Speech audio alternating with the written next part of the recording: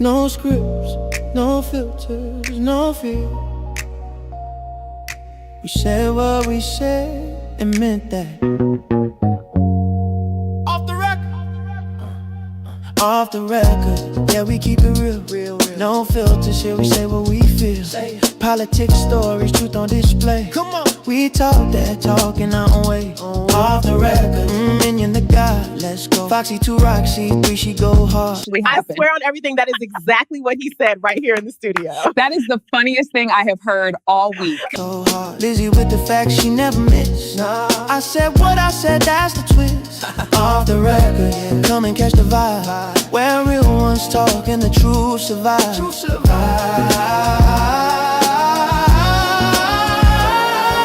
Late night truth, we don't just speak. We pull the roots from what they keep. From pain to progress, we light the flame. No spin, no script, we call it by name. Minion bring the vision, Foxy bring the flame. Lizzy drop a cease, it'll never be the same. I said what I said, say it loud, no shame. We taking truth global, remember the name. No apologies, no disguise. Just soul and purpose in our eyes. We move with power, bold and free. Say it loud, you gon' feel this energy.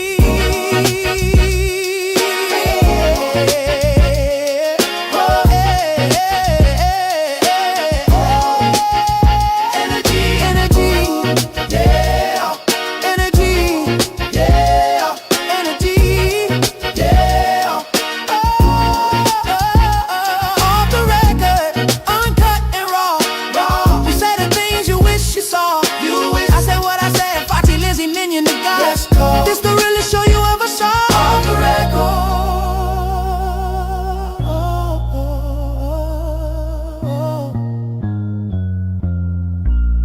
We said what we said. Off the record. Yeah. Yeah. We said what we said. Off the record.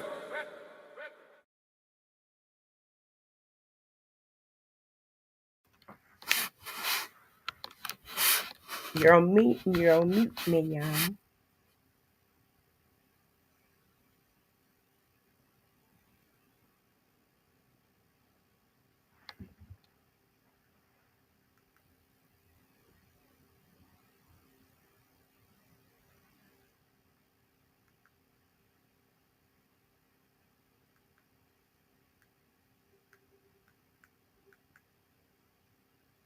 Minion, you're on mute. We can't hear you. Hello, everyone. Welcome to the show tonight. We're going to be covering the election tonight, guys. I'm going to talk a little bit until Minion get off of mute if he can hear me or what have you. Also, let me send him a quick message that he's on mute. And we were all just speaking, so I don't know what happened to his system. But anyway, we're going to cover the election in New Jersey, New York, Virginia, and California. Those are the 4 major races that we're going to be covering tonight. And I just would like to say hello to everyone in all of the chats because I'm on a multi platform. So that means I can see everybody's chat. I can see everybody in all of the chats. So I just want to say hello to everybody and welcome in. And Minion, can you hear me speaking?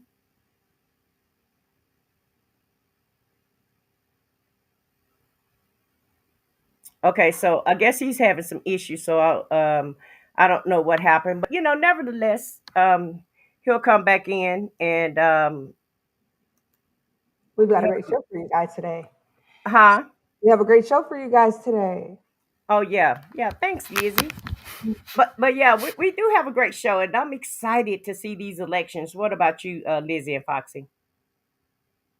I am very, very, very excited. So am I, especially for Virginia, being that Virginia is like my home state, it's my hometown. I'm born and raised in Virginia, so I'm super excited for it to see Oh, who okay. wins. in That Virginia. sounds nice. Okay, so let me just go ahead and greet everybody in the chat until Minion gets straightened out, and then we can start the All show. right, can you hear me? Okay, we can now. Thanks, Minion. So hello to you. Man, I Hey, pressed the we're gonna, mute button and it was like, baby, it it did went not want to haywire. come on. I was like, what is going on? That part. But Uh, I was just greeting everybody in the chat, and then we'll let you give your introduction. So, hi, hello to you, Hydro Quebec. Hello to you, Renee. Thank you for joining us. Hello, Saint and Sinner. Welcome in, welcome in. And we have reversed.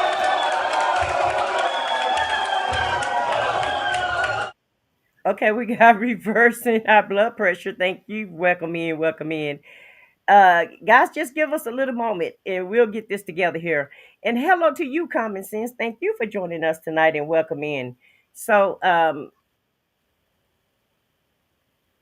at the end of the day, like I said, we are going to be covering the tonight's elections that's going on in the 4 states. So, Minion, you ready to say your spiel and then we can show the videos? We can show the content. yeah, I mean, I don't really have a lot to say because I know that one election is already finished, and I know we're seeing the elections are looking like, what those results are looking like. So I don't want to really hold process, but thank you guys for being here. If you are here, I don't know if I said what I said, I already mentioned it, but if you could do us a huge favor, hit the like button.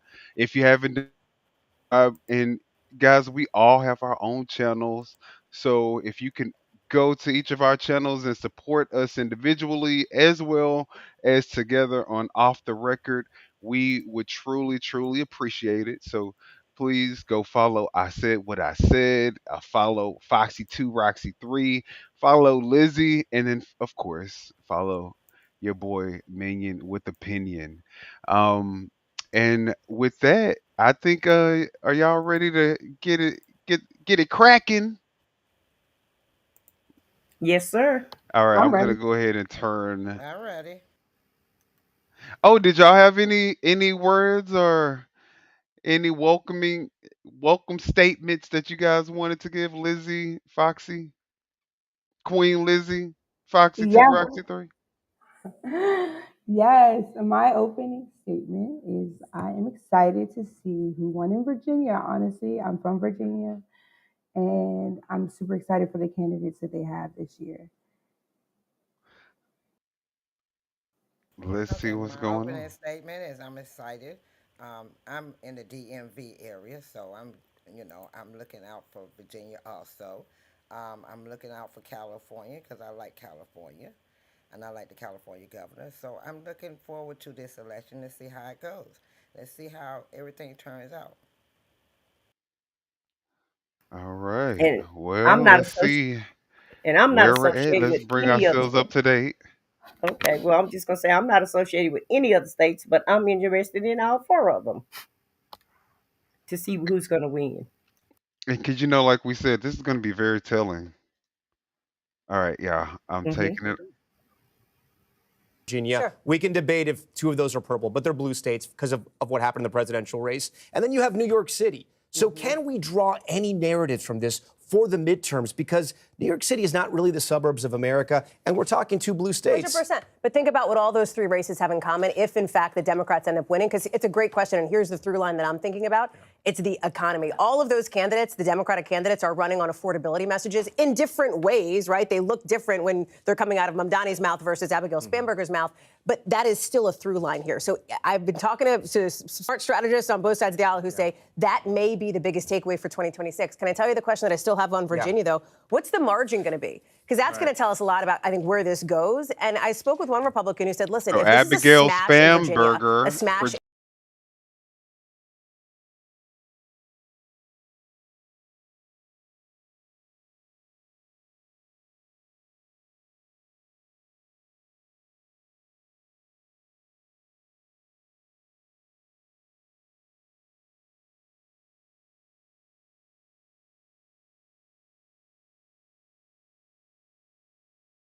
His own admission said he got elected because he was going to bring down grocery prices. If you look at the prices at the grocery store, a lot of prices have gone up, from meat to bacon, just to name a few. And so I do think that there's going to be a hard look inside the White House at how they are handling grocery prices, the prices that people are paying, inflation, and of course, the backdrop to all of that, the president's tariff policy. All right, Hallie, we got about 40 seconds left. Lay it on me. Give me 20 seconds. What do we expect tonight? What are we watching tonight from your coverage with Kristen over here? Three big things. Number one, margins. What are they if, in fact, the Democrats do end up pulling it out? And obviously, any surprises. Two, this messaging on the economy, affordability. And three, what you've been talking about with Steve, the Trump coalition. Do Latinos, do non-white voters in New Jersey, non-college educated voters in New Jersey, do they go for Chitterelli? Do they flip? Do they go for Mikey Sherrill here? And what about those low propensity voters, folks who don't turn out? Some interesting numbers we're seeing in the exits there, Tom. Yeah. Let's see how that plays out. And the big unknown, Prop 50 in California. It's going to be a huge vote. That could change the entire direction of Congress. What are you going to say, Kristen? It could. 20 seconds. Gavin Newsom says it's going to pass. He says it's going to be a big night for Democrats. We'll have to see. All right, and we are just 2 minutes away from our next major poll closing in New Jersey. Hallie and Kristen pick up our special election night coverage right after this short break. We're going to have Kornacki. We're going to have the polls, the exit polls, too, where the country is headed, plus what's happening in California, New Jersey, and Virginia. It's all coming up. Don't go anywhere. Our night is just getting started here on NBC News Now. Creators, take these 3 apps I built to run my business.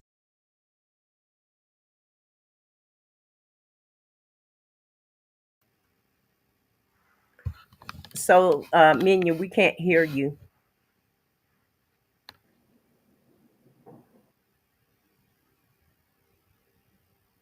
So basically, though, until Minion come back on, I'll go ahead and continue to speak. So, how you guys feel about Abigail winning so far? I'm happy. All right, can you hear me now? Yeah, we can hear you now.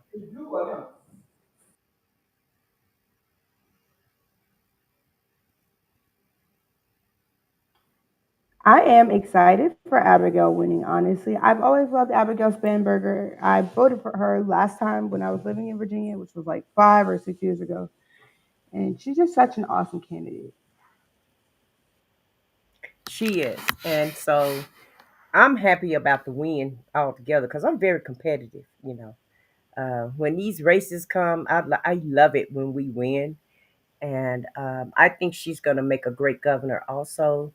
And I'm sorry, but I think it's just time for some women to run some things because, you know, when women run things, things get done. Yeah, you know, I'm not being biased or anything because I'm a woman. But I just think, you know, and I don't want to make this out of men and women, but I just think it's time for a change. And I just think we'll see better results if we start electing more women also. So I just want to throw that out there. I And I totally agree with agree. that. Hey, I SBA. mean, at this point, it's definitely worth, what's the worst that could happen at this point, when you've had a 34 count felon who's completely, ravaged the Constitution, what would it hurt to have a woman just at least try? Exactly. And so, you know, sometimes when you doing the same thing, you'll keep getting the same result. So maybe, you know, hey, maybe that'll flip things around is what I feel like because all this time, you know, I'm trying to put it in the nicest words that I can put it, but at the end of the day, we've had men in charge, you know, for a long time over most states and over most things. Yes, we had a few women sprinkled in a little bit, but I just think that it's just time, you know, for number one to diverse the place with women and with younger people. Period.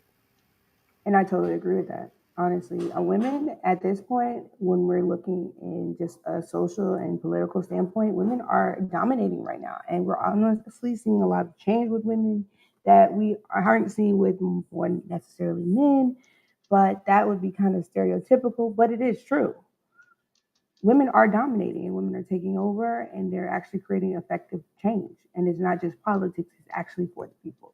And that's what I love about Abigail Spanberger. She is very personable and it seems like when I was there, she was actually doing a lot of the things that she ran on.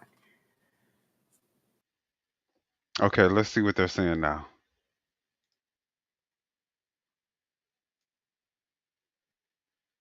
Is the winner of the Virginia governor's race.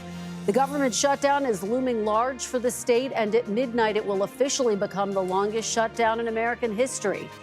Take a look. These are live pictures from Spanberger election headquarters as her supporters celebrate the news. It is now just a few moments after 8 p.m. on the East Coast, and polls have just closed in other big governor's races tonight. New Jersey, right now, that race is too early to call. Republicans are hoping they can lock in gains President Trump made in New Jersey last November. We'll see in the next few hours if they can do it and flip that seat. We're also counting down to results out of New York City, which has vaulted 34-year-old Democratic socialist Zohran Mamdani into the national spotlight. Polls close there in just under an hour. We have every single angle covered tonight. Our team of NBC reporters live at election night headquarters for all the big campaigns, and also covering the very latest from the White House as the results pour in. My NBC News colleague Hallie Jackson will be alongside me all night analyzing all the data from our NBC News exit polls. And we've got the ultimate election expert, NBC's Steve Kornacki. Where else? I love him. At the big board, breaking down the results Oh, wait, no, as not they him. come in. Not him. And our team of election night insiders here in studio. I do have to get right to NBC News Chief Data Analyst Steve Kornacki for a look at where we stand on the key races and what he's going to be watching for in the coming hours. And this big call, Steve, Abigail Spanberger has done it. She's clinched it. The only question now, what exactly will the margin be? Yeah, exactly. And so you can see in the statewide tally right now, it's 10 points for Spanberger over Earl Sears. And again, this is sort of the standard Democratic victory model in New Jersey, I'm getting ahead of myself here. The standard Democratic victory model in Virginia, except Spanberger is doing even better than Democrats have done lately in a lot of these places. Chiefly, here we go. All the vote is in now in Loudoun County up here. This is one of the biggies in the state. Spanberger's going to win this by 29 points. You know, big bedroom communities, suburban, exurban area just outside Washington, D.C. The key here, when you look at this statewide margin, a tally, and you ask about the margin, what we've seen happen in the last few minutes is all the red you see, sort of rural areas, Southwest Virginia, South Side, that have started to fill in. They've allowed Earl Sears to chip away a bit at that statewide lead. But I want you to keep in mind, so much of the population is right around here. And you go into a county like Prince William County, there's still 150,000 votes that are going to come out of this county. Look at Spanberger's lead right there. You can imagine what that's going to do to her statewide total. This is the biggest of the big. Fairfax County, we don't even have half the vote in here right now. And Abigail Spanberger, with a 50-point lead. So you expect her, I think, certainly to maintain and maybe even build on that lead a bit. And the suspense here in Virginia really is going to be, does she have a big enough pad that she can carry over the top the beleaguered Democratic candidate for Attorney General? And you can see that one is a squeaker right now. Jay Jones with those text messages, those inflammatory text messages that came to light. He's barely up right now in the statewide tally. So that one of the reasons why that Spanberger total becomes so important. And I just wanted to check in because the polls closed in New Jersey, and we did just get a whole bunch of votes here statewide. Look at that. More than 200,000 votes just came in. This is a big one. Now, this is interesting. So this is Hudson County. We're talking about directly across from New York City, the Hudson River. You're talking about a bunch of mid-sized, Jersey City is the biggest city here, and a bunch of mid-sized cities with very large Hispanic populations. Union City, New Jersey, West New York, North Bergen. This is significant because this is one of the counties, one of the biggest Trump surprises in the entire country in 2024 was in this county. He cut his margin. He still lost it, but he was closer than anybody thought they'd ever see a Republican come in this county. Well, you can see tonight with 40% of the vote now, we think this is the early and mail vote, so this is probably going to be more friendly, a little bit more friendly to Democrats than the same-day vote, but a 58-point margin here right off the bat for Mikey Sherrill. Again, you take a look here. This was 28 last year. This was an incredible performance for a Republican. One of the major questions in this race in New Jersey, and one of the major questions for American politics coming out of the 24 election, was the Hispanic inroads that Donald Trump made. Could another Republican take them and replicate them without Trump on the ballot? Here's a test tonight. Jack Ciattarelli in Hudson County. We got 40% of the vote. Again, I think a lot of this is going to be early vote and mail-in vote. So we'll see if the same day changes the complexion of this vote at all. But you're seeing a 58-point advantage here from Mikey Sherrill early. So Ciattarelli not generating that Trump-level support here.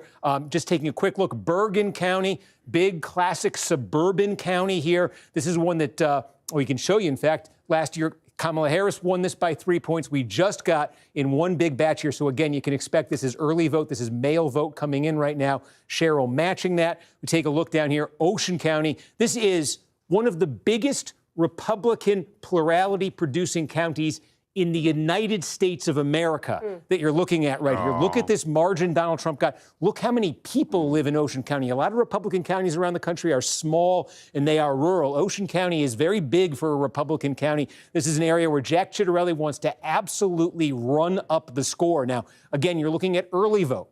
You're looking at vote by mail here. The Republicans are hoping that on the same day today, they're going to get massive turnout to be more Republican friendly. Ciattarelli's going to need that. He doesn't need 27 points out of Ocean County. He needs 40 points out of Ocean County. So let's see as the same day comes in if it moves in that direction. We just got one more here in South Jersey. Again, Gloucester County.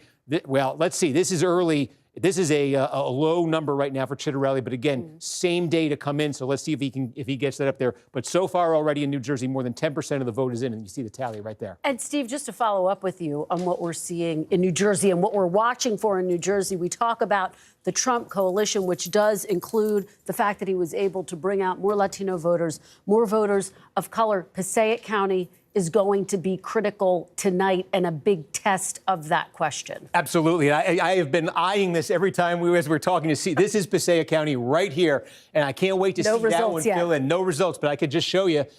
Donald Trump won this last year. You ask anyone in New Jersey if they ever thought they'd see a Republican presidential candidate carry Passaic again. This was an unthinkable result. 40% Hispanic in this county. We'll get a very interesting result when this comes in. All right. Can I just talk about exit polls, too, when it comes to this issue? Because we're seeing some interesting stuff on that front. Steve, first of all, love you, obsessed with you. It's going to be such an interesting night as we're looking at all this stuff coming in. But when you look at what we're seeing in the exit polls, again, caveat, it is early. We're going to see more of these numbers come in. But in New Jersey, when you look at some of this, 65%. I don't know if we have the graphic we can pull up here. They got but you saw the vote breaking, obviously, from Mikey Sherrill in New Jersey. They got a long road to go in Virginia. What do you guys think?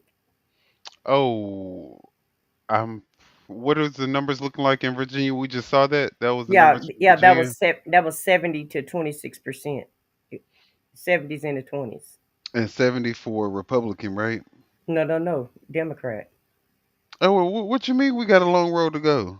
I say they have a long road to go. Oh, you mean the on the Republicans? other side? Yeah. Oh, Minion. Yeah. Okay, but I'm just saying, as far as Spanberger goes, she's beating her by double digits. Let me just throw it out that way. yeah. Spanberger already won, though, right? Well, she's the projected winner, is what they're saying. But somebody in the chat says she already won. So, but is this live coverage that we're watching? This is live coverage, right? Yes. Yeah, that's what I was thinking. I was thinking it was live coverage, and so if it is live coverage, sometimes the news go ahead and say the results when they're really not the real results, Fox, and so but. It's still projected winner until they finish with all the votes. So that's basically what we have to go by for right now. Well, I'm hoping that, it stays that she continues to win because we need a change in Virginia. And a Democrat, we had a Democrat governor there once before, and then they turned it back over to Red. And, I haven't heard too much bad about Virginia because my daughter lives in Virginia. She says they have got a lot of good programs in Virginia. Mm-hmm. I think the reason they have a lot of good programs because the governor they had before was pretty good, and he had put a lot of things in place. Mm-hmm. He did, and also to keep in mind that. Didn't they close one of those military bases in Virginia? And a lot of people lost their job. And didn't Elon Musk get rid of a lot of people at the Pentagon? Yeah, at the Pentagon in Virginia. Yes, he did. He got rid of a lot of. Is it the Pentagon? Is it the Pentagon that's in Virginia? Yes. Yeah, right, that's what I was thinking. Right there at the line, right there at the D.C. Virginia line. Mm-hmm. And he got rid of a lot of the big brass, mm-hmm. mostly. And he got Mm-hmm. rid of them because they would not, conform to Trump and agree with him on everything he wanted to do with the military and everything. So he got rid of a lot of the big brass because they were going by the Constitution, and he wanted somebody that's in the military that would go by what he said and not what the Constitution said. So he got Elon Musk to get rid of a lot of the big brass, like the four-star generals and commanders and different type, the big brass was.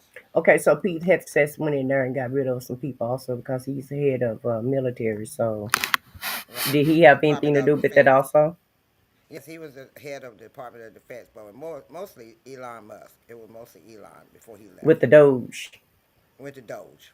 Mm-hmm. And And with shout the out to Doge. all in the queue for being in the chat with us. Y'all, Hi, if y'all all in the haven't done queue. so, make sure that y'all go subscribe to All in the Queue. Um, and then also y'all hit that like button if you're in here and you coming in. We appreciate Hit the it. like and share button. All right. Y'all want to hear what they talking about? Yes. Yeah, yeah, All yeah. right.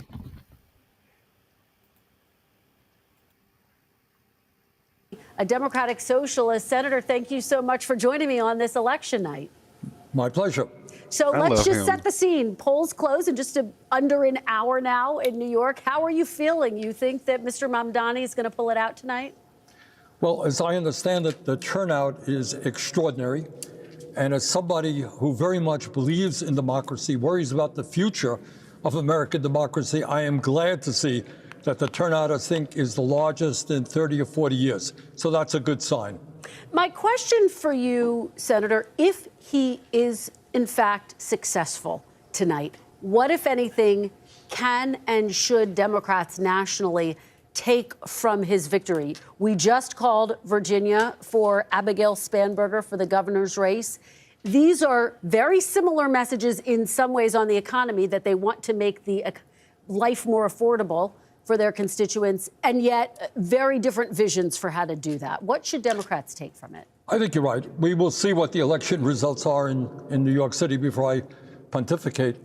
But I think Mamdani has run an extraordinary campaign.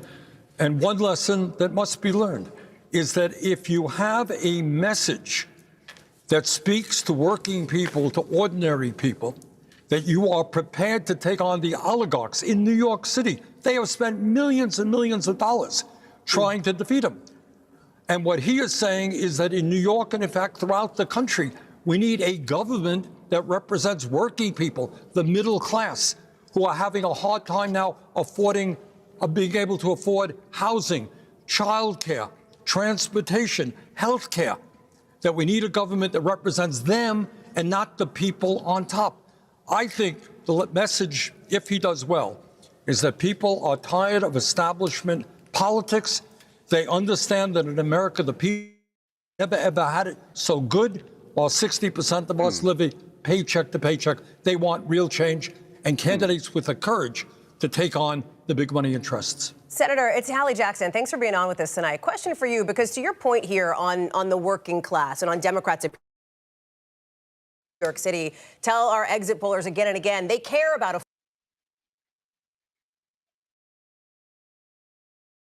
Absolutely.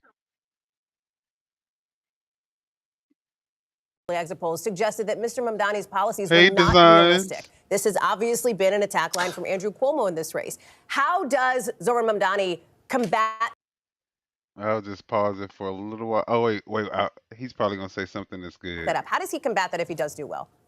To make sure that people in New York, and in my view, all over the country, in the richest country in the history of the world, can afford housing. That is not a radical idea. What is a radical idea, if I may say so, is Trump giving $1 trillion in tax breaks to the 1% and throwing 15 million people off the health care they have. That is a radical idea. Thinking that climate change is a hoax is a radical idea. We cannot become accustomed to a nation in which one guy on top, Mr. Musk, owns more wealth than the bottom 52% of American society. So I don't agree with you. It is not radical to say that we should have the best child care system in the world if we believe in our kids and if we believe in the future of this country. It's and fast service. These are not radical ideas. What is radical is that we have more income and wealth inequality. That's got to change. Senator Kristen, again, quick question. You raised President Trump. He has threatened to pull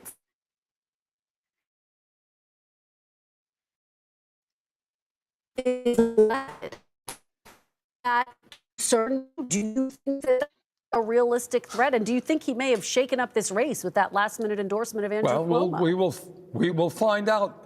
Look, it's not just New York. He's threatening not to fund programs in Vermont and California. For the first time in the history of this country, you have a president who's acting so illegally, so unconstitutionally. It is insane. What this guy is saying is, oh, you voted against me, therefore you can't get federal funds.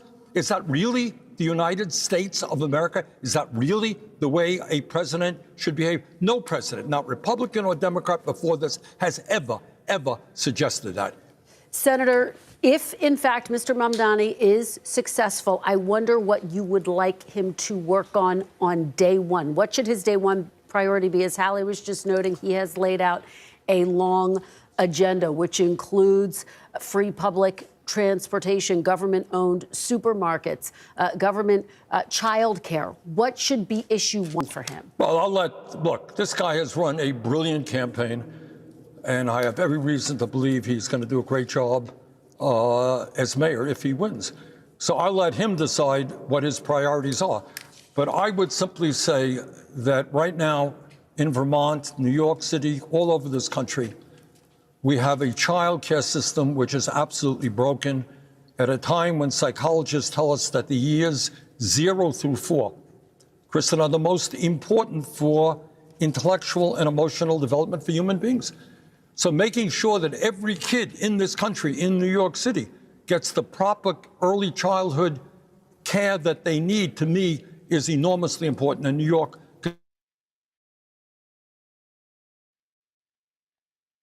For me, we'll continue to watch the really appreciate.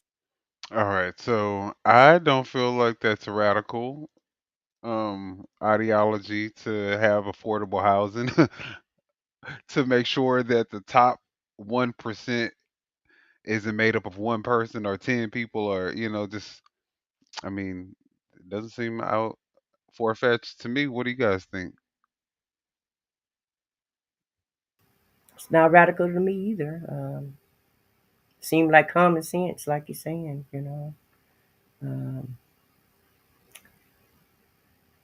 I'm All trying to right. put this in a nice Can you hear way. me? Yeah, we Me can hear you. too. Yeah, we Yeah, can hear you. But I just want to try to put it in a nice way. I want to put it in a nice way too. Well, Well, what so in a nice way? so Don't sugarcoat it. We want I just want to say authenticity. this. I just want to say this. Everybody just need to think, use their common sense, and just go from there. Because if you think about the things that they're saying, and you know what state that the economy and the country is in, you know, 2 plus 3 don't make 4. So let me just I throw that totally out there. agree. That's how I feel too. It's common sense. Use your common sense. Okay, well, everybody does common sense isn't very common, so we need you guys to be a little bit more clear on what it is the Well, don't uphold lies, and you see what's going on, but and just don't let anybody influence you and just tell you any and everything. Do your own research, do your own fact checking, because just Mhm. because you see it on social media doesn't necessarily mean that it's true, or if Mhm. you see it on television it doesn't necessarily mean that it's true. So we live in a time and age where we have to fact check everything, and so that's all I'm saying. Just do your just do your research on who you're going to vote for, what these people are talking about. Anything that they say that you have a question about, you can ask ChatGPT or any other AI site or entity, and they will tell you what the truth is. So so just you think that way. that Mondani's ideologies and what he is promising the people is more than what he can actually deliver? No, because New York is a great is our they have our biggest economy. They pay more taxes than any other state in the United States. It's the biggest economy, and California is right behind it, right? And Hmm. so I feel like they have a budget where they can, and all he's proposing is just to give you free bus service. As far as free, that's not going to cost that much. Hmm. And see, I think what it is I think they all have everybody, all these politicians make everybody feel like that there's not enough money to do things that the public want to do. When in actuality, they have money for everything else, right? Like sometimes they'll build a coliseum or a stadium or whatever, you know. They build what they want to build and they spend money on what they want to spend money on. So now it's time to spend money back on the public. After all, we're the ones who putting the money in the system. Okay, sorry about that. I'm just my Ethernet, either the Ethernet or something is something wrong with the card or something because it just keeps going in and out. So I'm just keeping it on Wi-Fi right now. So hopefully we don't have any more issues. Yeah. But I feel like the reason why these Democrats really don't support Mandani is because what his policies would entail is them actually spending the money on the people versus enriching themselves. Mm-hmm. Basically. All right, let's see what they're saying, y'all.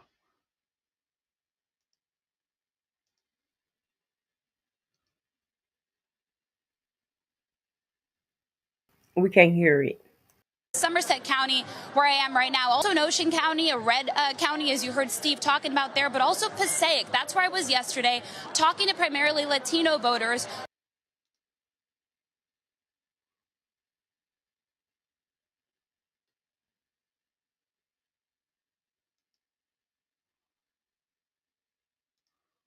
Hold on.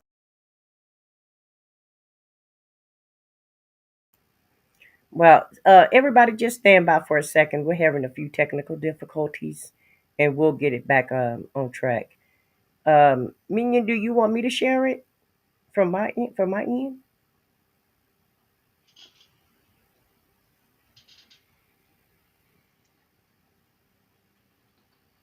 Can you hear us, Minion? Yeah, I can hear you.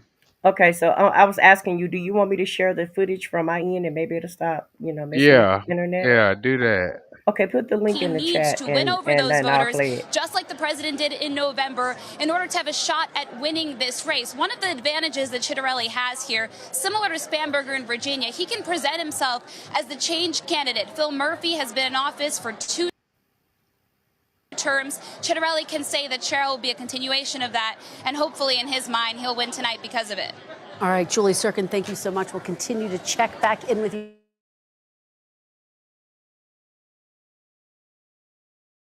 Into the results so far in New Jersey, and Republican Jack Ciattarelli. What do you have, Steve? Okay, so what we have, Kristen, is a quarter of the vote statewide, and you're looking at this and you're saying, wow, Mikey Sherrill is absolutely clobbering Jack Ciattarelli. Well, what we don't have yet anywhere in the state are the returns for votes that were cast today at the polls, which we expect to be more Republican friendly than the votes that were cast by mail or that were cast early in the early voting process. So what's been reported out in these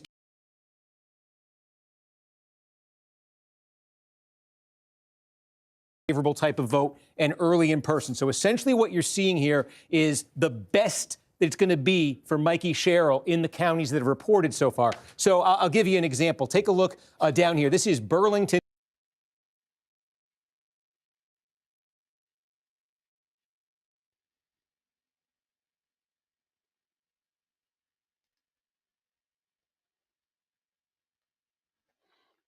All right, guys. So we getting it.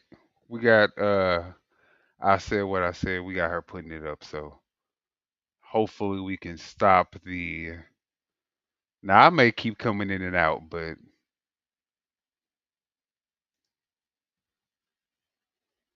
Okay, is that the one that I'm putting up? that's yours right there. Okay, I thought I had it on. Give me one sec. Gotta Let play me it. put it on full screen. As of 32 minutes ago, Abigail Spanberger has officially won the governor's race for Virginia. So that's super Okay. exciting. All Okay, right. Yay, that's what's up. yay.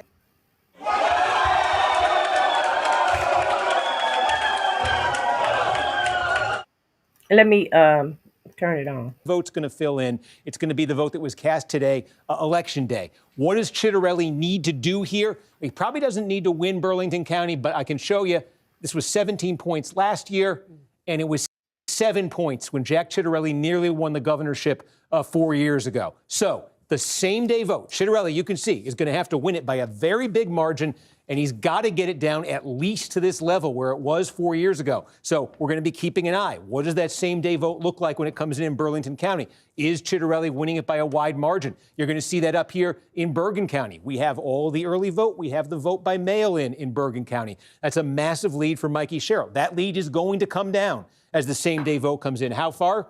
Well, it was a 3-point race in the presidential race last year. This is a county, if Jack Chitterelli is going to have a chance tonight, I think he wants this county to be red by the end of the night. So again, as that same day vote comes in, he's got to win it by a big margin, and I think that's the benchmark for him right there. We're seeing it, look, this is a small county right here, but this should be by the end of the night for Chitterelli. If he's going to have a chance, this should be a double-digit Republican county. Again, this is the vote by mail. This is the early vote. This is as good as it gets for Sherrill. The story of the rest of the night in Hunterdon and all of these other counties where you're seeing votes so far is going to be Chitterelli-friendly vote. How friendly is that vote? Is it enough to hit some of the benchmarks that I'm laying out for him? That's what the governorship in New Jersey is going to hinge on. And by the way, we don't see it yet. I just want to tell you, I am really looking for the results out of this county. This is a big suburban county here. You've got a mix of wealthy suburban towns. You've got some blue-collar towns as well. Donald Trump won here by 3 points. Typically, this is a key county for Republicans if they're going to have a chance statewide. The twist in this county and why I think it's so important is Morris County is what Mikey Sherrill represents in Congress. She was the first Democrat to flip the district here in a long time when she won it in 2018. Is she getting an overperformance in her incredibly crucial home county tonight? Because this is one where Chitterelli cannot afford to underperform. And Steve, just very quickly, just to remind people, this is the third time Jack Chitterelli has run for governor. Last time he got within inches, 3 points. But he's got to outperform what he did last. Last time he had a fairly strong showing, but it's got to be even stronger than that. Yeah, and what's interesting, Kristen, is, I'll put them both up here side by side so you can see. Donald Trump lost this state by about 6 points last year, and that was for Trump, that was a big improvement from 2020. And as you mentioned, Chitterelli only lost it by 3 points. The one thing to keep in mind is they did this with completely different coalitions. Okay, so I was just talking about, Morris County, Somerset County, Morris County, places like this. Chitterelli was getting big improvements over Trump. And then Trump fell the bottom fell out for Trump last year. Trump made his gains in the urban, non-white parts of New Jersey. Between those two coalitions, the suburbs where Chitterelli did well and the cities where Trump did well, there's a winning coalition for Republicans if you can combine them. That is elusive. That's been elusive for Republicans in modern times. If Chitterelli could pull that off tonight, he would win. All right. We will check back in with you in just a few minutes, Steve. But now we do want to turn to our next What guest. y'all Joining me think? now is New York Representative and House Minority Leader Hakeem Jeffries. Leader Jeffries. Look at his ass. He get on my nerves. I don't know what to think just yet. I think Steve Kornacki is talking too much, is what I think. Christian got tired. She say, okay, now let's talk to Hakeem Jeffries. Like he was working her nerves, but they know who's going to win the race. But they got to make it interesting. But I think she's going to wholeheartedly win by double digits. I'm sorry, Fati.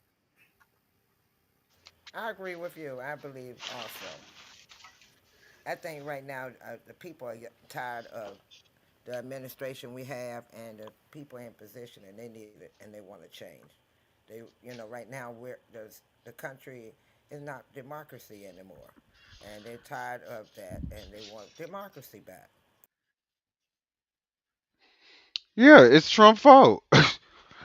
All the Republicans are gonna lose because of their willingness to put Trump above their constituents, the people who they are supposed to be serving. So they did it to themselves. Absolutely. I totally agree with that. And the kicker part is they keep bringing him up like he is a factor in the race. And they keep saying, if he was on the ticket, what would happen? I think the same thing would happen. It probably be even worse because people are not. They do not agree with these policies. They don't agree with the tactics. They don't agree with all the shenanigans and every single day, all day long, it's always something, and people get tired of that. I think they're bringing it up because at the point in which he won the election, people were fed up with the Democrats. They thought that affordability, I mean, the price of living had gotten too high. And Trump had ran on promising to lower inflation, lower the cost of eggs. Um, and he did, immigration, of course. So when he got in office and they saw what he was doing, it was like, okay, wait a minute. I And the thought Ukraine war was gonna be over with in one day. the war was One gonna be day. over in one day. You know, he had said everybody was corrupt but him. They were going to change. He's going to have the budget where, you know, the, change the spending. The government was spending too much money, but yet Yes. he had spent more money than Way more. Right, right. He was by gonna himself. clean all the By his, fraud, waste, and abuse. Well, baby, When he gave the government a good weight loss, A good cleaning, a good cleaning, baby, a colostomy, and or then and whatever. then and then everybody else filled up their pockets. Exactly. So no, wait a minute. He had the parade with the little squeaky tank. He he done went and bought airplane with all gold inside. yeah, I heard He about done it. he done gone golfing about how many times? About twice a month. He More than is we can count. This man has literally doubled, tripled his wealth since he's been in office without having to spend a dime. He right. put a meme coin out or whatever, the little coin, got billions off of that. He got a $400 million plane gifted to him that the American taxpayers have to pay $1 billion, maybe more, just to retrofit so that he can actually use it. And by the time it's retrofitted and ready for use, he will be out of office. And that project So, probably be you stopped know, real soon. I was and saying that also too. I don't know if it's gonna last that long. I mean you got to realize also look at our okay we're using our troops that's costing us more money to be over in these cities like police officers. And the more the troops are in each city, the more money is being spent to house them in that area. And they They picking say up trash and cleaning up. so you got that's to also pay. So the American taxpayers got to pay. They the military to bully them. Hmm. basically. Absolutely. Basically, yes. And you're paying, and look, you're paying. My thing is this: everybody keeps saying, okay, he's gonna clean up the cities and everything, but what about the east and the west coast? Because you got ICE in the cities, so who's guarding the border? The news said New Jersey have more crime than New York does, but he didn't send the National Guard to New Jersey because of this race. That's what I had heard through the grapevine on the CBS News. Word on the Well, curb. Yeah, look, word on the curb. I'm looking at the ICE agents. Majority of the ICE agents are either at the south border or in the cities. Who is guarding the borders on the east and the west to keep any terrorists from coming in or any sales from coming into the United States? Then you got they failed to realize that the National Guard is here to protect the United States while the active military is overseas protecting the United States. So if they're in the cities too, who's protecting the United States of America? But you know what? It's hard to even focus on who's protecting us from outward enemies when it seems like the biggest enemy is your own government. Yeah.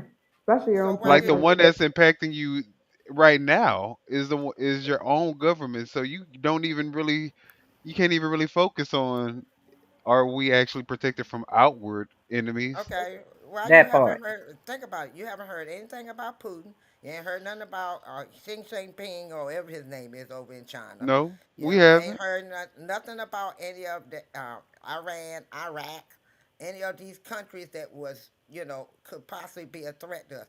Have you But noted that you Putin, don't? Iraq, China, all the places they ain't sending Black Hawk helicopters to random mostly black in the middle of the night to handcuff everybody, including the kids, just so that they can prove themselves to be American citizens. I mean, that's the reason why no, we can't even focus on that right now, And what about the boats that they, if that makes sense. what about Yeah, the all them missiles boats? on it. What about them boats they shot at also The little in missiles for the Venezuela? little bitty boats. Look, the missiles for the little bitty boats. I'm like, come on. They Because they the, want somebody to start shooting at us so that they can declare. Again, they pulling out all the stops. They want the black people to come out. If the black people not working, they gonna try to find, a beef with somebody. I mean, it just looks like they're doing whatever to try to start some type of martial law situation to take place so that they can take over the government at this point. That's And what I'm that getting and out of that's the purpose for losing all these jobs also, so you can get down in despair and upset and not knowing what's going to happen tomorrow. So that's the state that they're trying to put everybody in my opinion also. yes, that I agree with you. And it's just like, I'm like, okay, you're attacking people, you attacking your own soil. So think about the foreigners, the foreign countries like Russia, China, Iraq, Iran, all these different countries that we normally be it. aware of. They're attacking us. They're sitting back going, well, why we gotta attack you? You're doing your good job to yourselves. Y'all destroying yourselves, so we ain't gotta help you. You keep on doing. Continue on, and we look like the laughing stock of the world. Okay, what Hakeem had to say. Jackson, we've got a couple of questions for you. We have to start in your home city right here of New York. You did, in the home stretch, endorse the Democratic nominee, Zohran Mamdani. As you know, President Trump endorsed Andrew Cuomo overnight. Governor Cuomo telling me today he thinks, yes, that's going to earn him a few more of the Curtis Sliwa votes. Oh, so Do they you think blaming that him already? Mamdani can have a victory tonight? Yes, Zoran's going to be the next mayor of the city of New York. He's run a relentlessly focused campaign on affordability. The cost of living is way too high in New York City, in the communities that I represent, and all across the city of New York. That, in fact, is the case we know throughout the country. And of course, Donald Trump hasn't kept his promise to lower costs. In fact, he said he was going to lower costs on day one. Costs aren't going down, they're going up all across the country. Grocery prices up, housing costs up, childcare costs up, utility prices through the roof. And now, as we've been working our way through this Trump shutdown in Washington, D.C., Republicans want to increase health care premiums on tens of millions of Americans because of their refusal to extend the Affordable Care Act tax credit. So I think Zoran's going to win, and it's going to be incumbent upon all of us in the city of New York to make sure that he is as successful a mayor as he can possibly be. So, Leader Jeffries, it's Hallie Jackson, by the way. Thanks for being with us. Let me ask you this, because you've also suggested that Zohran Mamdani is not the face of the future of the Democratic Party. And there are those around him who think you're wrong on that, who think he potentially has real appeal beyond simply New York City. We could talk all day about how special and unique New York is. I get it. It's not a place where you necessarily will extrapolate nationally if you're a Democrat. But can you talk a little bit more about that piece of it and what through lines you see now that you might be talking with your conference about come 2026 ahead of the midterms? If, you've seen already Abigail Spanberger sail to a win, if Mamdani comes out big in New York, if Mikey Sherrill's able to pull it out in Jersey. Well, it's my expectation that Mikey Sherrill is going to be the next governor of the state of New Jersey, that we're going to win the statewide races in Pennsylvania. We're going to crush it in California. We've seen Democrats actually win statewide in Georgia. And of course, Abigail Spanberger coasted to victory. And it looks like every single Democrat on the statewide ticket in the Commonwealth of Virginia is also going to win. This is a rout for Democrats all across the country. Now, as House Democrats, what we've said from the very beginning of this year is that we need to relentlessly focus on driving down the high cost of living. and fixing our broken healthcare system that Donald Trump and Republicans are making worse by the day.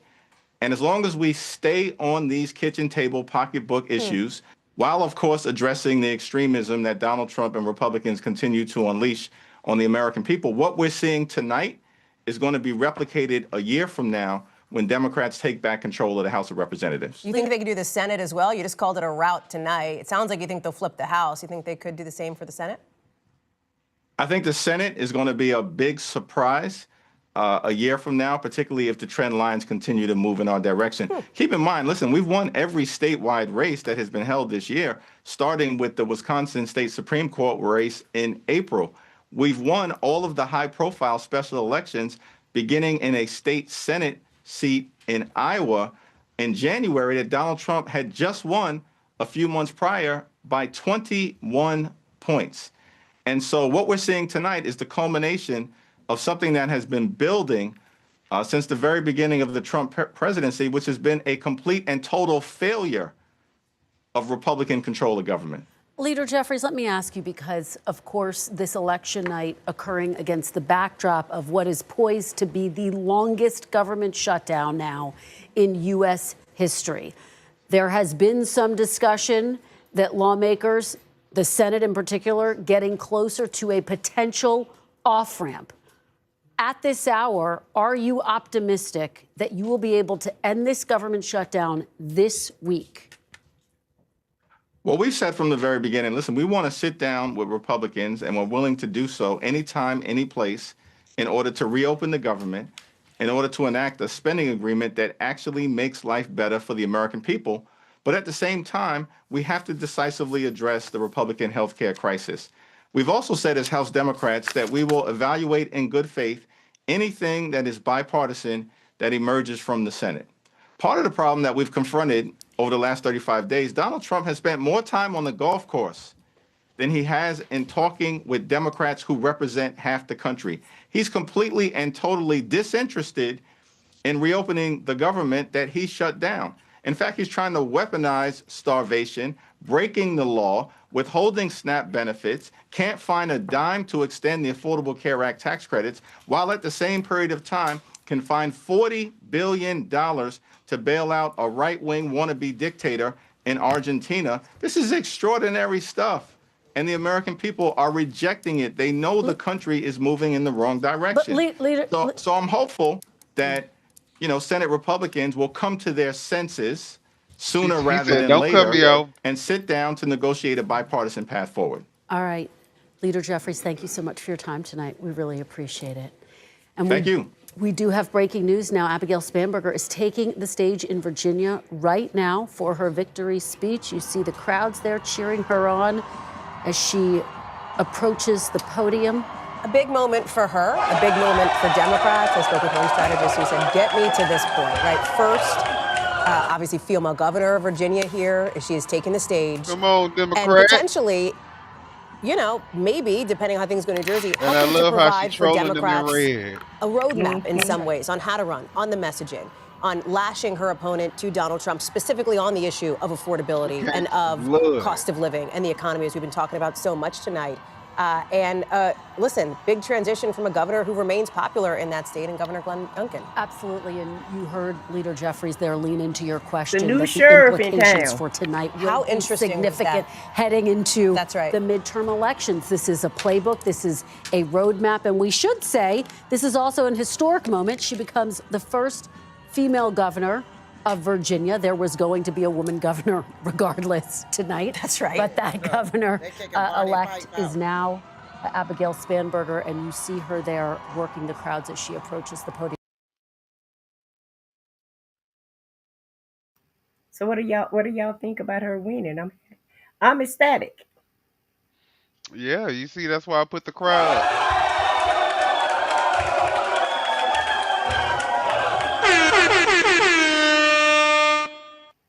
That part. Democrats for the win. Yes, it's about to be See, a some lot of people, changes going on.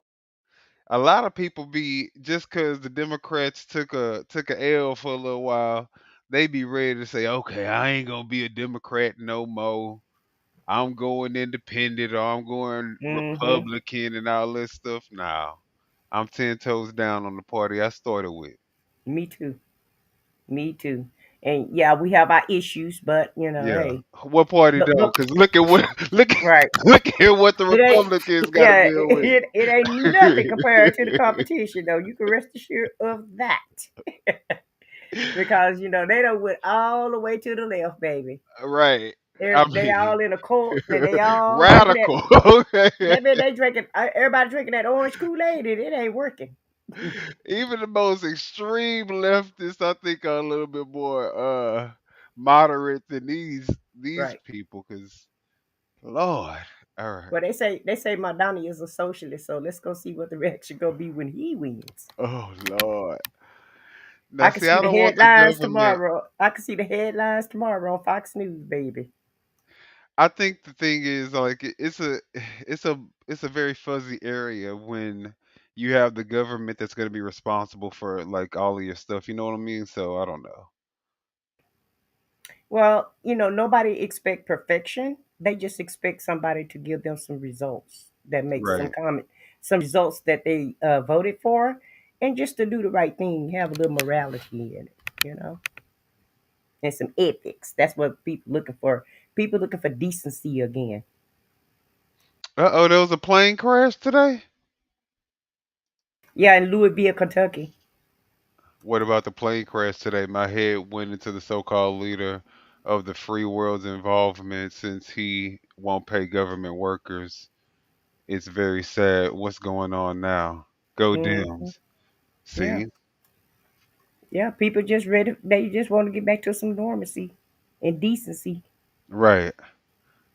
Right. We can argue all day, but I mean, we don't need to have military, you know, police in the streets.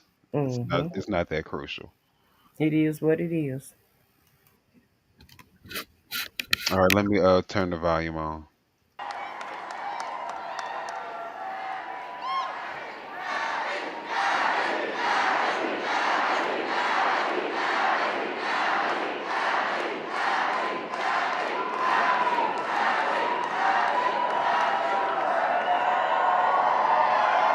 Thank you.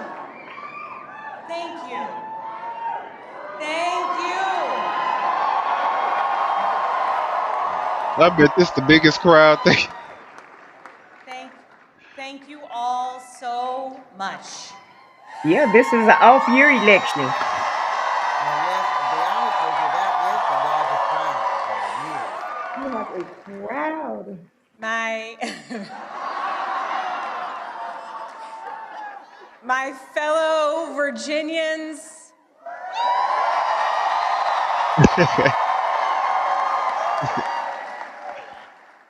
tonight we sent a message.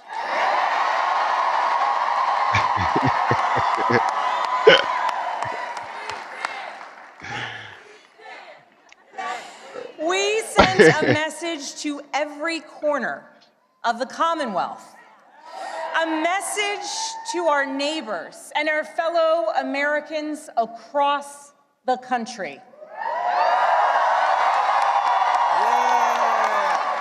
We sent a message to the whole world that in 2025, Virginia chose pragmatism over partisanship.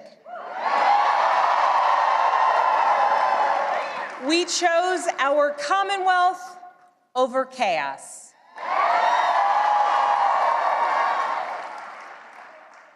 You all chose leadership that will focus relentlessly on what matters most: lowering costs, keeping our communities safe, and strengthening our economy for every Virginian.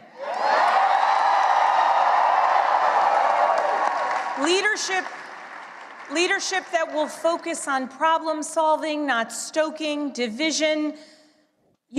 We chose leadership that will always put Virginia first. And Virginia, I cannot wait to get to work for you.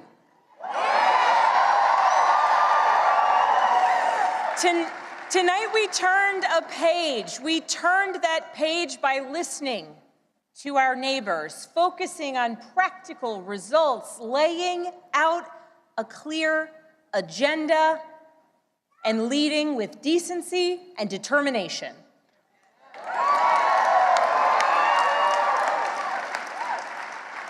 To everyone who helped us achieve this win, from the bottom of my heart, I thank you.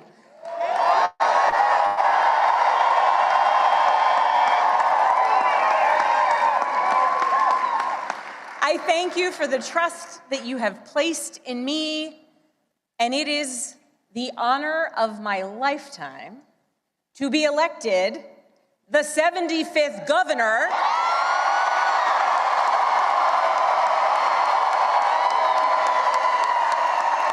of the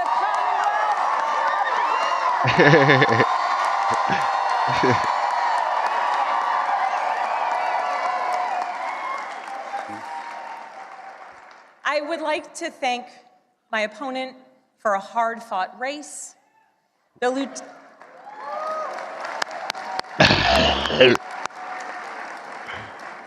be throwing The shade on this Lieutenant Governor's part. story, her military service, and her years of service here in Virginia Look at it. deserve our respect and our gratitude, and I ask that you join me in wishing her and her family well. Sure you do.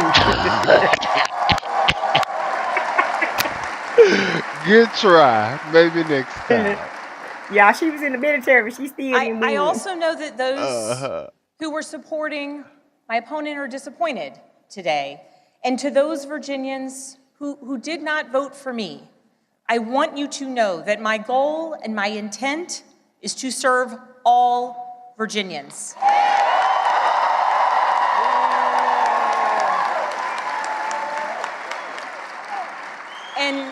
And that means that I will listen to you, I will work for you and with you. That is the approach that I've taken throughout my entire career. I have worked with anyone and everyone, regardless of political party, to deliver results for the people that I serve. And that's because I believe in this idea that there is so much more that unites that don't us mean you gonna work as with Virginians Trump and as Americans than divides us.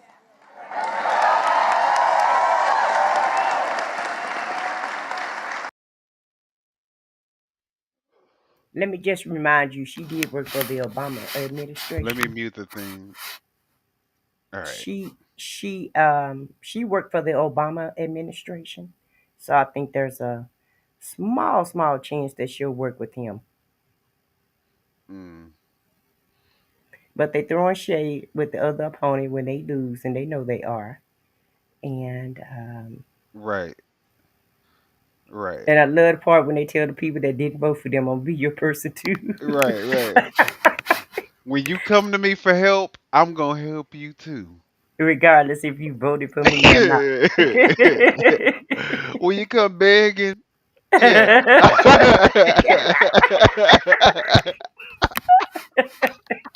That's what you mean when you come begging for help. Because you gonna need me. For begging for bread. Because you gonna need when me, you right? when you in the soup line. Right. That ain't funny. Oh goodness. Oh Lord, the shade. And when you sitting there and you're crying because you're no longer a MAGA. Now everybody tell my opponent, well done. Maybe next time.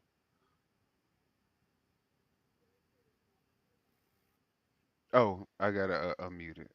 Very beginning, they didn't choose to call Virginia a commonwealth by accident. They chose it to signify that our government would be based on the power of the people united for a common good. Not for a political party, not for a president, not for a monarch, but for a common good together. Good evening. And tonight, Virginia proved that that tradition is alive and well. We are still a commonwealth in every sense of the word.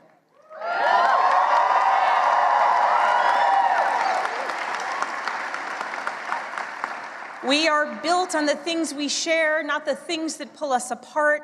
And I am proud that our campaign earned votes from Democrats, Republicans, independents, and everyone in between. The Spanish people. That's the Virginia I know, that's the Virginia I love, and that's the Virginia I will have the honor of serving as your next governor.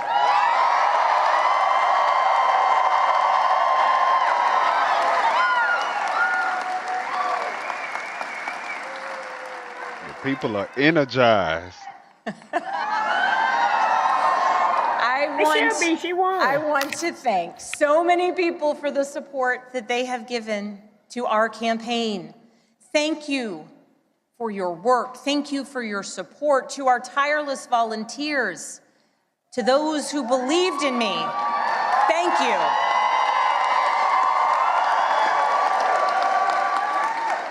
Thank you for devoting your time, your energy, and your conviction to this campaign. Thank you for braving the weather, the heat, and then the cold, and then the rain, and then the sun. It's Virginia after all. Thank you.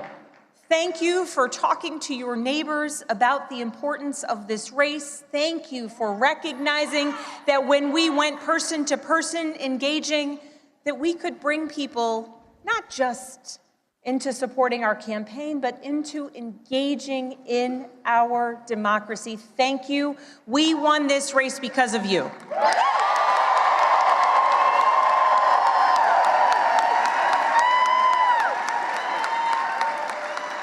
To our campaign team, you're the best in the country.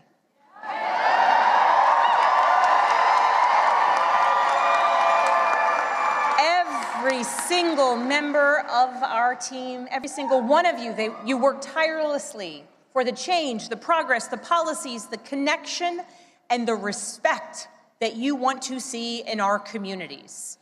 Thank you for working so hard. Thank you for giving people hope. Thank you for knocking on doors in the sweltering heat. Thank you for showing kindness. Thank you for showing up in every corner of Virginia. Thank you for diving deep on policy. Thank you for capturing moments and the essence of our campaign. Thank you for reaching voters everywhere. And thank you for believing that Virginia could and would send a hopeful and joyful message tonight.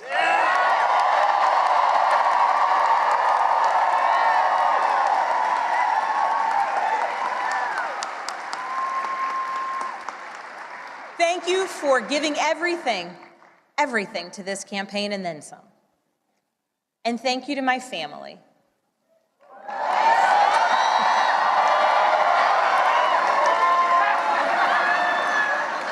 To my husband, Adam.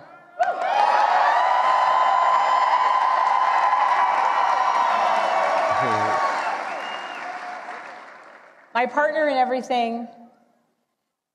I love you with my whole heart. I am grateful for you. And it is very strange to declare my love for you in front of millions of people.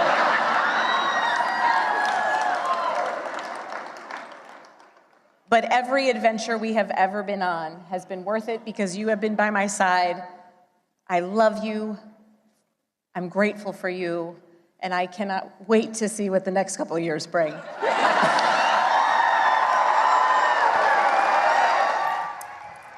Governor-elect Abigail Spanberger, the first woman governor-elect of Virginia, delivering her victory speech in front of a crowd of cheering supporters.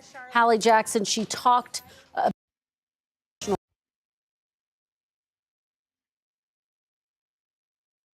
spotlight after he ran a fiercely anti-Trump campaign that also focused on economic issues and affordability. President Trump has threatened to cut off funding to the city if Mamdani wins. Moving to Virginia, NBC News can project that Democrat Abigail Spanberger has won the governor's race, flipping the governor's mansion back to Democrats. We just heard from the governor-elect as she delivered a victory address before an electric crowd of supporters. Take a listen. It is the honor of my lifetime to be elected All the right. 75th governor. In northern New Jersey, very closely in the suburbs. What do you got? Yeah, we're at a pivot point in New Jersey right now with a third of the vote in statewide. Cheryl continuing to lead the tally here. But again, what you are almost entirely seeing right now are votes that were cast by mail or votes that were cast in the early voting period. So these are the most Democratic-friendly votes in these counties. The question now is, how Republican-friendly? How much does Chitterelli get out of the vote that was cast today, the Election Day vote? Because he's going to need it to be extremely Republican friendly. Democrats had been talking for the last few weeks in New Jersey about being very encouraged by the early voting numbers and statistics that they were seeing, and that has certainly borne out in the results that we're seeing so far. I'll give you an example because we do have some of the same day, and this is Gloucester County here. This is blue collar, middle class. This is south of Philadelphia here. Now, about half the vote is in Gloucester County. You see Cheryl leads the tally by 15 points. Gloucester County, 4 years ago, when Jack Chitterelli nearly won the governorship, was one of the big surprises in New Jersey. Okay, so guys, let me ask you guys a question. Wasn't Glenn Youngkin the governor last time in Virginia? Yes. So I wonder why he Yes, didn't run. Did he not win the primaries? The reason, I mean, he don't have to win the primary if he's already the governor. So do that mean he decided not to run again? yes. Oh, okay. He must have saw the poll. He must have looked at the internal polling and knew that he couldn't win and just didn't want to face the defeat. Because if you'll look at the polls, um, it's just what 65% in, and she's beating her by 11. Almost 11 points. So it's going to be a double-digit loss. Well, it is a double-digit loss at this point. And it looked like it's going to be the same thing here in New Jersey. What do you think about this race, the way that it's looking now? It's his fault. Well, It's his fault. I mean, but yeah. say thank you. Where your manners Okay. at? Where your manners at, You're Minion? right. You're right. If Trump, thank you, Trump. Because without all the shenanigans, y'all might still have the, you know, Right. Right. Thank you. I'm going to take a bow for him. uh-huh. Uh, you know, one thing we gonna do is we gonna give praises when they do. So thank you, Trump.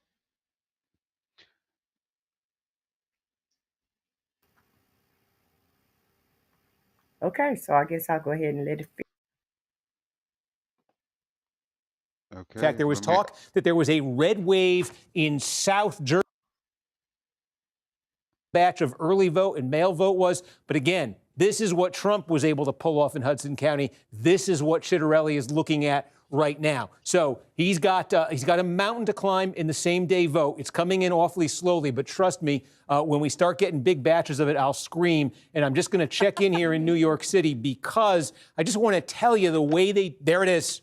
It all comes in at once, and there it is. Oh Okay, wow. we just got more than a third of the vote. How about that for timing? How about that? We just got more than a third of the vote in. Now, what you're looking at, these are votes that were cast early, and this is vote that was cast by mail, stay with me here, and received by last Friday. So there is still more vote by mail that came in over the weekend, came in today, will come in, that's yet to be counted, but you're getting all of the early vote that was cast in New York City. You heard so much about, was this a good demographic for Mamdani? Was it a good demographic for Cuomo? And you're getting a lot of the mail. And there it is for Mamdani, a 12-point advantage with that. So what's left now heavily is going to be the vote that was cast same day today. And we're seeing lots of reports of heavy turnout around New York City today. But this is very similar to what we were just talking about in New Jersey, where the same day vote doesn't have to be pro-Chitterelli. It has to be really pro-Chitterelli. The same day vote in New York City doesn't just have to be pro-Cuomo. It has to be really pro-Cuomo to overcome now a 12-point deficit here. Now, again, it is interesting when you look at this. One of the things that Cuomo needed. They so So shady. let me ask you this too. Why we always got to have a Russian in the race? And why do the last name always got to begin with an S, i.e. Jill Stein? Now we got Curtis Slyway or Wah or whatever, however you say that, Uh huh. Slywa. But at the end of the day, why we always It's got to have always like some slithering.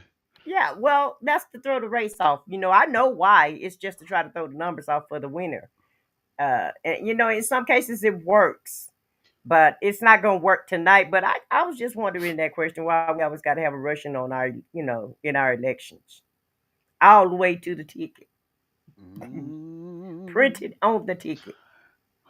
Is that a conspiracy theory we got brewing up? Allegedly. Allegedly. Allegedly. Okay. What you say, Lizzie? Lizzie saying something. I said, you guys cannot start with that one. My favorite word is allegedly. Oh yeah, Right, yeah. right, right. Well, we got to make sure we're covering the bases, Liz. Speaking of, did we put did we put the fair use? I put it up before it even got started. Yeah, it's still going. Okay. Yeah. All right, I So just that's put why I it do up. that, because it'd be too late when you think about it. Hey, it's never too late. Right, I Yeah. start out with it. All Because I right. know we going to say We some don't things. exactly. We gonna say something exactly. Right, right.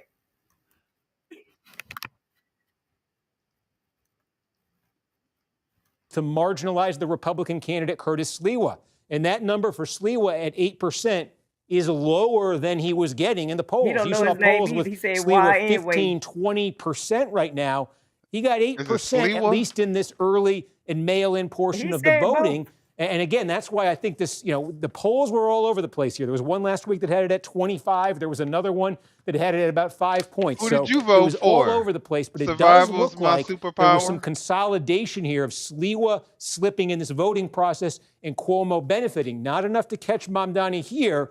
Cuomo wants that trend, though, to continue and maybe accelerate on the Election Day vote. Because remember, Trump said it only last night.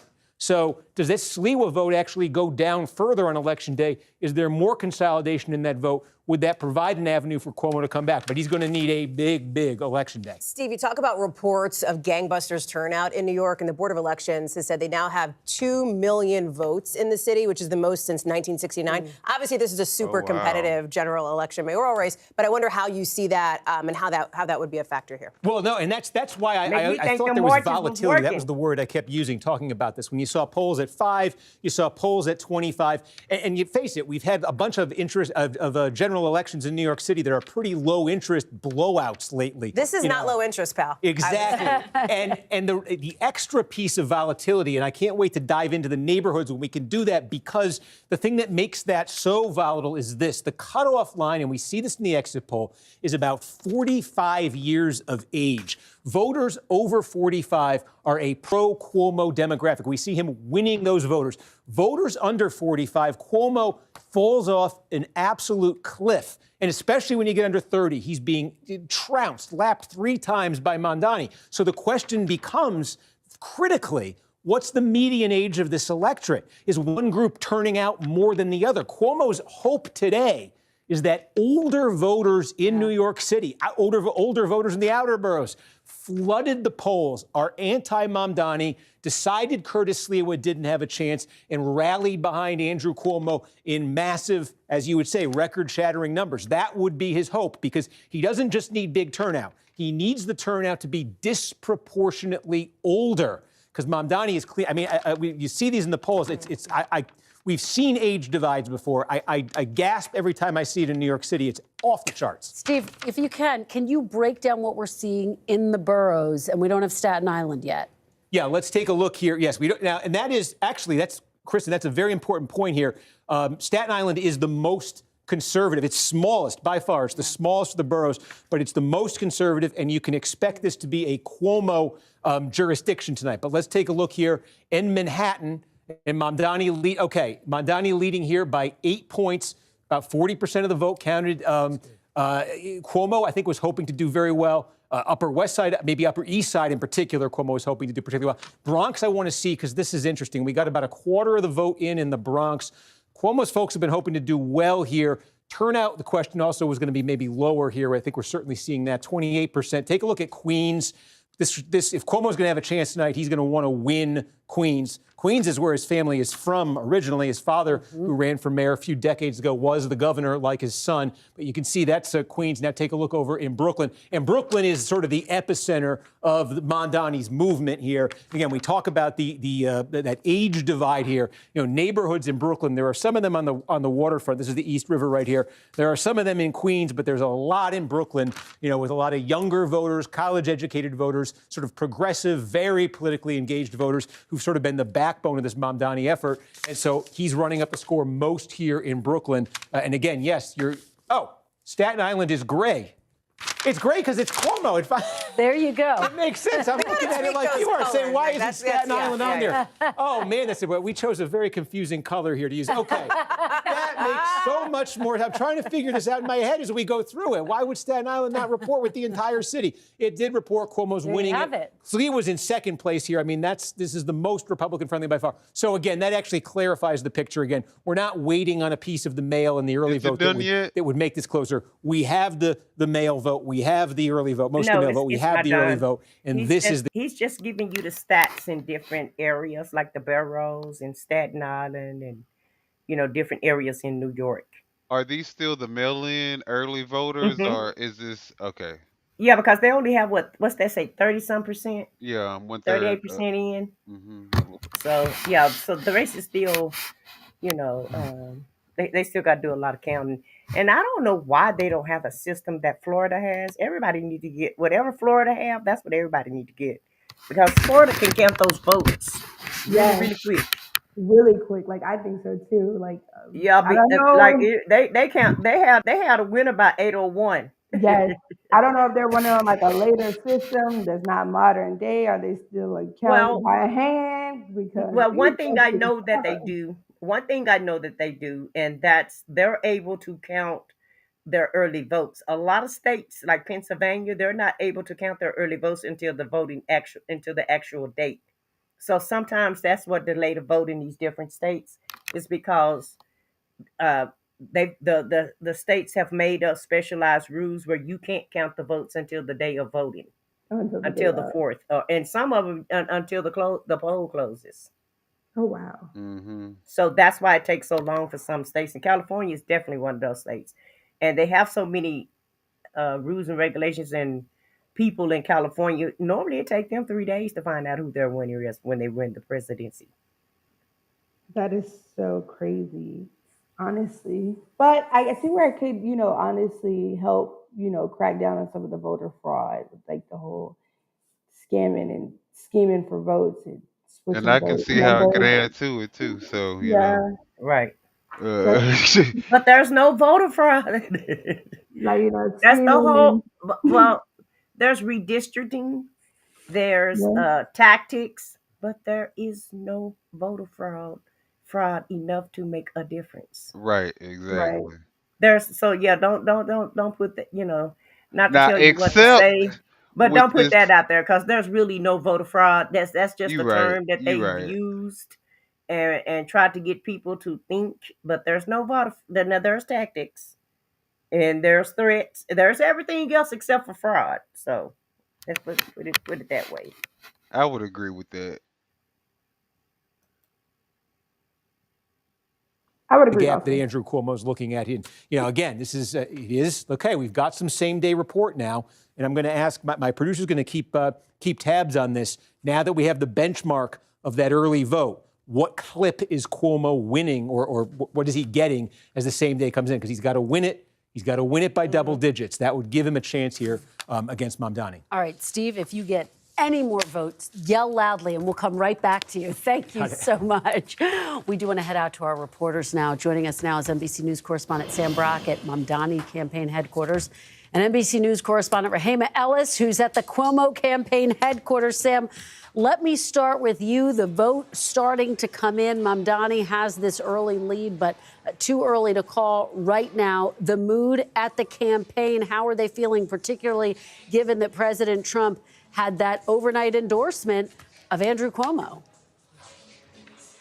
The mood right now, Kristen, is upbeat. It's optimistic. You don't see this entire room filled behind me, though it's starting to get that way for the simple fact that polls didn't close until... I don't want to stop it again, but Minion. Did Trump do that on purpose? I Yes, know. yes. Till 9 o'clock. I know Cuomo is a Republican, but ain't no Andrew Cuomo don't like him. Why did he do that? What did he do now? He endorsed Andrew Cuomo last. Last minute, yes, last minute. Sound like a Why promise. did he do that? He know that man don't even like him. He said he clearly wanted Sliwa to win because Uh-huh. he should have known as soon as he said his name. Yep. But no, He knew. I think he knew that. Yeah, he knew. I think he knew that. what y'all think in the chat? Y'all think Trump tried to sabotage Cuomo? Last Mm. minute, yes. Tried to Yes. sabotage him by giving him that endorsement. Yes. Absolutely, yes. but he's the Republican candidate, and Trump is the president, well, the Republican president. Normally, the president do endorse somebody, you know. Yeah, but right now he's having the That's worst why Rucker poll didn't in run. not only his own history of presidency, but I think the entire history of the polling, since they've been polling presidents, I think he's gotten the worst polling. So What's he that broke song? he broke the record. Burn, baby, burn. Disco Inferno.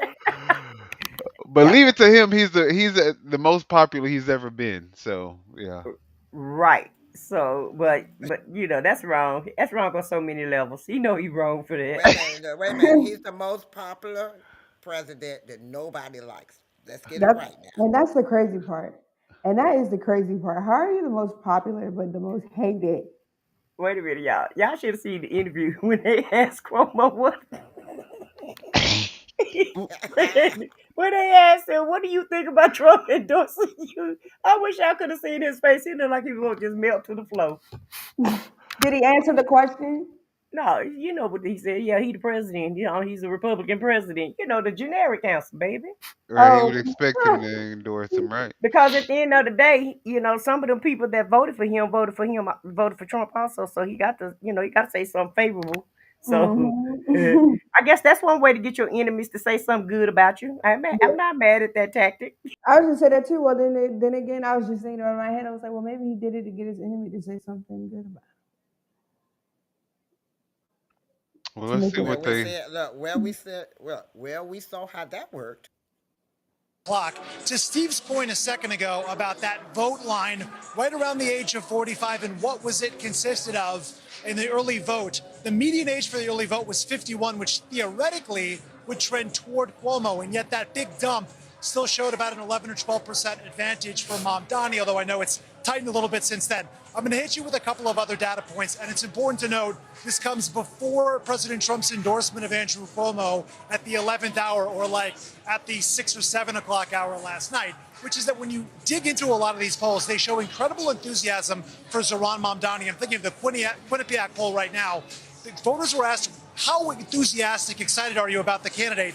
More than 90% were enthusiastic about Mamdani. Under 70% were enthusiastic about Cuomo. For favorability, Mamdani was about a +5, +10. Cuomo was underwater at a -20. If I gave you all that information, Kristen, and then I told you that the New York City Board of Elections just reported 2 million votes cast so far in this, which is a Wow. figure that has not been seen in a mayoral race Since since the 1969. 1960s, when like 80 some odd percent of people were actually going out to vote. So it's virtually unprecedented in modern times. And all the energy appeared to be more so on one side of the equation, in this case, Zohran Mamdani. You would think that would be a good night for the campaign. We'll wait and we'll see. One thing, though, that is clear, you and Hallie have been talking about this all night. Some of these exit polls are showing that New Yorkers, specifically describing the cost of living and housing, 72% said that housing and the cost of it is a major problem for them. That speaks directly Absolutely. to the vein of the Mamdani campaign that really singled in a real tangible form, right? Whether it's talking to cab drivers in the middle of the night, those that are manning halal carts on why they pay thousands of dollars when they should be paying hundreds just for the right to sell food. talking to working class families, really has keyed in on the idea that housing and healthcare is way too expensive. Childcare has been one of his big initiatives, universal childcare, which would cost, by the way, somewhere in the neighborhood of $6 billion. But for those worried that your taxes are going to go up and this is going to cause wealthy New Yorkers to just leave New York City as we know it, I think there's some important context to deliver. To be able to generate that kind of money, Mr. Mamdani has talked about raising taxes on millionaires 2% and also making the New York City corporate tax rate match New Jersey's. That requires, Kristen, an action from the state legislature. He can't do it unilaterally. So it's really important as we have a conversation about what it means to be a democratic socialist, wealth redistribution, even as we have conversations with folks who say they're just stunned by the level of discrepancy between the haves and the have-nots in New York City. And it's an Right. issue that clearly has resonated with Americans across the country. Mamdani cannot come in assuming he wins on day one and just change the tax rates in New York City. It's impossible. I would also add to you, and you haven't really discussed it much tonight that I've heard so far, a big part of his appeal here in New York has been sort of the empathy he's described toward the Palestinian solidarity movement. We're talking about a city that has more than 1 million Muslims thereabout, about 1 million plus Jewish Americans too, right? These are massive populations fractured on what's going on abroad. Mamdani has come in with extremely strong language toward Israel, calling what has been enacted there by the Israeli government genocide in his words, and refusing to acknowledge Israel as a Jewish state, which has been described as anti-Zionism. But he has also been extremely emphatic that he wants to combat anti-Semitism by any means necessary. This is such a delicate issue, and it really has permeated communities all over New York City. So I would say if the umbrella of his campaign is affordability and reaching people where they are, the idea of PEP, Progressive Accept Palestine, has really struck a nerve here in New York, and it's almost the soul of what he's doing. Those two things are what I would be keeping an eye on in the days ahead. But right now, there is obviously a ton of optimism here that Mr. Mamdani is going to be the next mayor of New York City. And Sam, quickly before I go to Rahima, that has been a thorny issue for him. He's had to answer a number of questions, in some instances had to clarify some of his remarks as it relates to what's happening in the Middle East, right?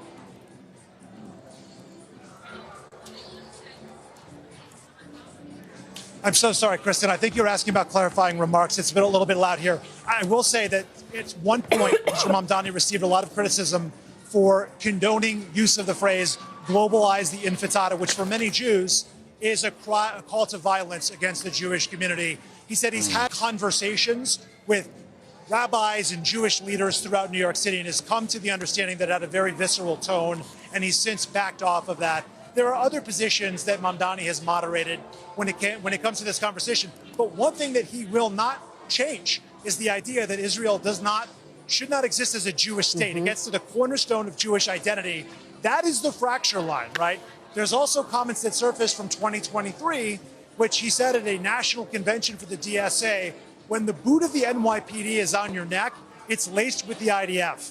Not exactly clear what he meant by that. This was tape that surfaced. It's since been confirmed, but he has been asked about it, hasn't really offered much other than I'm looking forward to working with people all over New York City and concentrating on a platform of affordability. He has stuck to those talking points.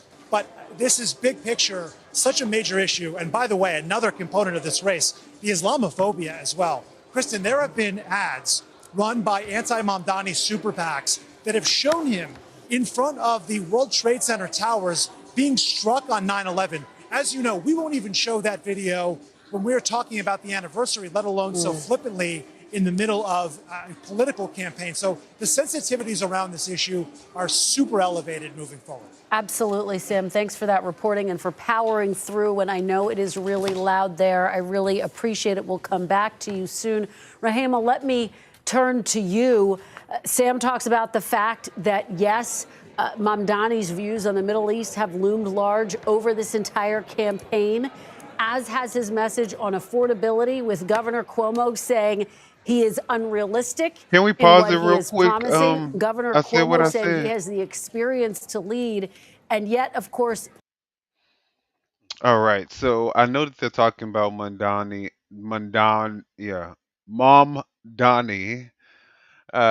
winning. So I definitely think that he's probably obviously looks like he's gonna win. Based on what I'm seeing. but let me mute just in case. All right. But what I wanted to say while we just briefly pause for a second and before we get into any additional commentary, guys, if you could do us all a huge favor, and this is the off the record show, and what we really want to do is, build the off the record channel. So if you guys are on my channel, if you could do me a huge favor and just maybe go to the off the record channel and you can view us from there. You can also like the video, share it, whatever the case may be. And then also, if you guys haven't started following the host, I definitely want to encourage you guys to follow the host. We have Foxy 2, Roxy 3. I said what I said, Lizzy. So we're all trying to build our channels, and we all need your support. So if you guys, uh, you know, feel generous right now, you can go and subscribe to their channels. Go like the video. Subscribe to Off the Record, and I just wanted to kind of throw that in there. I'm gonna add the channels in the chat so that it'll be easy for them to subscribe I while put Okay. y'all all of them in. talk. I put all of them in there except for off the record. If you got that one, you can put that one in there for Oh, me. you did? Yes, I Minion, put check. everybody. I don't see them. It's at You the probably beginning. did it in your. Okay, can we'll do Yeah, it again, guys. Just let me do it again, Fox. I don't see them. Yeah, they in my. I put them where they came up on here from my channel, but the only one I didn't have that was at the beginning when he was first saying, you know, subscribe to us at the beginning of the show. And I uh-huh. also did all in the queue. So I did everybody's, even Lizzie's, at the beginning of the show. So that's why you don't see it. If you go back to the top, you'll see it. But you can put it in for off. Put them all in again. I said what I said along with off the record. And then also I don't see it on my chat. It may be on yours independently because I don't see it on or maybe it came in under our names individually instead of It, Foxy 2 Roxy 3. I forgot when you put it in the private. I mean, when you put it in the comments in here, it may come under our name. it comes up, but it's at the beginning. And it comes up, like Foxy Angel Zone, and they come up with the link. Okay. Well, no worries. We're gonna put it back in the chat for you guys if y'all can't see it. But we would definitely appreciate y'all supporting all of the channels. We're all looking to grow, and especially off the record channel, because it's an off the record show. So, and we appreciate you guys. Did y'all want to add anything about this Mamdani race? He Really sounds quick. like what is it? The mafia. He sounds like the last name of a It mafia. does. Italian mafia, like Italian Yeah, Mondami. Yeah. yeah. Oh, Minion, check your DM really quick. Okay. But it does. It sounds like an Italian mafia. Madani. But the other guy at the bottom, whatever his name is, he shouldn't even ran. He's down at the bottom. In April. Honestly, that's so bad. I feel so sorry for him. Oh!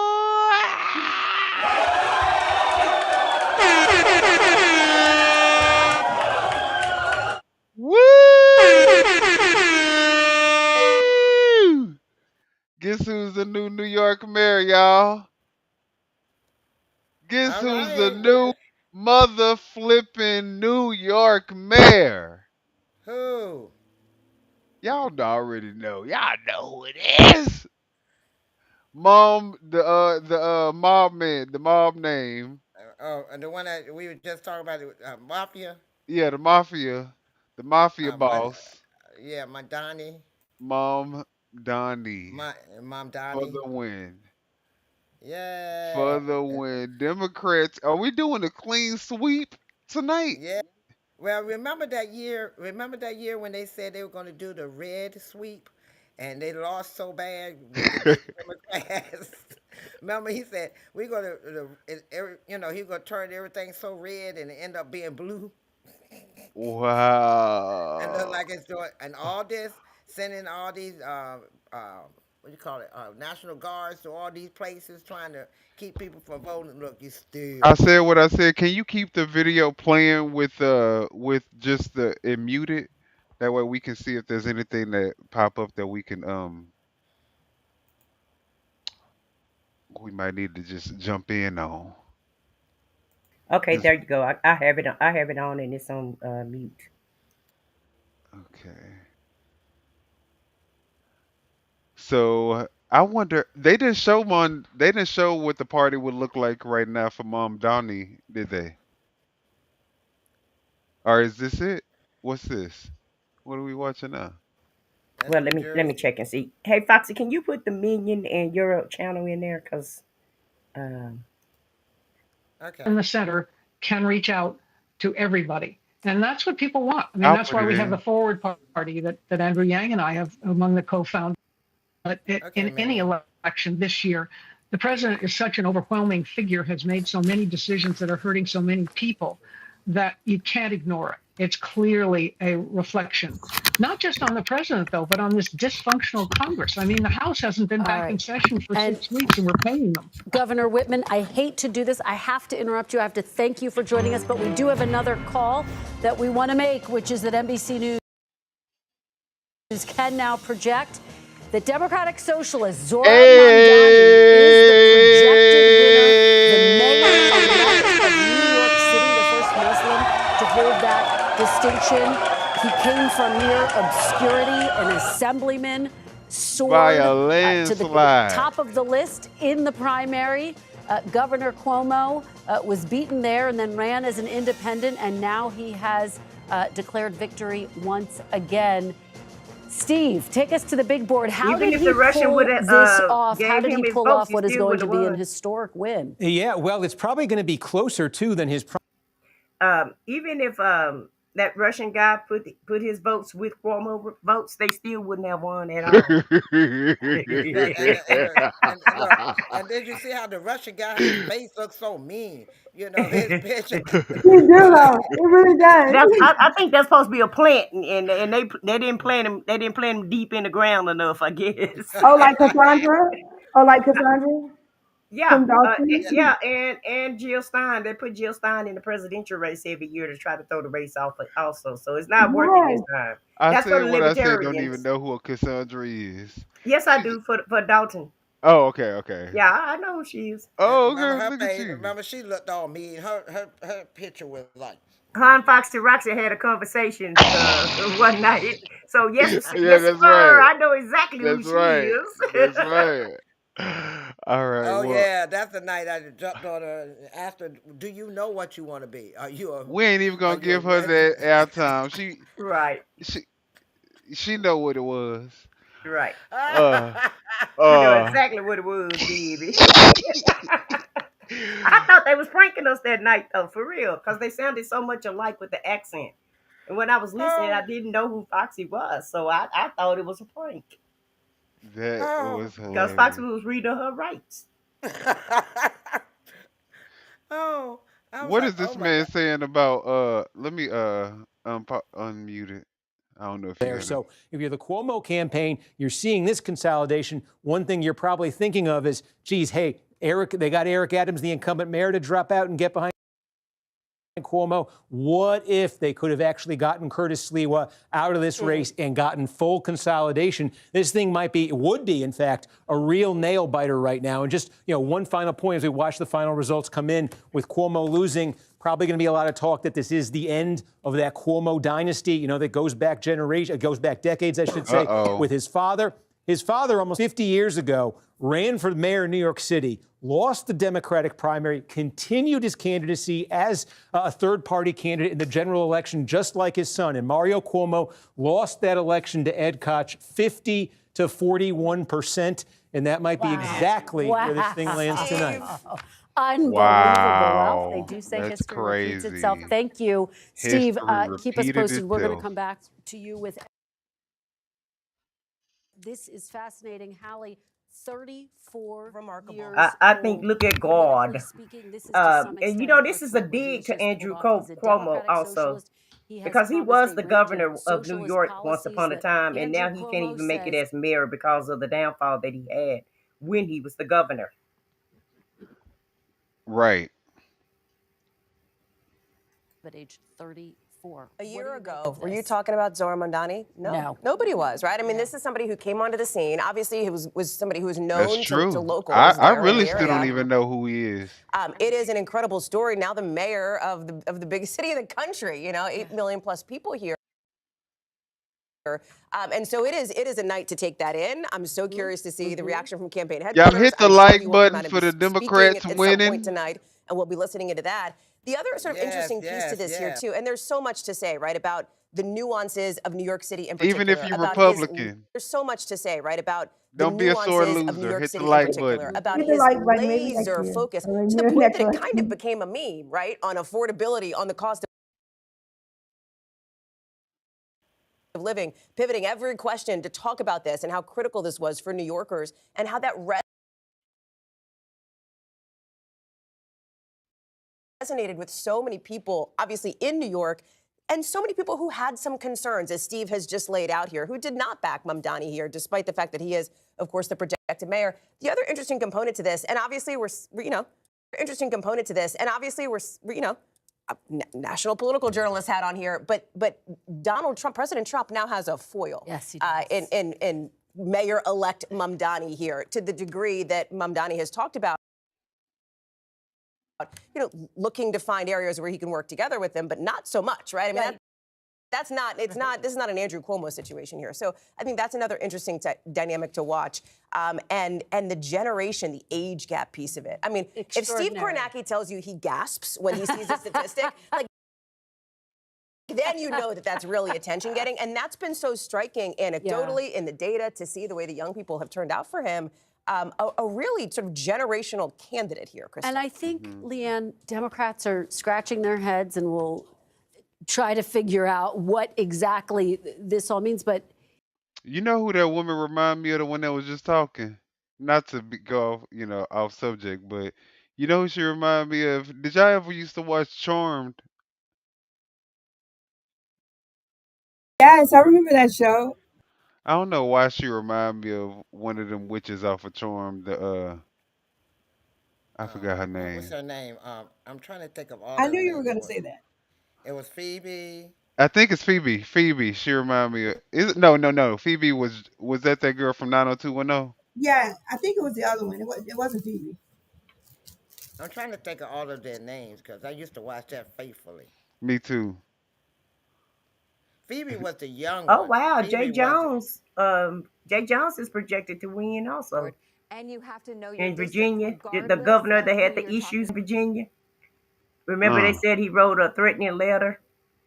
And let's not forget Trump threatened New York if they elected Madani. Remember he said he was gonna have to withhold their funding.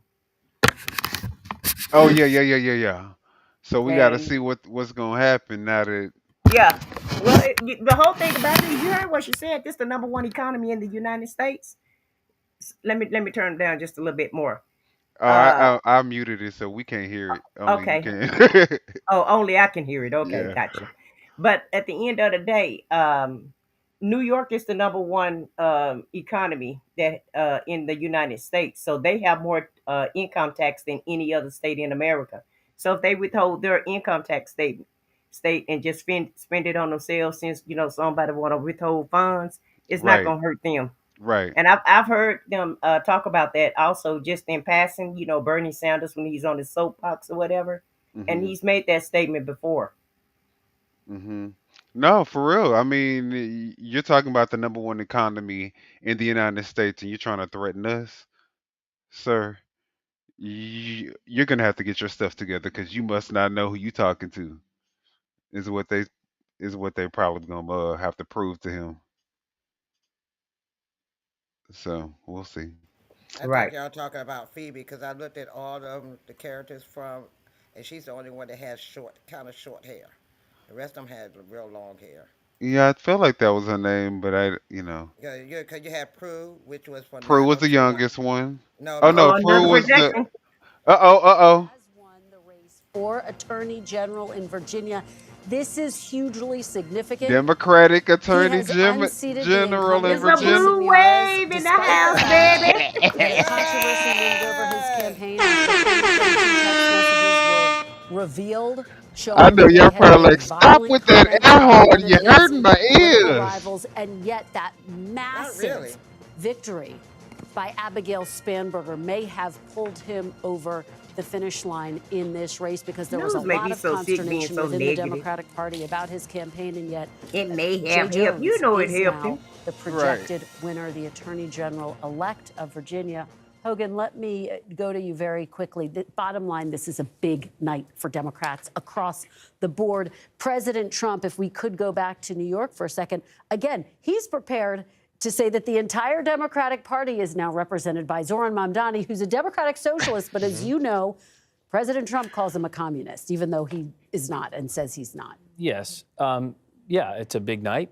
But again, as I've said at the outset of these elections, these are Democrat states electing Democrat people to be their Democrat representatives in a Democrat-controlled government. This isn't necessarily news, although I think there's some really telling pieces of interesting information tonight. 51% of the people in Virginia just said they want someone to be their attorney general, the top law enforcement official, who said he wanted the Speaker of the House in Virginia to be murdered and Republican children to be murdered.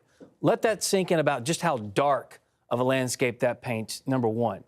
Number two, undoubtedly, I think this night Virginia in the shows that the house. Democrat Party is now the party of Mamdani. I think it's AOC. I think it's the entire left-wing base of what has been bubbling and roiling beneath the surface for quite some time now. I think they take control. And you see that, right, and you see that because Democrats like Chuck Schumer are terrified to vote for a continuing resolution until AOC says she's not going to run against him. They're terrified of that radical base. And also the issue of affordability. I think this is interesting because, as you know, prices for gas and groceries down under Donald Trump. Inflation is down under Donald Trump. Interest rates are coming down as well. The affordability issue is important in these states. New York and New Jersey have some of the highest state taxes on the planet. So they don't have anyone else to blame but themselves for high prices. And I'm going to be interested to see how. Hold him up. I can't let him get away with that lie. And Right. why is he on here lying? Right. Nothing is down under Donald Trump. Right. So why is he Hello. telling this I was lie? about to say, what That's a the blatant hell lie. is this man talking about? And nobody is stopping him. Nobody is correcting him or anything. But the stats show you how much everything, or how everybody feel about the economy. I was So, just about to say, so you basically saying that everybody, majority of the country, is just making stuff up like they don't. like they don't go to the store. Yeah, the Right. stats are all And they ain't looking at their bank account, seeing how low it is. right, because they're spending all their money on groceries. Right. At this point, groceries and just prices in general are so high that either most people can either afford to pay for groceries or they're going to pay rent or their mortgage. It's It the fucking the prices are so high. Even the people that get food stamps are buying the generic brand. You know how the people that get Right. food stamps, they don't look at they Right. just they just pick they out looking at the brands Baby, they in there calculating, looking at they doing like I be doing. right, you Everybody got know their calculator exactly. out there, adding it up, make sure they got enough when they get to the register. Yeah. But so how can you look at the state of America and you're gonna try to say that's the one that's in the court though. When he go home, he in the court, in my opinion. But yeah, I mean, yeah, of course, prices are probably down for him. He's probably somewhere living in a mansion, so Exactly. I'm sure he's probably not not looking at price when tag. you ain't living paycheck to paycheck, it do look Right. like the economy is lower to you because Yep. you're looking at the fact that you're not gonna have to pay that many taxes next year. So of course everything is down for you because you're in the class. Right. Mamdani Hell outta decides here to with all tackle of that. considering he has made a lot of claims. I will say one last thing about him. The only thing authentic about Zoran Mamdani is that he is wildly inauthentic. He has been trying to be everything to everybody from the outset, and I'm going to be interested to see who holds his feet to the fire. Actually, I'm going to let you. I'm going to let you. It's respond working. to that because Sure it what is. Hogan just laid out is the argument I think that you are going to hear from Republicans heading into the midterms, which will officially start tomorrow, by the way. Yeah, I mean, listen, they have to be sweating it out after tonight. I don't know how any Republican is feeling But good what, about to this argument that Hogan is making, the Democratic response should be what?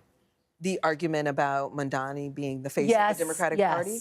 I mean, I think the answer is, and the people want it. I mean, the message has been the same for each one of these candidates. I mean, you take out this issue of socialism and this hyper focus on how to label Democrats, et cetera, et cetera.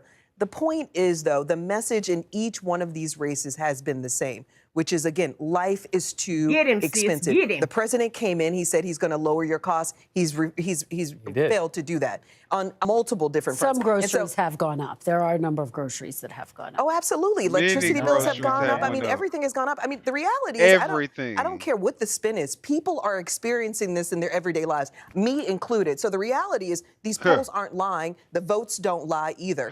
You've had record turnout. A new coalition's been built tonight, all based on the fact that the Trump has produce a failed economy. Let's just make the point that it is presented differently in each of these races. When you talk about affordability in the economy, that's the key. right? Exactly. That's what I'm saying. I mean, Abigail Spanberger is not Zoe Mamdani, right? They're not running the same kind of campaign. But the reality is that has been the problem with the Democratic Party, is that we find a cookie cutter issue and then we think and expect each candidate to present it the same. To Leanne's point, that's not how it works. It all has a ladder up to the same message, which is life is too expensive, but everybody communicates it differently based on their local base. You look at the key groups too that drove this victory, this projected victory here for Zohran Mamdani. And it's interesting because we talked about, we're showing it up on screen here, people under 30, right? That's that age gap, the sort of generational piece of it that Steve's been talking about. Asian American voters, college grads, and listen, renters. Yeah. He said again and again, you're paying too much for your rent. The median rent in New York City is about $3,500, right now across the city. And so his point is it's too high. I can't believe Cuomo didn't do better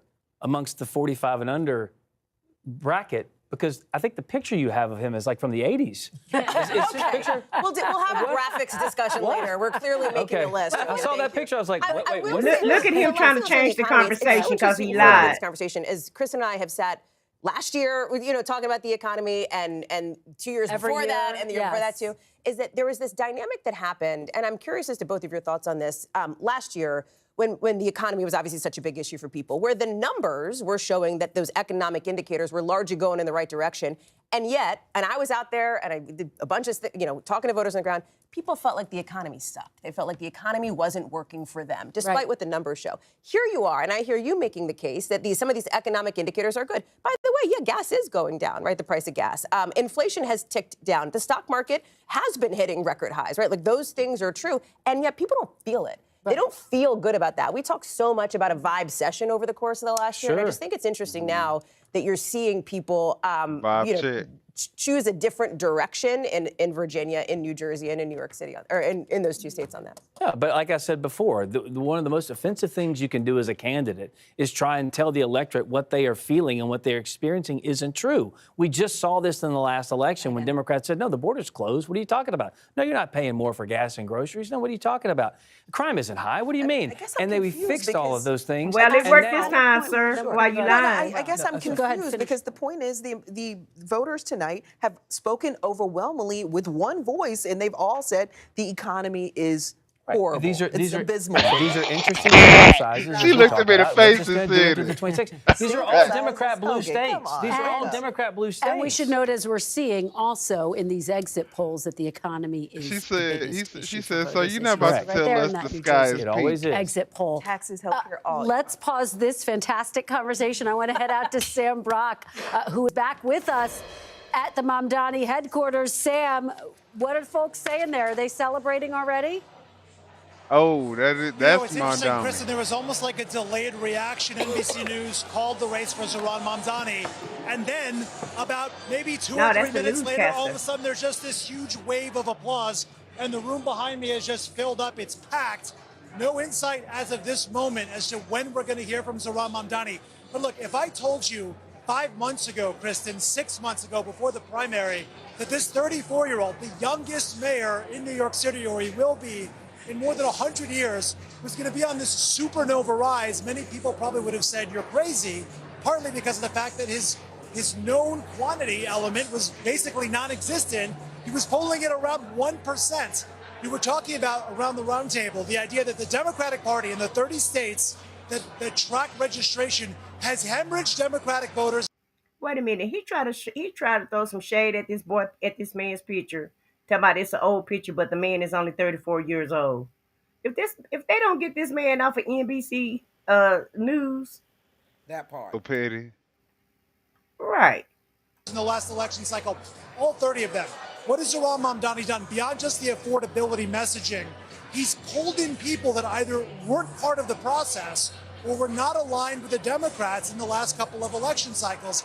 And I'm talking about first-generation immigrants, younger voters, educated voters, Southeast Asian, Muslim, some Jewish voters, people that felt disaffected from politics. Minion, is that there's this music great gonna get video us that in he's trouble in the posted online. He background? went to the Bronx right after the 2024 election, and he was talking No, to I people and don't just think it asking them will. how they felt about politics in general, and they just felt so disappointed in the state of affairs. None of them wanted to get involved.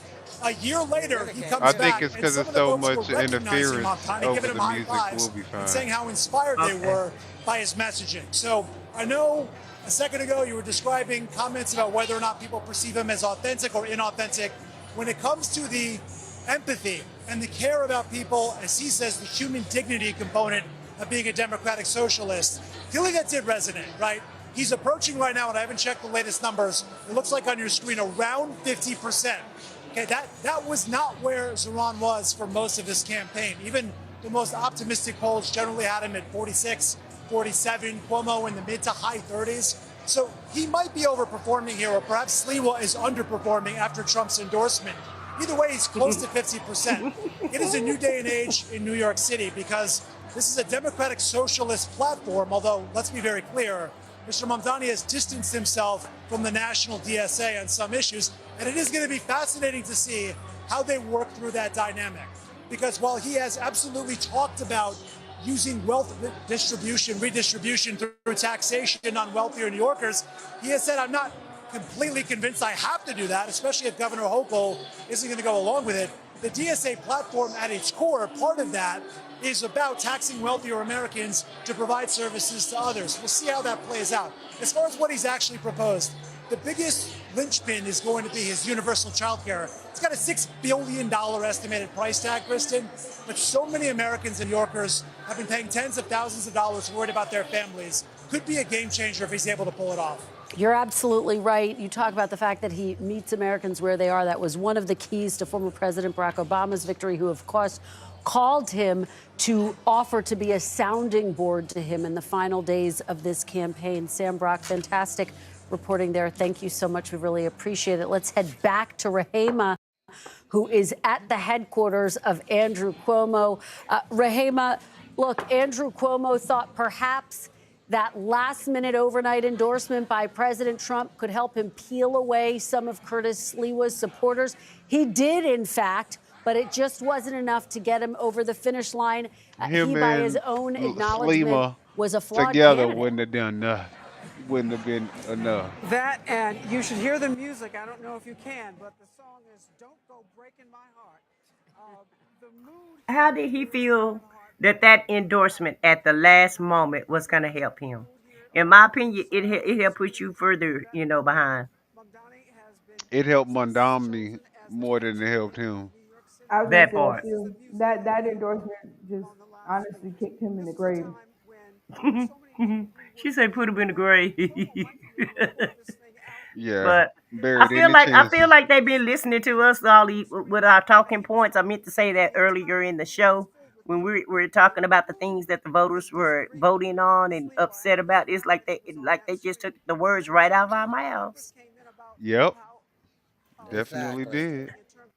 Yeah. But I don't know. I mean, Cuomo is delusional at this point. If he thought that was going to help him, I don't know how he felt like that was going to be a help. No, she. He kind of him being as a mayor and going through what he Huh? went through. Him being a mayor and went through what he went through as a mayor, he kind of hurt himself as far as the election, but he didn't hurt himself as far as the Russian guy. The Russian guy, I don't know. Yeah, but it didn't. See, the whole thing about it, I think what gives him hope is, Trump was able to get away with the same things, and True. in so many words, and it didn't hurt him. So I feel like some of these people feel like that they can, have the same type of track record. Not although they didn't do, things exactly the same, but it's in the same ball field, you know. And so I feel like, since Trump got away with it, he felt like he was going to be able to get away with it. And also, he had name recognition. His father was a mayor before, and Mm-hmm. he's been the governor before. Or his father the governor, or was he a mayor? Did they say governor or mayor? His father was a governor. His father was a governor. He was a governor, and now he wants to be the mayor. And this is a dig in him. This is total absolute shame for him Well, because he can't even because a Como was a governor mayor is more than a already. mayor, Wait a huh? minute. Como was a mayor before. No, he was the governor. Remember? Oh, he was governor. Oh, that's right. Yeah, he was the governor of when he fell from grace. And now you're trying to be a mayor. You going That's why I down said the so. wrong. This is definitely a slap in the face for him because he's already been hired. Yeah. I remember when his brother was on trying to, cause his brother's the one that does. Chris Cuomo on Yeah, the they new on News CNN Nation News. now, or Yeah, he came from CNN and went to News Nation And he also has his own after he fell. podcast. And that's the reason why he had to leave CNN because he was trying to help his brother out, on CNN, mm-hmm, and they fired him, and he had to go over there to News Nation. mm-hmm. And also he has his own podcast too. Yeah, yeah. You know, everybody got a podcast now, though. So And they go into the general. I think he's coasting really to a place of 75, 80% support in the city to win with the huge mandate. And they say, let's go spend another $15 million. Let's go get more billionaire support. Let's go drag this through another primary. We see essentially the relitigation and is result that of the it all over Republican? again. But I do think that at the end of the day, Yeah. Zoran's win is Oh a huge no. mandate No, for that's him somebody and else in a speaking. hopefully an argument to a lot of Democrats that you can campaign on an aspirational vision and try to demonstrate that there are certain solution orientations, not just merely being opposed to Trump, that are very popular. And how does Mr. Mamdani put his proposals into action? There will be a lot of pressure for him to show that these are realistic proposals because, as you know, Andrew Cuomo ran a campaign saying that he was offering pie in the sky proposals. He ran it twice, Kristen, and he ran it with a bunch of billionaire backing. I mean, there was no Andrew Cuomo campaign without a bunch of billionaires, whether it's Bloomberg or Ackman or whomever else, spending a ton of money on the outside to try to damage the argument that Zoran Mamdani has both positive solutions that are addressing New Yorkers' needs. And I think one of the things that got lost in the fact that Zoran, when he's offering his ideas, whether it's fast and free buses or the municipal grocery stores or freezing the rent, or taxing the wealthy, that each of them is tied directly to mayoral authority, that he had looked at what are the possibilities that the mayor could enact some of these ideas. Obviously will require the support and assistance of others within the state, but they're not pie in the sky. They're just simply authorities that most prior mayors had not wanted to use. They did not want to take on the wealthy class, did not want to take real estate developers on. And here comes Zoran saying, you can and we will.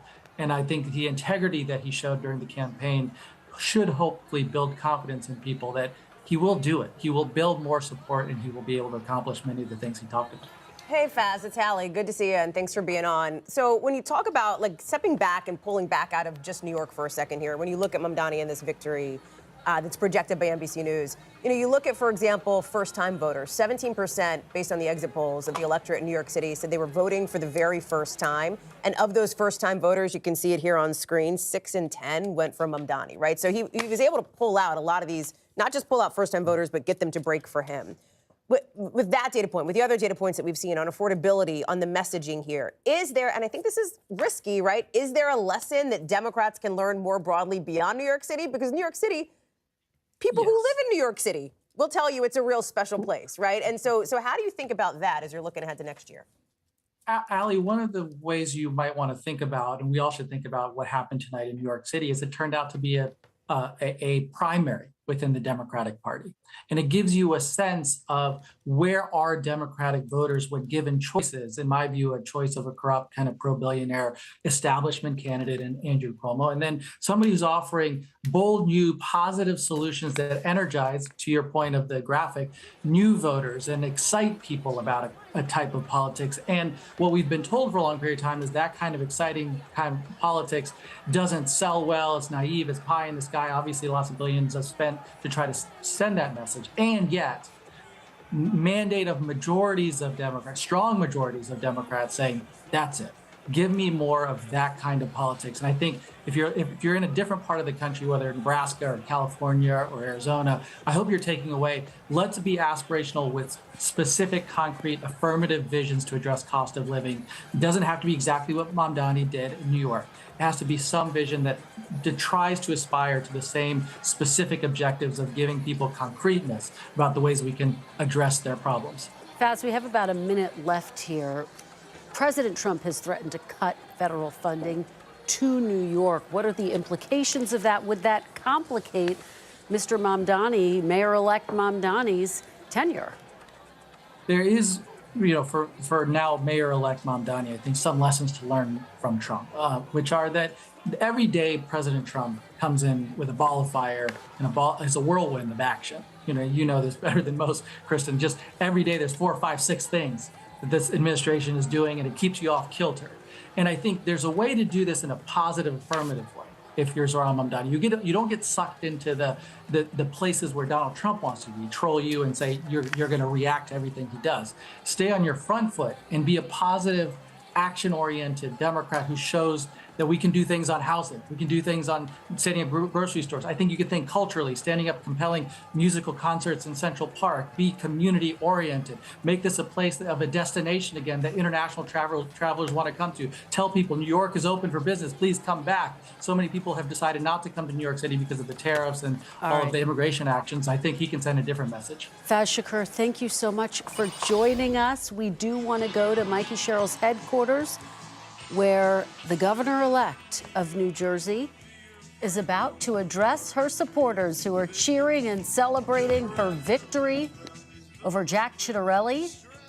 The third time Ciattarelli has run and made a play for the governorship. Tonight was Mikey Sherrill's night. She ran on a Ciattarelli message of need to go to the House. What y'all think? a message of bringing down people's property taxes. You say what? Ciattarelli need to go to the House if this is his third time running and he can't win. Oh yeah, he need to hang This it is up. this is a whole new race. She just won this race in New Oh, Jersey. girl, not y'all. Hold on. Why Jed and his mama on live right now? I just thought I'd throw that out. Oh no! I thought we was doing elections. We gonna talk- Yeah, we don't care. We'll circle back on another day. You know, But Look, I let just me saw go that. turn her up. the demons are always gonna be demoning. Lord. All right.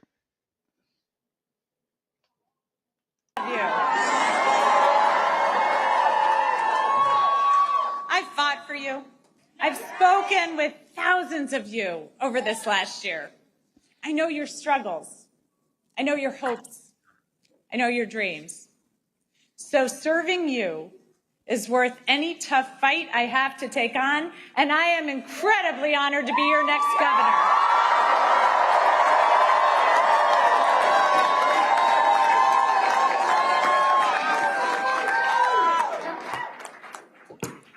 When I was 18, I raised my hand and I swore to defend the Constitution.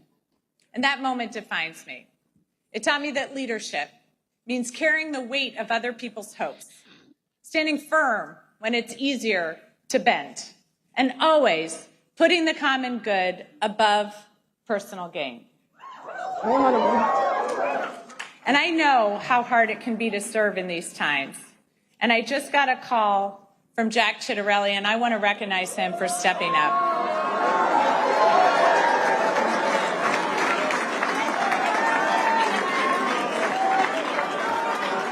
And all of you know, I love our history, and our state motto has always stuck with me. In 1777, New Jersey was one of the first states to choose a motto. Anybody? Liberty and prosperity. I'm going to get some more civics education going. We'll get that known by all. But it was a demand for freedom from oppression and a commitment to creating better opportunity and a better future. That idea has defined us for almost 250 years. We fought for liberty at the crossroads of the American Revolution, turning the tide for our young nation at the battles of Trenton and Princeton. We offered prosperity as we built the nation during the Industrial Revolution. We've been the cradle of scientific discovery, inventing everything from the light bulb to the laser. Liberty and prosperity. I've seen the genius in that motto over the last year because both are essential in our democracy. And as the president is backing away from this ideal, cutting SNAP, ripping away health care, terminating Gateway, we here in New Jersey are bound to fight for a different future for our children.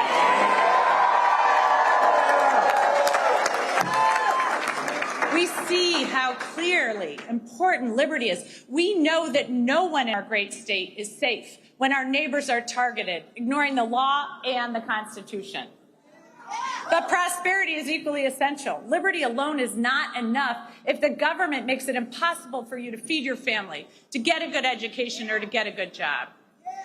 So in this country, that shouldn't be too much to ask.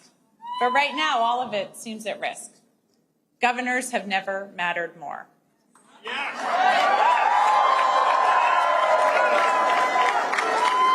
And in this state, I am determined to build prosperity for all of our citizens.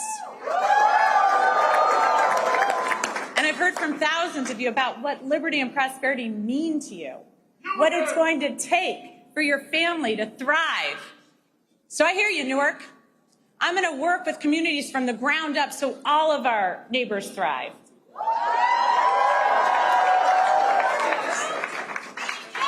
I hear you, Sham, so I'm going to declare a state of emergency. So we got New Jersey, Virginia, and New York. Bam! I hear you, Westfield, Yes, so I'm we going to make just, sure our kids are safe clean online sweep. and schools have the resources.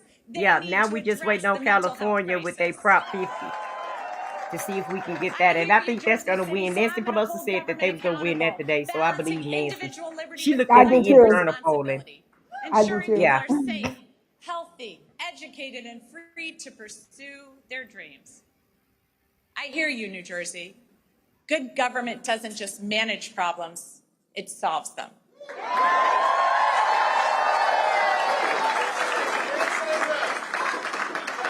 So I'm going to continue to listen and work with you to move our state forward because I have learned so much as I've traveled our state. Our innovations, our businesses, our inventors and entrepreneurs have amazed me, but it's the people that have left the biggest mark, especially those who are fighting for prosperity for their entire communities. I was moved during my block walk in Trenton with Shanique as she spoke so passionately about the promise of her city and her neighbors despite the challenges.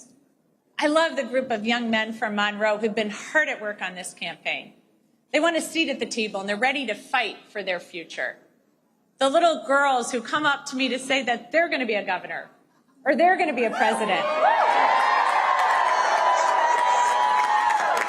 It reminds me of my own belief that anything was possible. Akeem's team, who worked their butts off,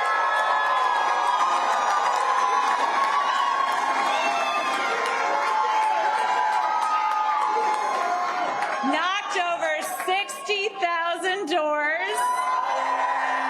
Is she married? Or is it her girlfriend back there? I don't He know. told me these are not the kids who will succeed in Trump's vision of this country, but they will in mine.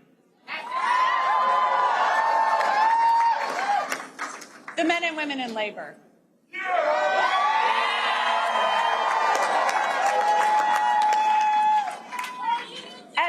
Union jobs at a time when our economy is set up to make it harder and harder for working people.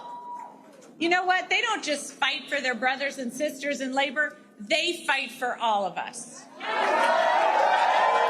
For working families everywhere, so everyone has That's a why the shot. president So shouldn't be thank trying you. to Thank you to put each and every them person against here us. tonight and across the state who's worked hard over the last year. Thanks to the thousands of volunteers who made millions of calls, texts, and canvases. To everyone who's ready to stand and demand a better future for our kids and our families. To my running mate, Dr. Dale Caldwell.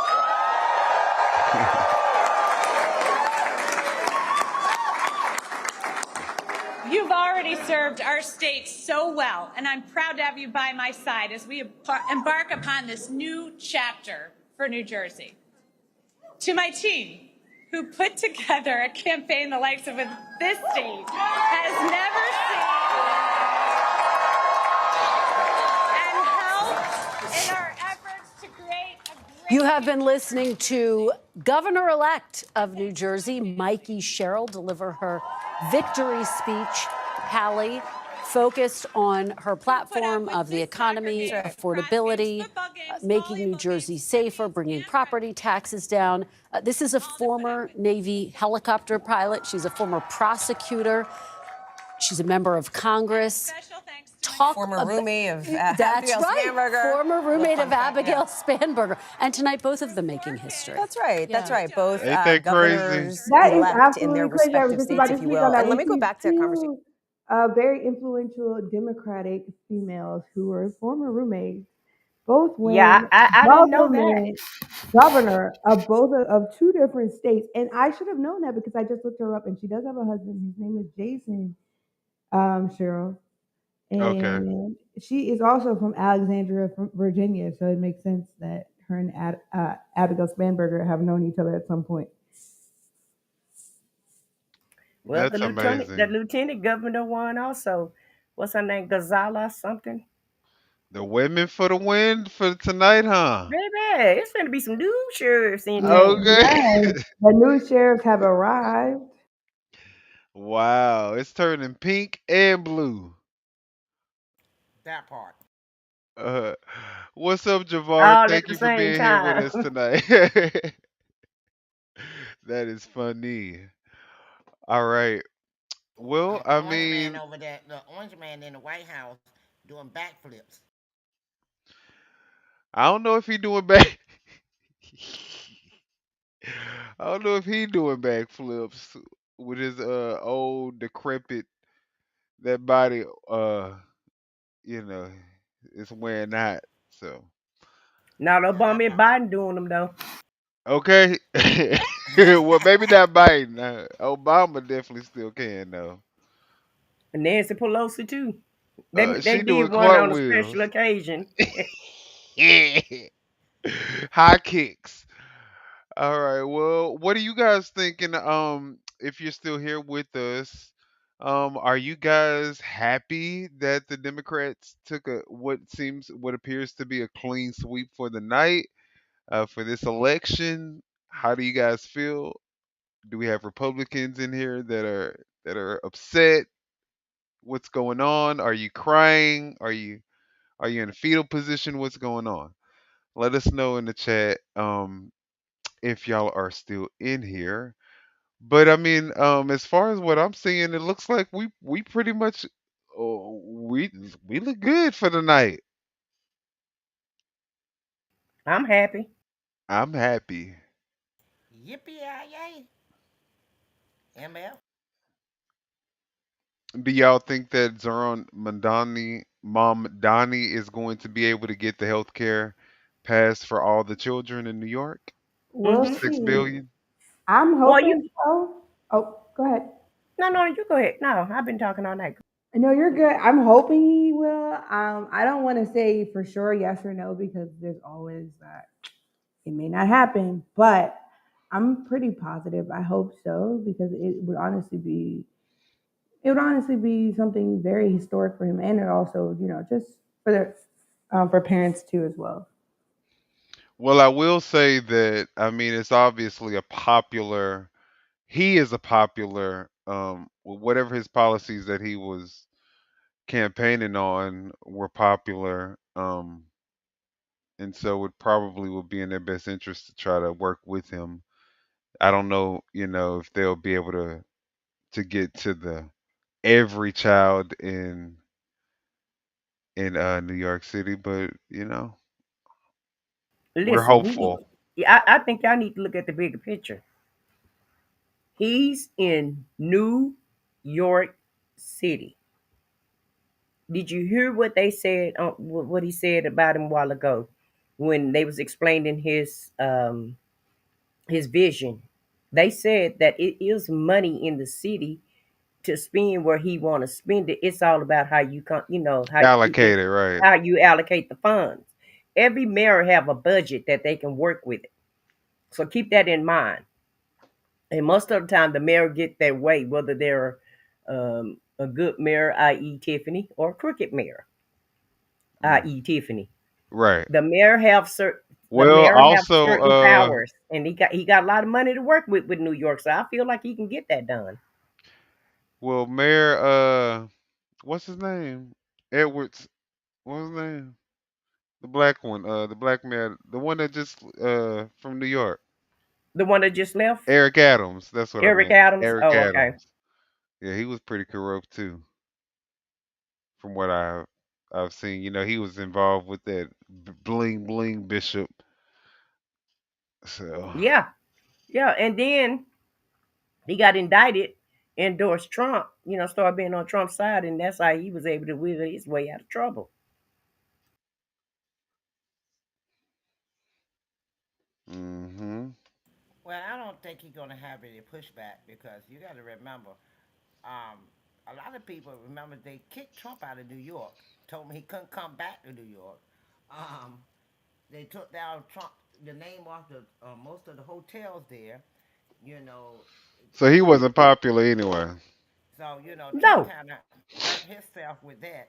So I don't think gonna get too much pushback because I think a lot of the Republicans have started going, well, not going Democrat, but supporting Democrats because they were tired of the way the city was going and they're trying to get it back to where it was. yeah, because they all mayors have a budget that they can spend, and they have money that they can allocate to different places, and he has the power to do it. It's all about is if they're going to do it or not. They all come in there and do what they want to do, Look at or him. He looks so.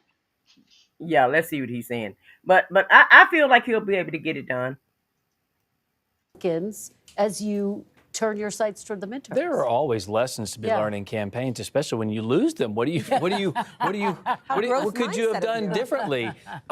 Listen, I don't know how strong that coalition was for other people. I know how strong it is and was for Donald Trump. So is that the key? So I think Trump being on the ballot obviously drives turnout. And I'll tell you, I have long said if For the opponent. the RNC, the NRCC, and all these Republican It groups did drive turnout. don't work to capitalize on what Donald Trump was able to accomplish by himself, it's going to be very difficult moving forward because no one is able to turn out voters on the Republican side and, quite frankly, somewhat on the Democrat side as Donald Trump is. And when he's not on the ballot, you see a way different margin of turnout in across all of these demographics. So the why, He's not on the ballot now. I think it's and important. this was the highest but turnout Donald since Trump not being at the top, I think it 1969. matters. Can I just ask a question, though, as we're talking about the Republican messaging here? Because I'm thinking back to a conversation that I had, was it today? Actually, very recently, right, about these races here. And I had a smart Republican, very involved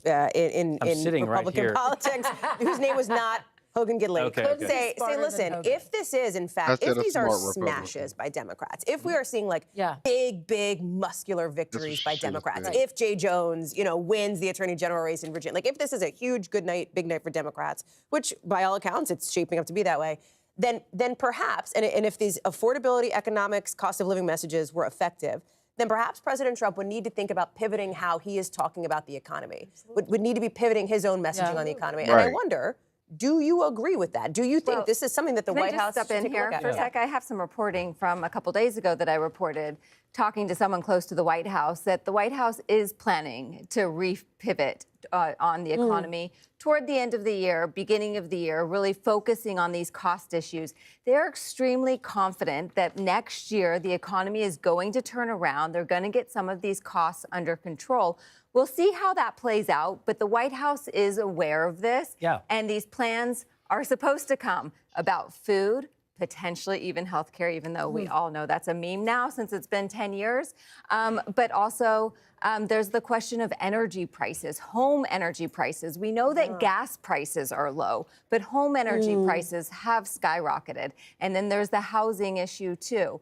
And so, you know, one of the things about the Donald Trump of it all and all of this, when you compare it to someone like Jay Jones, who did have a scandal with these text messages, you know, one Republican texted me to say, maybe we all need to recalibrate how much people are willing to be okay with, considering what is acceptable to voters these days and who they still elect, regardless of what is in their background. And I will say the last poll I saw showed 67% of Americans did not know that the largest tax cut in history was in the one big beautiful bill. 2/3 of Americans also say President Trump is failing them. If they don't know that, that's going to be a problem for a lot of reasons. And of course, I think the White House is keenly aware of this. If anyone is in tune with the American people, it's been Donald Trump, and I expect them to recalibrate and message this much differently in the new year. Ashley, very, very quickly, could we see what happened tonight? Push Republicans, push Democrats to the table to end the government shutdown? I mean, that's my question right now. I think that's a solid, fair question. I think Democrats are definitely going to try to use this to their advantage to make the point to Donald Trump and the Republican Party, you lost big, not just among Democrats, but among independents. That coalition that Trump built, it's now weakened. It's now bottomed out. And so I think they're going to use that as much as they can to gain leverage on the president. But I've also said that he's the outlier. I'm not so sure that he wants to open up the government again. He continues to weaponize the shutdown. Even just today, he's going to defy the courts and say that he's not going to feed 42 million people and 16 million kids that are on SNAP benefits. So I think Democrats are going to use it, but the question is how Trump's going to respond to it. Hogan, the fact that a majority of Americans are pointing the finger at Republicans, blaming them for the shutdown, is tonight one more data point? And could they wind up giving some concessions? Do you anticipate there will be some concessions? There are some conversations going on Capitol Hill, as you've talked about and reported as well, on the Senate side for sure.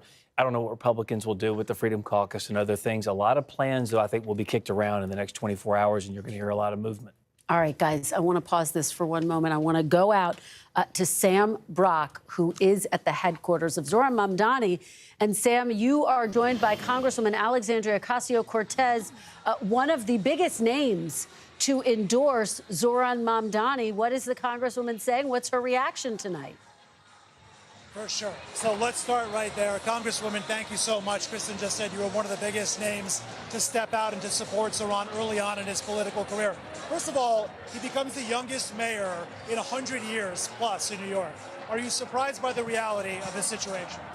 You know, I have to say that I'm not. I think that people across this country are really hungry for public servants that are going to put them first, for public servants that answer to them above special interests and who are laser focused on making life affordable for everyone. We spoke with a member of the National DSA, Kareem El-Rafai, who said it's not radical to expect people to have a roof over their head and to be able to pay for groceries. This doesn't sound like a transformational idea, and yet it is connected with so many people. What do you think Mr. Mamdani's ability was to sort of relay that message, and why is it developed in a city like New York? Well, I think it speaks to how far everyday people have been pushed in this economy and in this environment. We have record high levels of young people that are unemployed, of people who are unemployed who are being paid very low wages and can't afford life. And so I think people are receptive to a new path and a new story, and I think Zohran Mamdani really spoke to that and organized for it. Congresswoman, it's no secret the Democratic Party has struggled in recent years to attract voters, whether it's first-generation immigrants, younger voters, educated Asian voters. I mean, these broader coalitions that we've seen attracted to Mr. Mamdani's campaign. How does that potentially provide a blueprint for other Democratic candidates? Well, I think what we're seeing in tonight's results and in many of the communities that turned out for Zohran Mamdani tonight were many of the same communities that Donald Trump won against Democrats in November. And so this shows that there is more than one path to win and persuade independents and Trump voters. And it's not just by running in a more conservative fashion, but it can also be through a different and new message. It's so interesting to hear you compare it to Trump in that sense, right? That brand of populism almost inverted.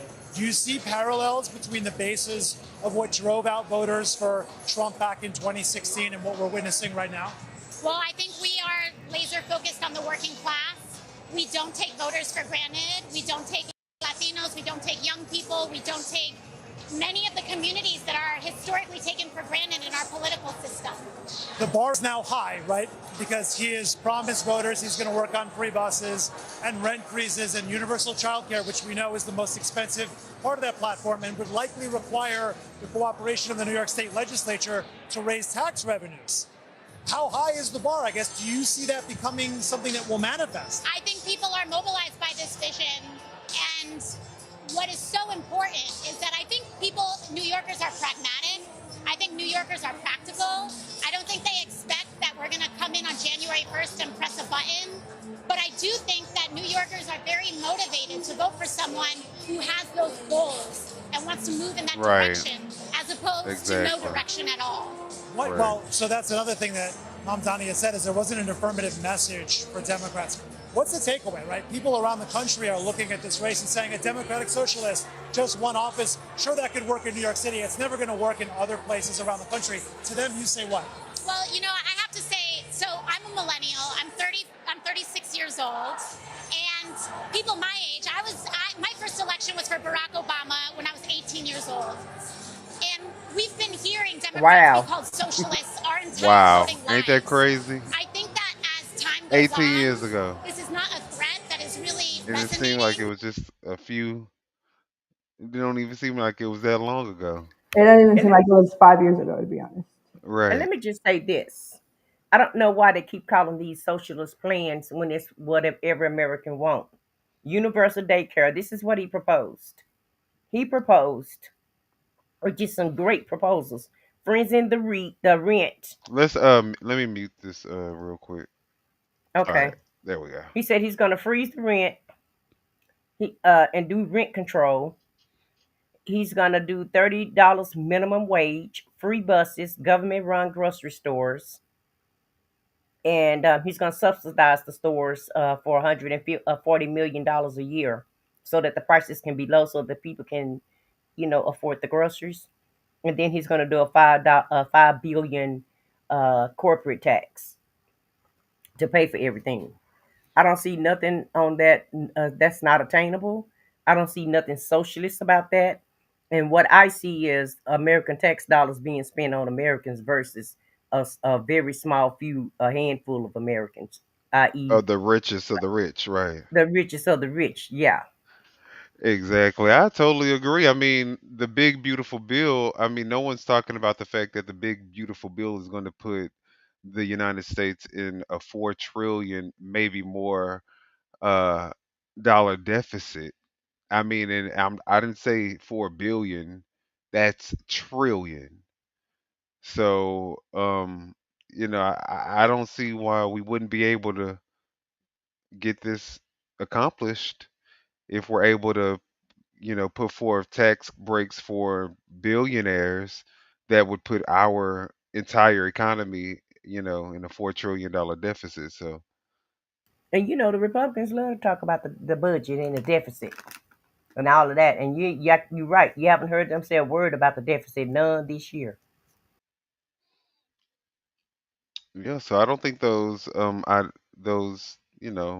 policies would be unattainable. And I think that is what every American would want. Who wouldn't want to have free daycare and child care for their children? No, I I would rather pay. I think there's nobody who's gonna say no to that. I mean, the thing is, of course, because you do have the private sector and the public sector when it comes to education as well. Do you feel like the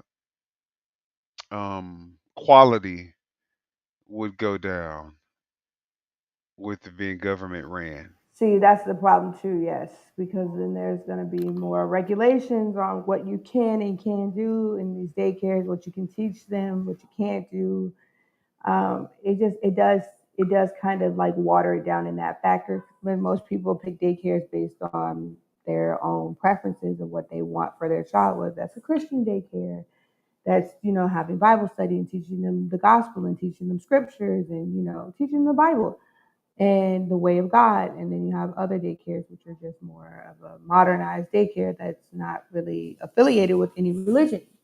So those are those factors too. And then you have the black daycares that play trap music and have the kids shooting dice Yes. and play You so playing stupid. I hate you. spades. I hate you. You make me so sick. All right. I mean, But I I, believe in I feel having. like personally, I think it's going to help because I mean, some of the struggling daycares that don't have the funds to do the things that they want to do, i.e., field trips and just different, just even having more activities for the kids inside the classroom. Yes, there are going to be guidelines because anytime the government get involved, you have guidelines and bylaws that you have to follow.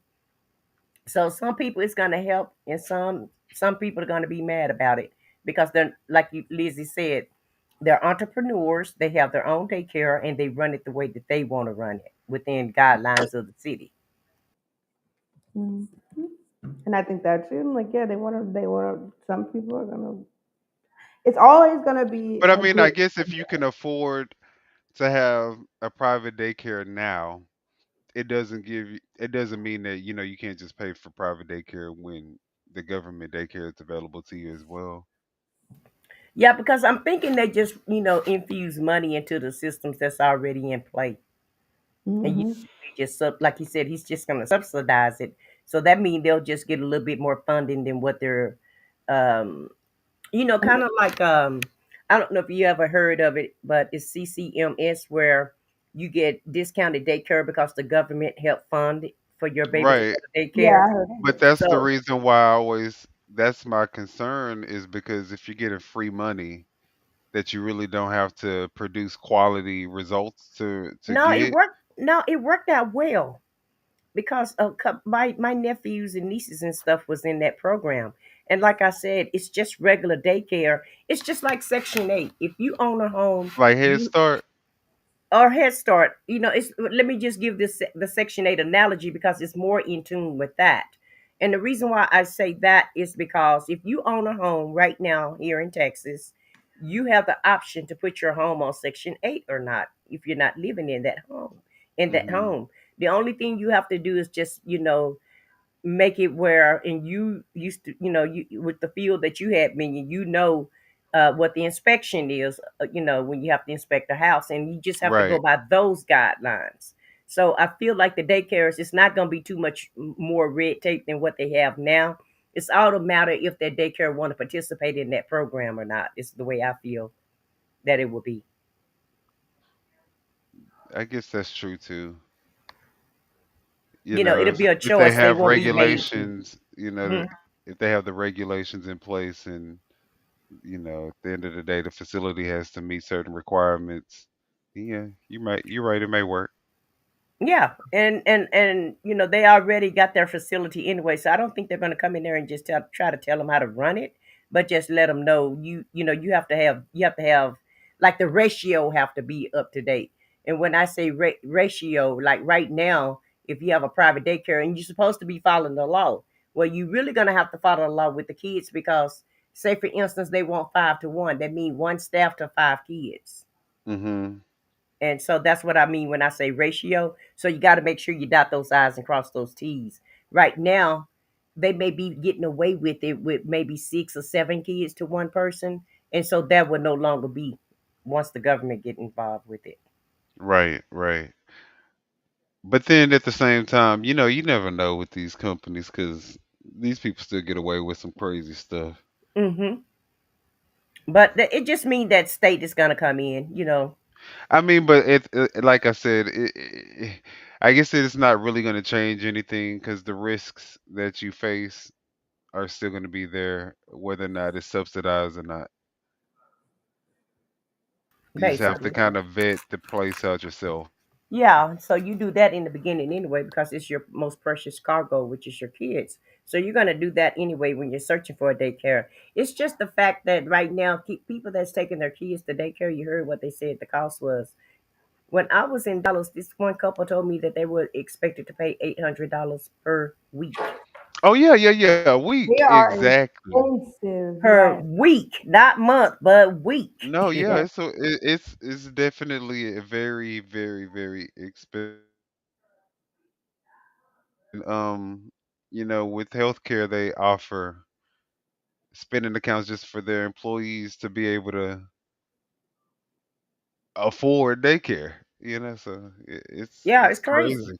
That's Yeah. crazy. Yeah. I've heard of that. That the healthcare savings was the was the FSAs and HSAs Hmm. now include daycare, and that's crazy. That's honestly insane. That daycare has been incorporated with your health expenses. It's just that expensive. They already know. Well, what's going on now?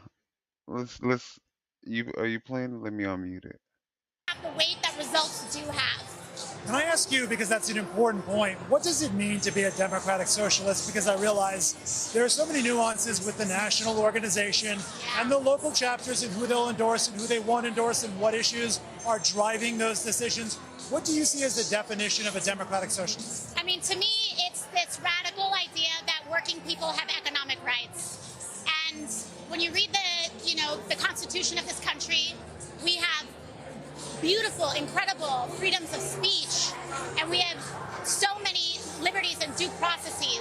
But should we not also have the right to housing, the right to a livable wage, the right to attempt to provide health care and child care to the best that we are able and capable of providing in this country? I would add the right to stay in communities where you've lived for years. That's because right.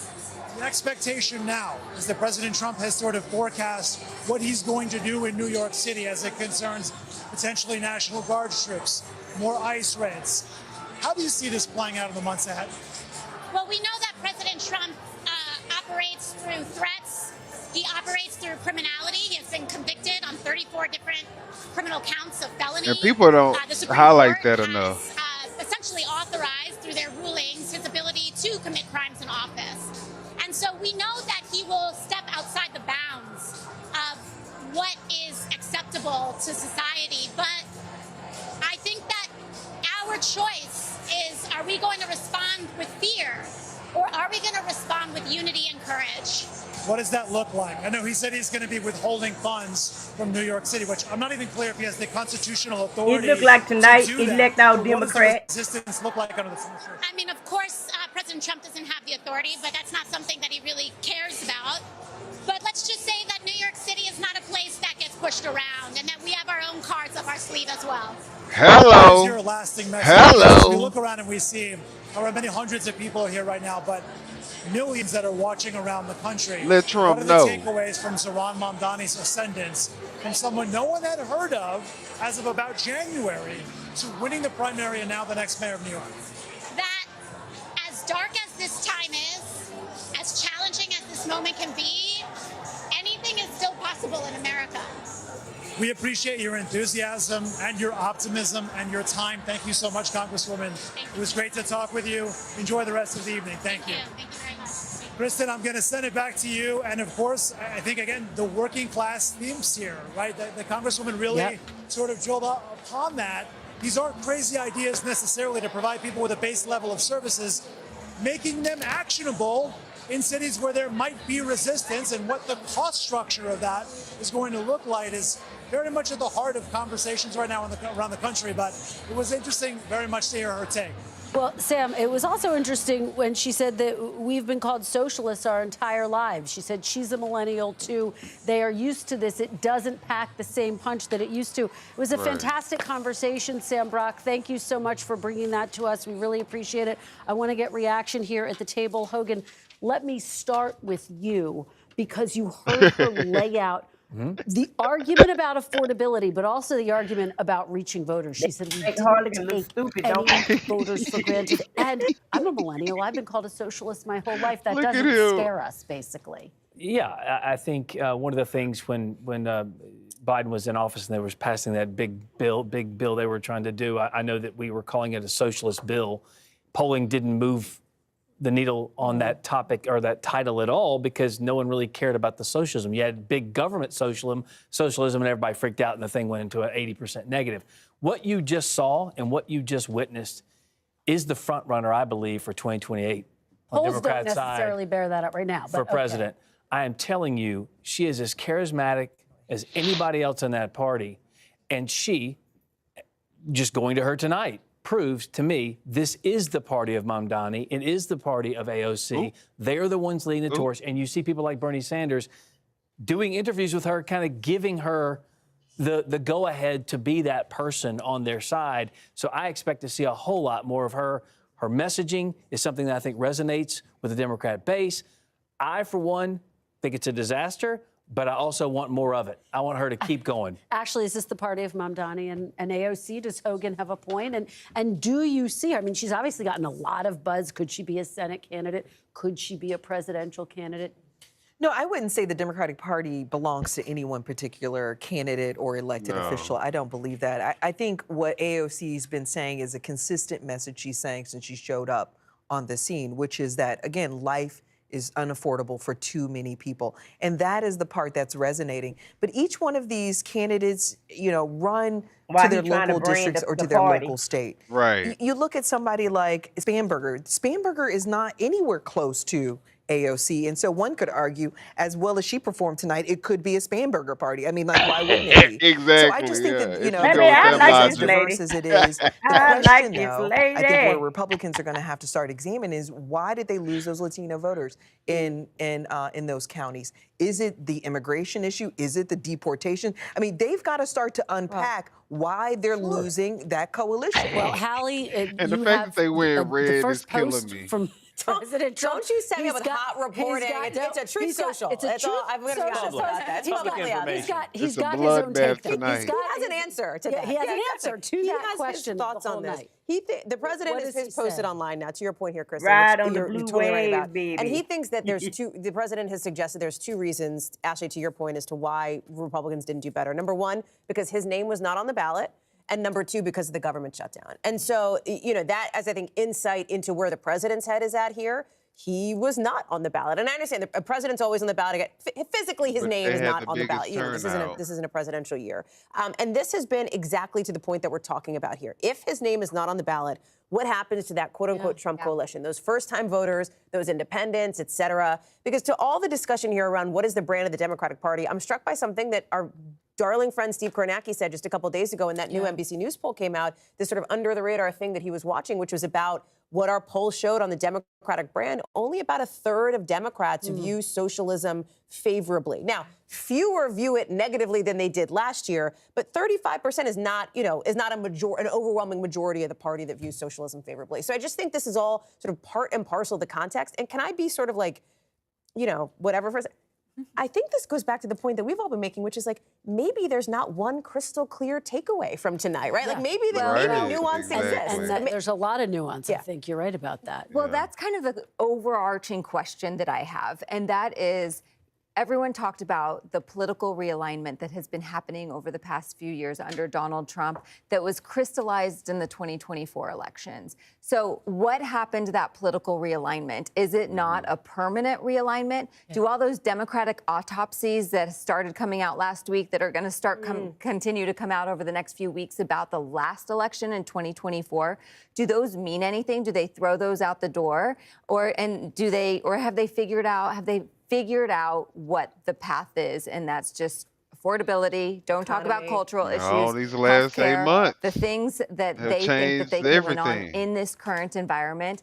But, the Trump voter is the one that mystifies Republicans and Democrats, because Republicans need them to come out when Trump's name is not on the ballot. Yep. And Republicans haven't been able to figure out how to get them to the polls when his name is not. It's a really important point. I do want to head out to NBC's Julie Sirkin, who joins us from the Chitterelli headquarters, where, Julie, you actually have some reporting about what people are starting to say about the campaign that was run by Jack Chitterelli. What are your This sources crowd telling ain't that loud, is they? Ain't no music. Yeah, well, all night long, people have been crowding around our little screen here because there was no other monitor in this room. One woman told me it's Right, because nobody they else know that he's cares. not doing well right after the polls closed at They were 8 the only o'clock. I was struck by people a there. conversation I had with a voter yesterday. But first, let me tell you what I got from the room today. And that is I spoke to a couple of voters who voted for President Trump, who said that they are not hot on the job that he's been doing. And they told me that they think Chitterelli has been doing a good job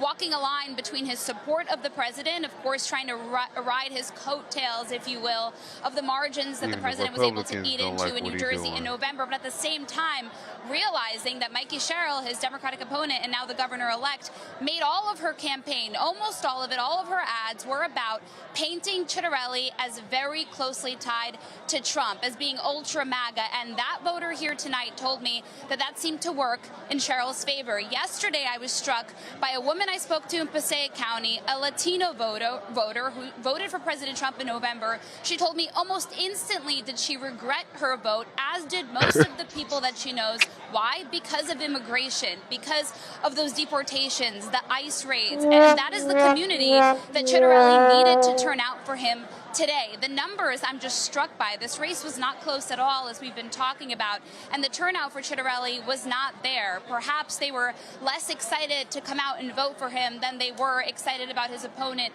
Mikey Sherrill. But all in all here, I think there's a takeaway from voters that perhaps his alignment to the president, even if he tried to distance himself yesterday, including in our interview, didn't work in his favor. Kristen?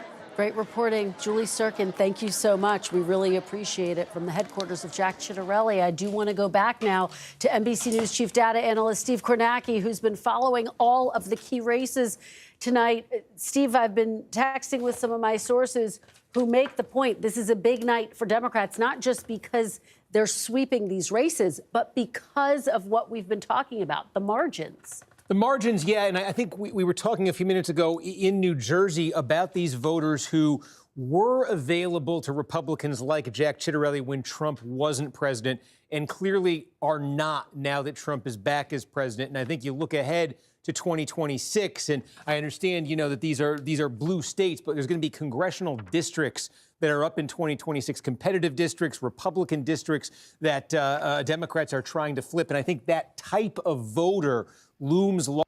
They definitely trying to give him an off ramp.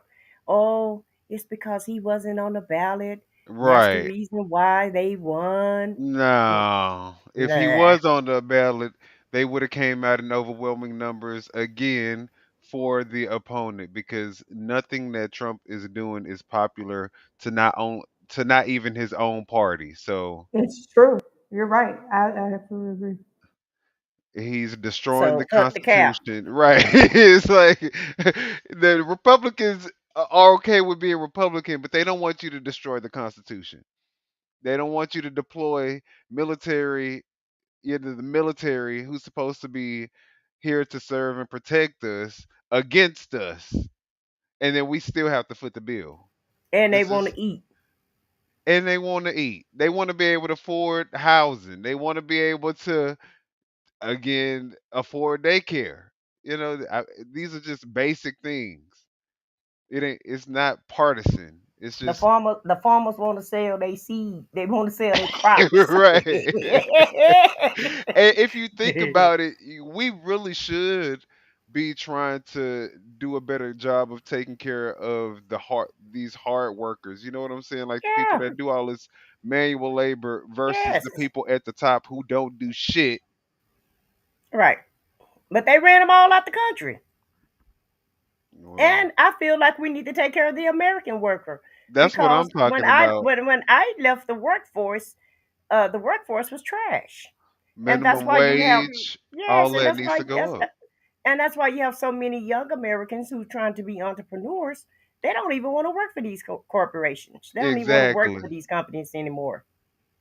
And then Be- the management is trash. You know what yeah, I'm saying? and So it's no. all because of corporate greed. All of it go hand in hand together. All of it. Right. Right. You do better just working for yourself. Exactly. Large and a lot At of this point, Go ahead. I'll turn it back off. And no, no, also, you're good. do y'all want to hear what he have to say, or y'all want me to fast forward it? I said, at this point, though, you might as well work for yourself. Lord knows. Yeah, because it's almost time for California, so let's fast forward and see what California doing because Yeah. we already run the way, so they can talk about them now. Oh, let me unmute it. And be something else to benefit one system versus the other. We have enough problems right now. Why is it important to come out for this special election? What brought you out? What brought me out? The state of the country? I've been unemployed for Right? over a year. So Oh. I have to vote because that's Exactly. the A only way lot I of can women have left the workforce voice my forcefully. opinion. Oh. And that woman's emotion there, guys, I think is really tapping into what Governor Newsom was trying to, I should say, tap into by putting this proposal forward, which is he made the case consistently that this is about more than California, that this proposition is about being able to voice your anger with the Trump administration, protect democracy, and speak out against the direction of this country, guys. Well, what happens in What was California could that? have huge That implications happened for in the midterms Texas? and for Governor Newsom's own political future if he does Let me decide roll to it back. run I don't know. for president. I Liz wasn't paying Kreutz, thank attention you either. for My that great bad. reporting. We'll I was check reading back. all in the Q's thing. Let me roll it back a little Governor bit. Newsom, Trying to, perhaps, and top yeah, I was Democrat. trying to read it too because she said something about something happened in Texas. Hmm. Y'all not talking about Texas. A historic runoff is going to happen between a young black male and a white lady, the governor of Texas, gonna try to stall the runoff race vote. Oh, we gonna have to look into that. Have you heard anything about that? No, Oh, and okay. We gonna and have I to look into that. yeah, and I wonder if she's talking about because of the redistricting. Oh, them doing a new election because Hmm. oh, yeah, we're gonna have to look into that. We'll look into it.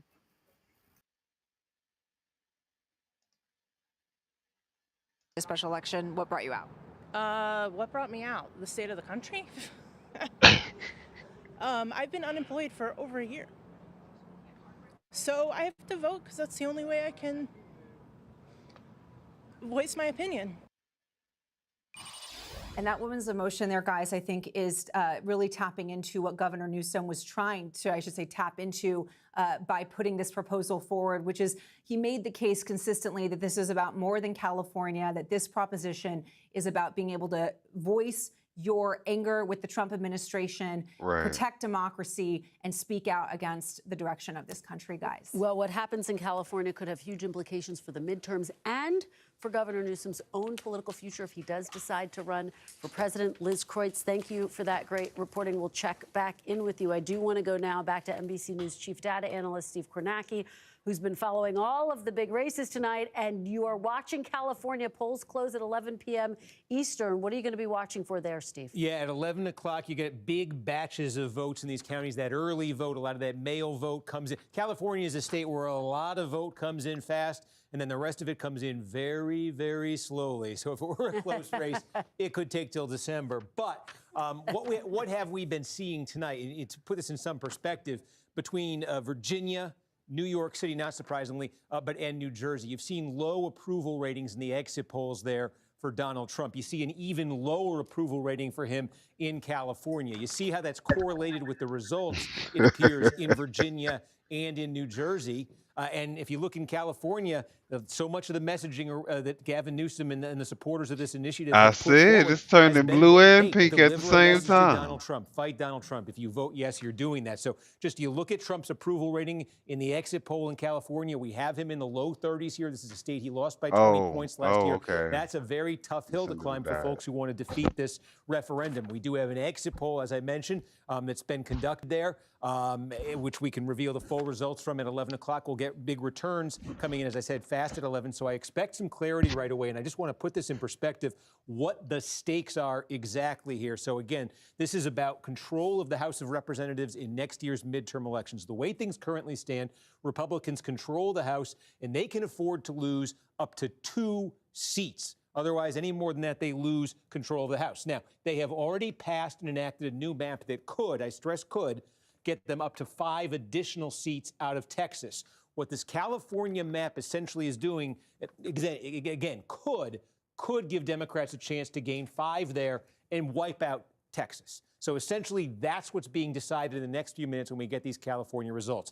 Could California pass this, enact the new maps, and wipe out what the Republicans did in Texas? What would happen then, though, is there are other states where this is playing out. Republicans have enacted a new map in Missouri that could give themselves a new seat there. There's a potential that would go to a referendum. It's complicated. The court ordered, there's a law and court ordering redistricting in Ohio. The new maps have come into place. It could be Republican gains of 2 seats, but they are going to be competitive there. But there could be Republican gains. New maps in North Carolina could be a new Republican gain there. Florida looms as a big possibility. If Republicans are aggressive, they could get 3, maybe 4 new seats out of there. So there are other states coming into the mix. And it's also important because, again, at 2, it's hard to see Republicans controlling the House, especially when you look at some of the results we're seeing tonight. But if Republicans could succeed in a lot of these states in redrawing it, if they could ever defeat this initiative in California, that number could be 10 or more. That would give them a much better chance of holding the House. And Steve, just to put a fine point on this, if you look at the math, and I want to make sure I understand it accurately, Republicans have a little bit of an edge in this redistricting tit for tat, right? Yeah, absolutely. That's I circle Florida here because I think this could be their biggest single opportunity if they want to be really aggressive. But there's a lot of moving parts here, because when Texas did that and California responded, a lot of other states are getting ideas. Trump and Republicans are putting pressure on a lot of states. Democratic activists are putting pressure. Wisconsin has entered into the conversation now. So who knows exactly where this is going to land? But there are more places, it would appear, where Republicans could do it for 2026. But what's also interesting here is you've seen in some of these states, I'm thinking of Indiana, for example, these pockets of Republican resistance, right? I mean, these places where it's not as though it's unanimity among the Republican Party that this should move forward, despite the state's governor backing it. On the Democratic side, you look at a state like Maryland, Ashley, and you've got some pushback, even as the governor saying, no, we're going to look into this. You've got some pushback from state-level Democrats there who say, hey, maybe we don't want to go down this road because once this snowball gets going, we sort of lose control of it here. And I But think they already know that they don't have a choice. They got to go down the road. The argument is the courts are going to weigh in. So the courts could, especially in Maryland, the opposition there to the governor, the state senator is saying we could actually, if we redraw, we could gain 1 seat. If the courts come and challenge it, we could lose 2 seats. So I think that is the risk. His point is what's the risk reward with most of these things? We might vote for Proposition 50, but the courts might come back and challenge the entire map. And you may not get 5 seats. This is a moving target. What about that point and the idea that ultimately this could backfire against either party? Right. It could. I think it's one of the biggest, most significant issues facing this country as it relates to upcoming elections. Without a doubt, this could shift the map dramatically. You could have some massive gains on the House side. You could have some losses on the House side. It also has presidential implications as well. Are we counting illegal aliens in these census numbers? Are we not counting them? All of these things are kind of wrapped into an issue where if they were to pass some of these things, and as Ashley pointed out, once they pass them, courts are still going to get involved and these things are going to be challenged. So who knows how much of this gets settled before we start voting in the midterms as well. What you're saying, Hogan, I think the other point is that it sets a precedence that we can, you can go through a redistricting process, and at any point, if I decide I need leverage to win an election, I'm going to redraw the maps. That's the challenge. That's what it's for anyway. Well, pretty much gerrymandering is so you can win elections. No, absolutely, but I'm saying it sets a precedence that each of these states now that are getting in the battle are now open to mid-decade Sure.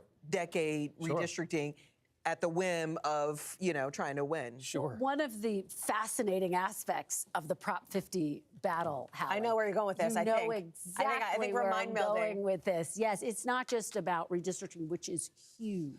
Who is it about? It is about the potential future of Governor That's Gavin exactly Newsom. right. Now, I interviewed him. I tried to get him to tell me his entire presidential platform. Got there almost. If he runs, wouldn't do it. He said he's focused on this fight right now. But talk about how the two are inextricably linked. I love that you're raising this because I think this is such a key part to this redistricting fight. It is 100% about obviously the redistricting and about the maps and where that goes. It is also certainly about Governor Gavin Newsom being in many ways the face of the opposition of the Democratic Party to President Trump. And this this was, I don't know if you want to call it a risky move. I'd be curious as to your thoughts there, but it's certainly a bold one, right? Texas does its thing. Newsom comes out and says, we're going to do it. To get this ballot measure on, runs this referendum. I mean, it's a big deal for him, and he has embraced that spotlight. It was fascinating to watch your discussion with him on Sunday on Meet the Press, Kristen, which was so good. But this dynamic that, like, I bet we'll see him while we're on the air tonight. You know what I mean? Talking about I don't know, I might take that bet. Like, talking about this and what he's doing on this front. Because, Hogan, earlier in the program, you talked about AOC, Congresswoman Alexandria Ocasio-Cortez, potentially being a 2028 face. You got to put Governor Newsom right up there, as he has made his intentions pretty clear on that front as well. So this is very much, I think, about him and his futures, too. Actually, what do you make of what Hallie's saying and Governor Newsom's message, which is we've got to fight fire with fire? He said, Republicans thought we would get upset and write an op-ed, but we're actually fighting back, and Democrats are cheering him on. Including those who used to be opposed to redistricting, like former President Obama. Absolutely, who weren't fans of Newsom either. I mean, the reality is, I think he's setting a new playbook on how to oppose Donald Trump. He's doing a holistic approach to it. It's really three-pronged strategy. One, he's challenging him in the courts. He's challenging him in the legislature and with these redistricting maps. But in addition, he's turning the mirror on Donald Trump. He's modeling Donald Trump and all of his tactics and antics, and is having a fun with it, and is really energizing the base. I saw your interview, which was exceptional, by the way, and it was clear that he's really gaining his stride. I mean, he feels very comfortable, very in command. But can I just say one thing before we go tonight? This has been a big night for Democrats, and I know we are going to be pounding our chests. We're going to feel emboldened, as we should. But the reality is here, Democrats, the question is, I'm a strategist, what is the day after plan? What's the day after the shutdown? Win, lose, or draw, it doesn't matter. We need to advance a proactive agenda on the economy. And don't go anywhere, because we're still sticking around. Sorry. We're not done, girl. We're waiting for the results of Prop 50, and it is now just after 11 p.m. Eastern Time, and we have our final big call of the night. And like all the others tonight, it's a win for the Democrats. NBC News Can you guys now hear me? project that voters have approved a ballot measure on redistricting that could boost Democrats in next year's midterm elections. It's the theme of the night. Voters turning out, signaling they want change, and they are not happy with the president's party. In New York City, NBC News projecting that 34-year-old Democratic socialist Zohran Mamdani, who ran a fiercely anti-Trump campaign focusing on economic issues, will be the next mayor of America's largest city. And we want to take you to live pictures of Mamdani's election night headquarters, where we are expecting the mayor-elect to speak any moment now. We'll bring that to you. In New Jersey, the governor there, NBC News projecting that Democrat Mikey Sherrill has held off a tough challenge from Republican Jack Ciattarelli. In Virginia, Democrats sweeping the statewide races. NBC News projecting that Abigail Spanberger will be the next governor of Virginia. And Democrat Jay Jones projected to win the Virginia Attorney General's race despite facing major headwinds after he was forced to apologize for violent messages he sent in 2022 about Republicans in his state. I do want to go back to NBC News chief data analyst Steve What did he say, child? who's been following all of the races all night long. What text message say? Talk about this ballot measure, Prop 50. Something NBC about he News wished. now projecting Hold on a it second. has passed. Show us what you've got there, Steve. Yeah, well, I want to Something about he wished that all of them would leave the earth. You see the check mark, you don't see any numbers, you don't Same see thing any Trump counties said filled about in. the So Democrats. What happened is we took exit polls in all of the key states and in New York City tonight. In the exit poll, on this proposition.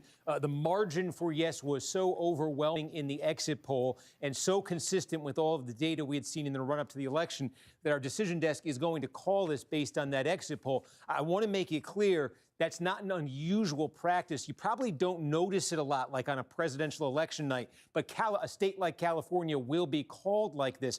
We don't tend to pay much attention to it on a presidential election night because we're in the middle of North Carolina and Georgia and Wisconsin and showing you results from all the swing states. But there are a lot of states out there that are very lopsided states, either Democratic or Republican states. And when you get an exit poll that really just confirms that, the state will be called that quickly. So that is what you're seeing happening here. Our decision desk has made the determination based on what they've seen in the exit poll and some other data So it's that going they to be will a call yes. this for yes right away. And again, we will start Yay. seeing big batches of votes come in here very shortly. All right, and Steve, All Callie, go ahead. right. I just want to say one super I just want interesting to see thing that's when coming the out of our exit batches of polls here, votes and I know we're start going to get to coming in. California, but when you talk about this redistricting, when you talk about the exit polls, as Steve does here, there was a really interesting data point because we asked, the exit pollers asked, do you think each state's congressional district lines should be drawn by the party in power or by a nonpartisan commission?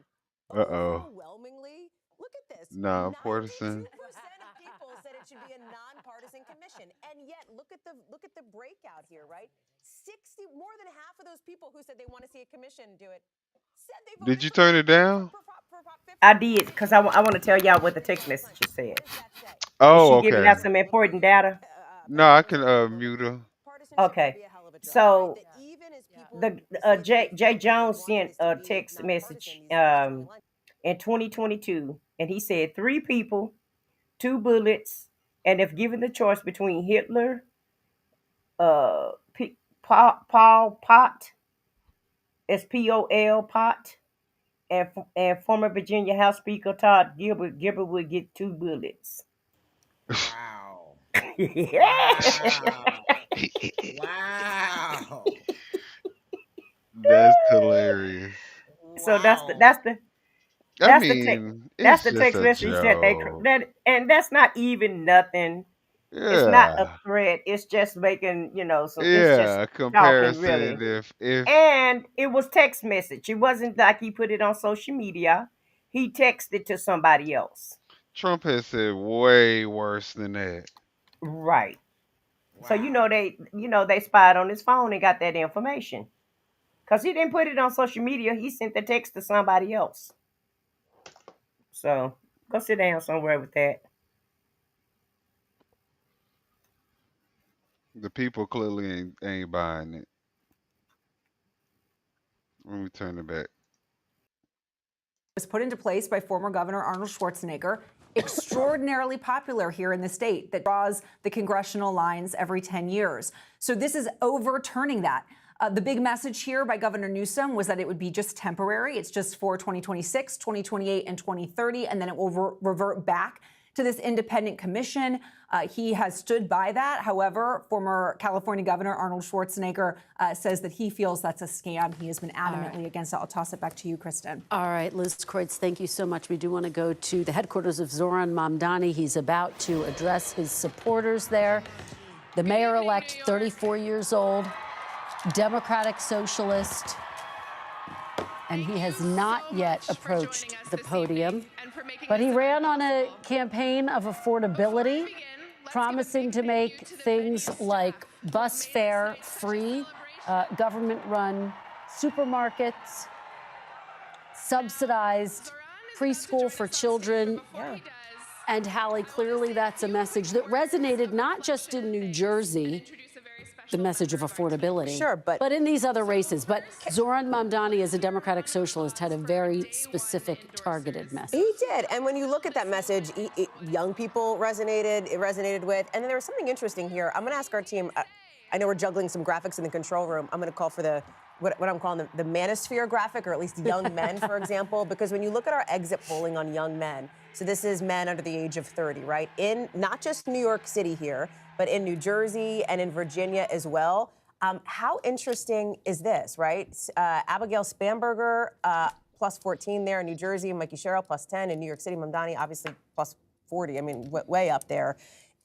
young men, when were we talking about young men in 2024 turning out for Donald Trump, right? Coming out for the Republican here. And so I think this is an interesting dynamic. Clearly, Zohran Mamdani tapped into it, but so did Abigail Spanberger and Mikey Sherrill, and I think that's worth noting. Hogan, what do you make of those numbers? I mean, young Democrat men voting for Democrat candidates. I don't know what to tell you. It just seems as though... And yet, Trump was able to win some of them over. Exactly. Trump was In able to win some of them 2024. over, but we're not talking about trumping on the ballot here. I understand that they used him in their campaign ads. I understand that they wanted to try and attack him to try and gain ground with some of those voters. But you know why we're asking? I mean, because it gets to the point of, is the Trump coalition hanging together, or is the Trump coalition specific only to President Trump? Well, that's right. I think it's the latter. I think the Trump coalition is specific to Donald Trump, and I don't know if there's abilities within the Republican Party, because I would argue we have a deep bench. I know you would disagree, but I don't know anybody can capture what Donald Trump was able to capture, just like nobody on the Democrat side can capture what Barack Obama captured. They're completely different people. No one can capture what Bill Clinton was able to capture because he was Bill Clinton. These people are just kind of singular political figures that it's really difficult to try and Barack duplicate was the that, most or popular, even coalesce even in the polls. voters around a different candidate that isn't Donald Trump. I kind of have more of a question than a comment, but it is Republicans have made the decision to stand with Donald Trump regardless. And because the calculation is that standing with Trump will turn And out it's Trump not voters helping when you. Republicans are on the ballot, even when Trump is not. So could that calculation start to shift from a legislative perspective, from a policy perspective, from an executive order perspective, if it's not going to work for them next year in the midterms? Possibly That's so, because these also people want to something win that this is elections. I showing. do think, though, if you reject Trump, then you do so at your own peril because you don't have that solid core base, at least to try and build upon. If you're trying to take some of these independents away, which you should want to do as a candidate, of course, and you want to be the governor of all the people and all those things, you still need to have at least a fired up base out there to get you to that point where you can say, all right, I'm solidly in the camp of all these Republicans. But Now they're how do I not pick off fired other up for people these and expand people. that tent? As It's difficult to do. It is. As we wait for Zohran Mamdani's speech, I do want to read, we're getting a new reaction from Chuck Schumer, who says, I congratulate Zohran Mamdani on his well-earned and historic victory. We have worked together on a number of vital issues like delivering historic debt Oh, relief Lord, for everybody about taxi to start. drivers. I look forward to building Just on lying. that Y'all partnership. didn't even Making strong, fair, more affordable. See, that's what I hate about the Democrats. You know, they be getting on my nerves. They just be capping. They'll wait till the last minute, come in the midnight hour, and then claim like they've been working with them all the time. And when in actuality, they haven't. Not even Chuck Schumer. Right. Swear they've been working for years. Like they besties and stuff. Like, sir, Right. y'all probably Like, was on the sir. same email thread and got the same link to sign a bill or something. I don't know, Thank but you.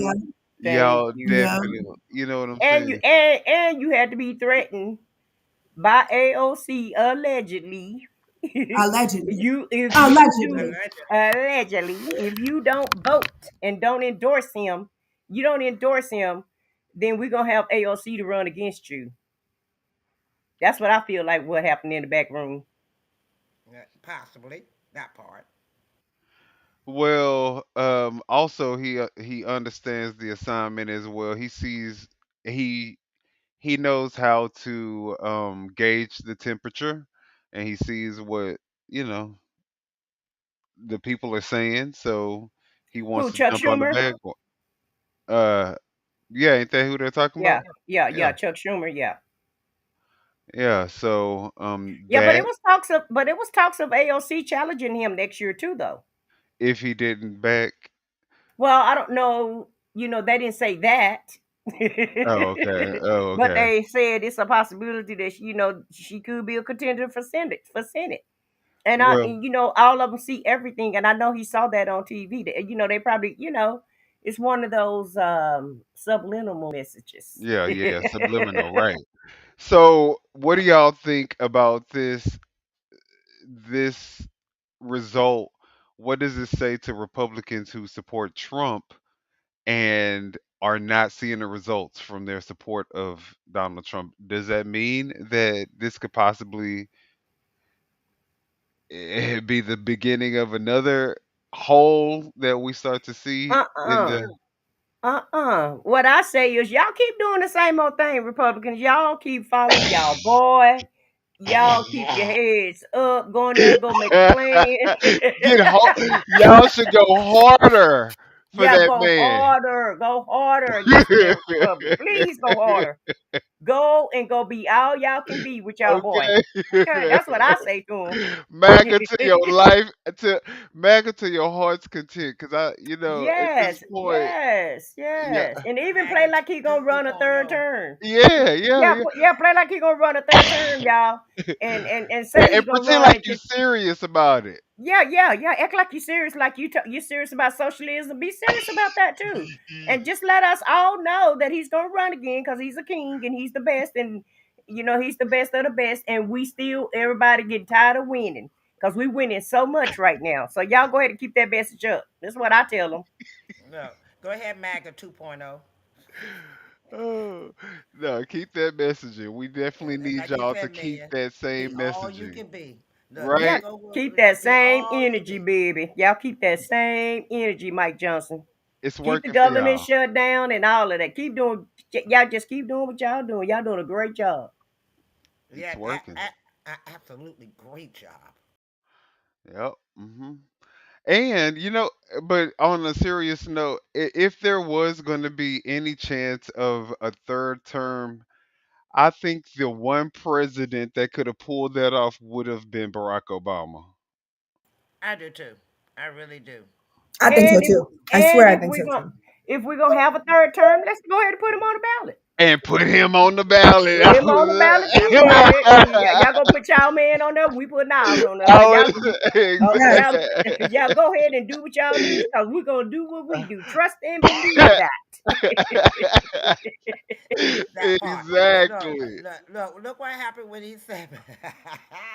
I, I gotta stop laughing long enough to say what I'm gonna say. But I'm just saying, hey, If if that's what y'all they want to want, play that if they game, like it, we love it. We can't right? Look, beat them. Gotta Exactly. join look, them. And that's look, why man. Gavin Newsom. But that's one of the reasons why Gavin Newsom is doing what he's doing right now. And of course, he want to help himself in 28 to try to be the president because Right. Right. you notice he said it ain't gonna change back to 2030, right? And so it's all he was just waiting on a moment, and this is his blessing in disguise. He's Well, been out here and he's been advocating for Prop 30. He's been on the news for the last month, 2 to 3 months. He's been campaigning. He's been in the forefront of ICE being in his state. He actually Right. took them to the court and got them to the Supreme Court and got them thrown out of California. And so he's really been the forefront for the Democrat Party, in my opinion. And like Homeboy was saying, AOC is the next face. No, sir. I feel like Gavin Newsom is the next face for the Democratic Party. He's young, he's fine, he's cute, he's tall and thin, and and fine and tall and he's from fine and California. tall He got a tan, he got a real tan and everything. and he's tall and fine.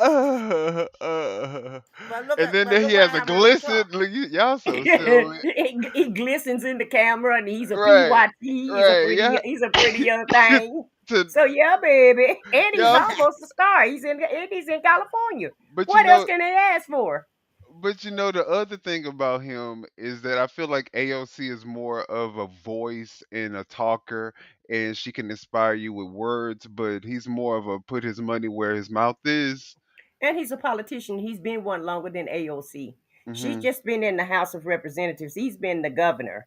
And being a governor is almost like being a mini president because you President, have to, because yes, because exactly. um you have to govern the whole state. So there's some more people that you're having to govern. She's just representing the state and writing bills, but he's actually doing setting policies and getting votes. He's doing the real work. Right. Right. Right. Where Well, other look governors at look. are folding and bending a knee, Well, and wait a minute. Look at Trump. Look. Remember, Trump said he wanted. He went to the Supreme Court, right? And he turned around and said he wanted the presidents to no longer be immune to any crimes and stuff, right? Well, Dum Dum forgot that he can't charge the former presidents with any crime because you said no president. can be charged, present or former presidents can be charged with anything. You went to the Supreme Court to get that enacted. So now you can't go after Obama, you can't go after Biden, you can't go after nobody. So you just did your own self in with that, trying to cover yourself. You covered our Democrats. Thank you. But see, that's the reason why he's going after people like Letitia and all these the other Democratic politicians. Comey, James Comey, Yeah, and yeah, yeah, Letitia yeah. James. Comey. Yeah, but Comey is winning his case because the attorney general that he sent out of the federal agent that he sent out to here after Comey, she's never even tried a court case. Yeah, they said. I mean, they basically said that both of them pretty much have good chances of getting the cases thrown out. So And Alina Habba is getting her license taken away for trying to represent Trump with frivolous cases. So it's not a good deal to get in bed. Alina Habba, that was his last lawyer. But it's just not a good idea. It's not a good idea to get on board with Agent Orange. He's going, everything he touched turns to ish. It just really does. And he's And gonna every have lawyer he people. has lost a Yes, they license don't and lost their lost. practice. Look at Giuliani. We don't even know that man no more. We don't get to see no dye. Yeah, we don't get to see no dye running all across his face and down his temples and none of that no more. We don't even know who he is no more. Well, Yeah. what was it? Remember, there was one lawyer that was in front of Jasmine Crockett one time, and she said, "You still a lawyer for Trump?" He said, "Yeah." She said, "You still got your license?" Yes, I remember that. I do remember that. That was so hilarious. I let's think I see. laughed about He that said, "Yeah, clip for like 2 days. That's when they were talking about the this what is it? The thing that he got going on now. Yeah, here goes Zaron. Let's hear because I wanted to hear the cheering, but I know they. Let's hear what they What he got saying. to say?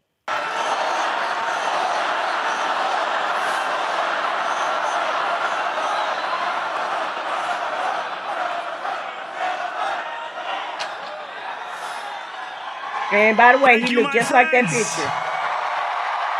Exactly. Oh, Hayden. The sun may have set over our city this evening, but as Eugene Debs once said, I can see the dawn of a better day for humanity. For as long as we can remember, the working people of New York have been told by the wealthy and the well-connected that power does not belong in their hands. Fingers bruised from lifting boxes on the warehouse floor.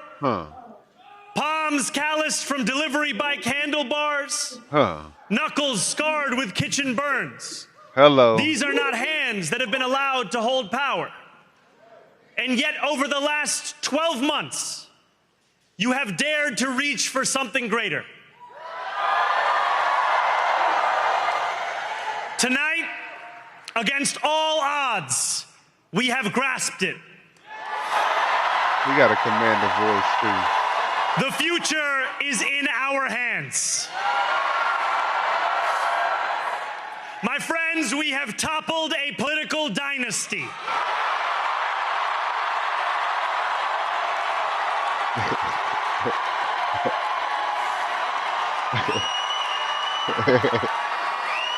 They don't like him. Ooh, they don't like him. I wish Andrew Cuomo only the best in private life.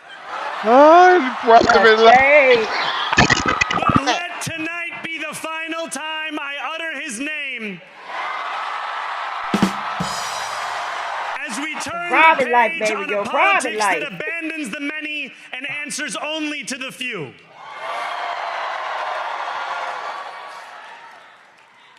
New York, tonight you have delivered a mandate for change, a mandate for a new kind of politics, a mandate for a city we can afford, and a mandate for a government that delivers exactly that. On January 1st, I will be sworn in as the mayor of New York City.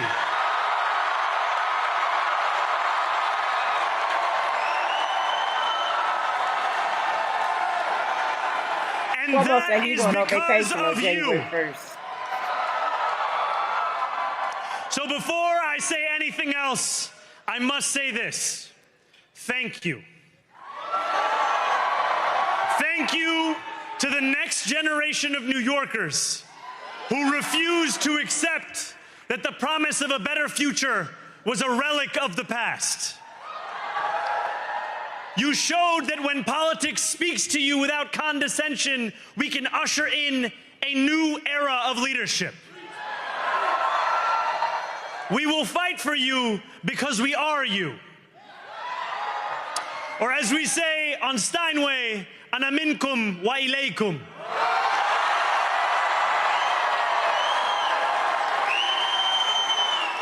Thank you to those so often forgotten by the politics of our city who made this movement their own.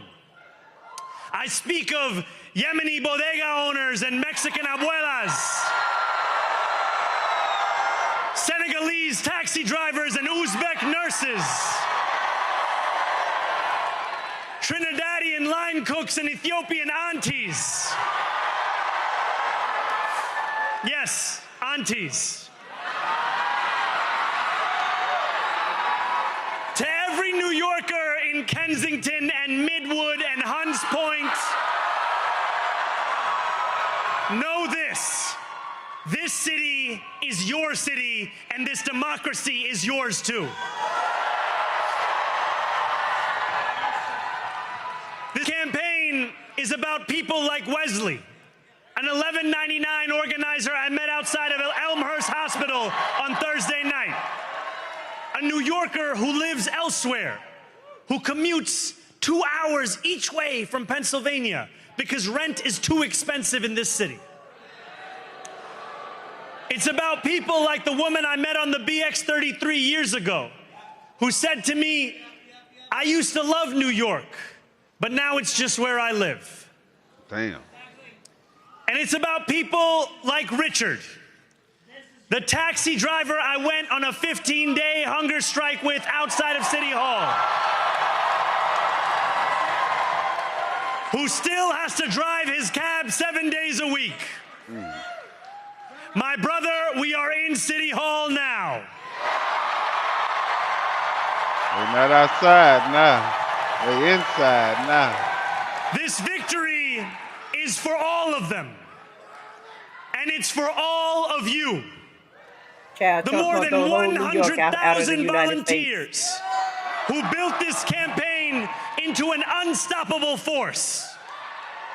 Because of you, we will make this city one that working people can love out of and all live of the in again. acceptance speeches, this is the best one. With every door knocked, every petition signature earned, and every hard-earned conversation, you eroded the cynicism that has come to define our politics. Now I know I would that say so too, but I'm a much little from bit you biased. over this So I'm last going to year. say Abigail Spanberger. There you go. Time and again, you have answered my calls. But I have one final request. New York City, breathe this moment in. We have held our breath for longer than we know. We have held it in anticipation of defeat. Held it because the air has been knocked out of our lungs too many times to count. Held it because we cannot afford to exhale. Thanks to all of those who sacrificed so much, we are breathing in the air of a city that has been reborn.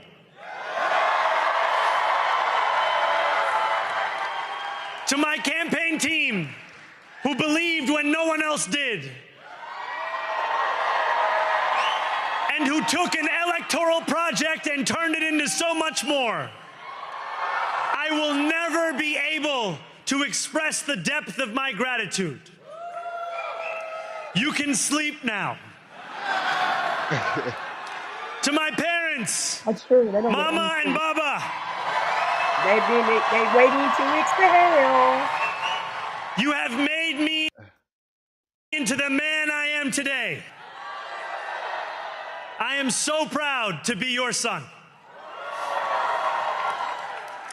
And to my incredible wife, Rama,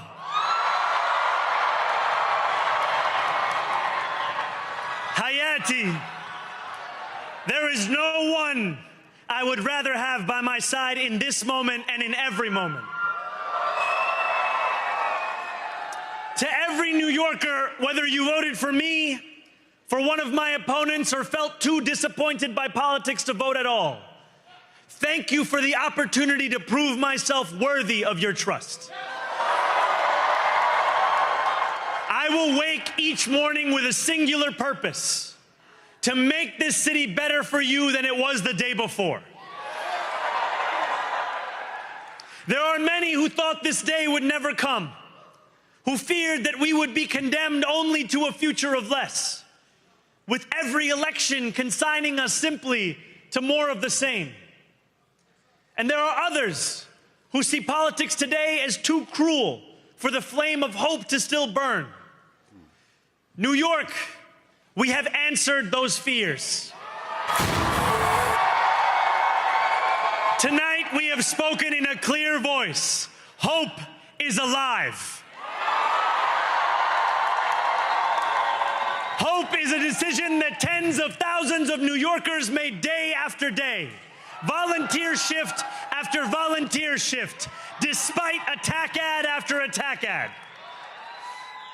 More than 1 million of us stood in our churches, in gymnasiums, in community centers, as we filled in the ledger of democracy. And while we cast our ballots alone, we chose hope together. Hope over tyranny. Hope over big money and small ideas. Hope over despair. We won because New Yorkers allowed themselves to hope that the impossible could be made possible. And we won because we insisted that no longer would politics be something that is done to us. Now it is something that we do.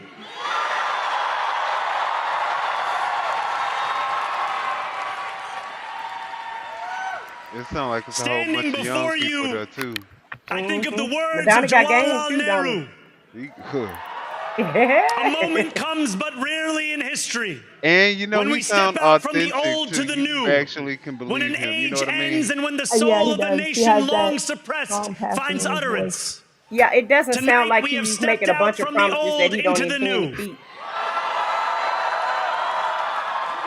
So let us speak now with clarity and conviction that cannot be misunderstood about what this new age will deliver and for whom. This will be an age where New Yorkers expect from their leaders a bold vision of what we will achieve, rather than a list of excuses for what we are too timid to attempt.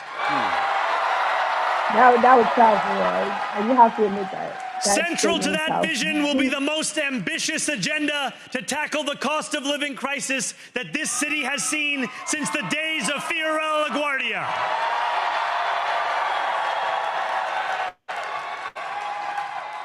An agenda that will freeze the rents for more than 2 million rent-stabilized tenants. It sounds good, as long as it sounds good. Make buses fast and free. And deliver universal child care across our city. Years from now, may our only regret be that this day took so long to come. This new age will be one of relentless improvement. Thank you! We will hire thousands more teachers. We will cut waste from a bloated bureaucracy. We will work tirelessly to make lights shine again in the hallways of NYCHA developments where they have long flickered. Safety and justice will go hand in hand as we work with police officers to reduce crime and create a department of community safety that tackles the mental health crisis and homelessness crises head on. Excellence will become the expectation across government, not the exception. In this new age we make for ourselves, we will refuse to allow those who traffic in division and hate to pit us against one another. In this moment of political darkness, New York will be the light. Here, we believe in standing up for those we love.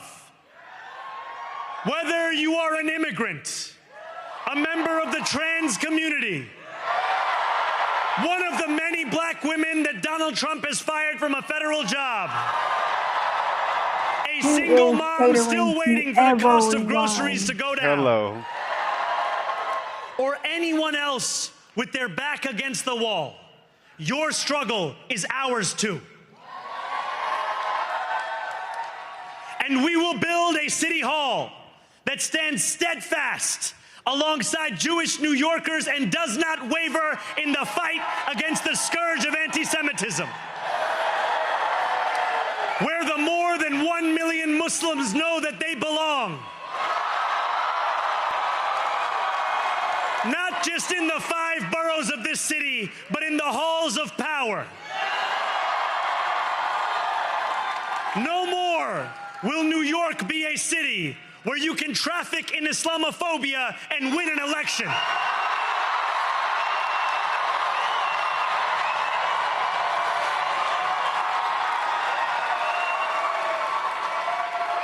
This new age will be defined by a competence and a compassion that have too long been placed at odds with one another. We will prove that there is no problem too large for government to solve and no concern too small for it to care about. For years, those in City Hall have only helped those who can help them. But on January 1st, we will usher in a city government that helps everyone. He says he's really Now, I know that many have heard our message only through the prism of misinformation. Tens of millions of dollars have been spent to redefine reality and to convince our neighbors that this new age is something that should frighten them. As has so often occurred, the billionaire class has sought to convince those making $30 an hour that their enemies are those earning $20 an hour. They want the people to fight amongst ourselves so that we remain distracted from the work of remaking a long broken He does system. have a point. He has a point. A good We point. refuse to let them dictate the rules of the game anymore. They can play by the same rules as the rest of us. Together, we will usher in a generation of change. And if we embrace this brave new course, rather than fleeing from it, we can respond to oligarchy and authoritarianism with the strength it fears, not the appeasement it craves. After all, if anyone can show a nation betrayed by Donald Trump how to defeat him, it is the city that gave rise to him.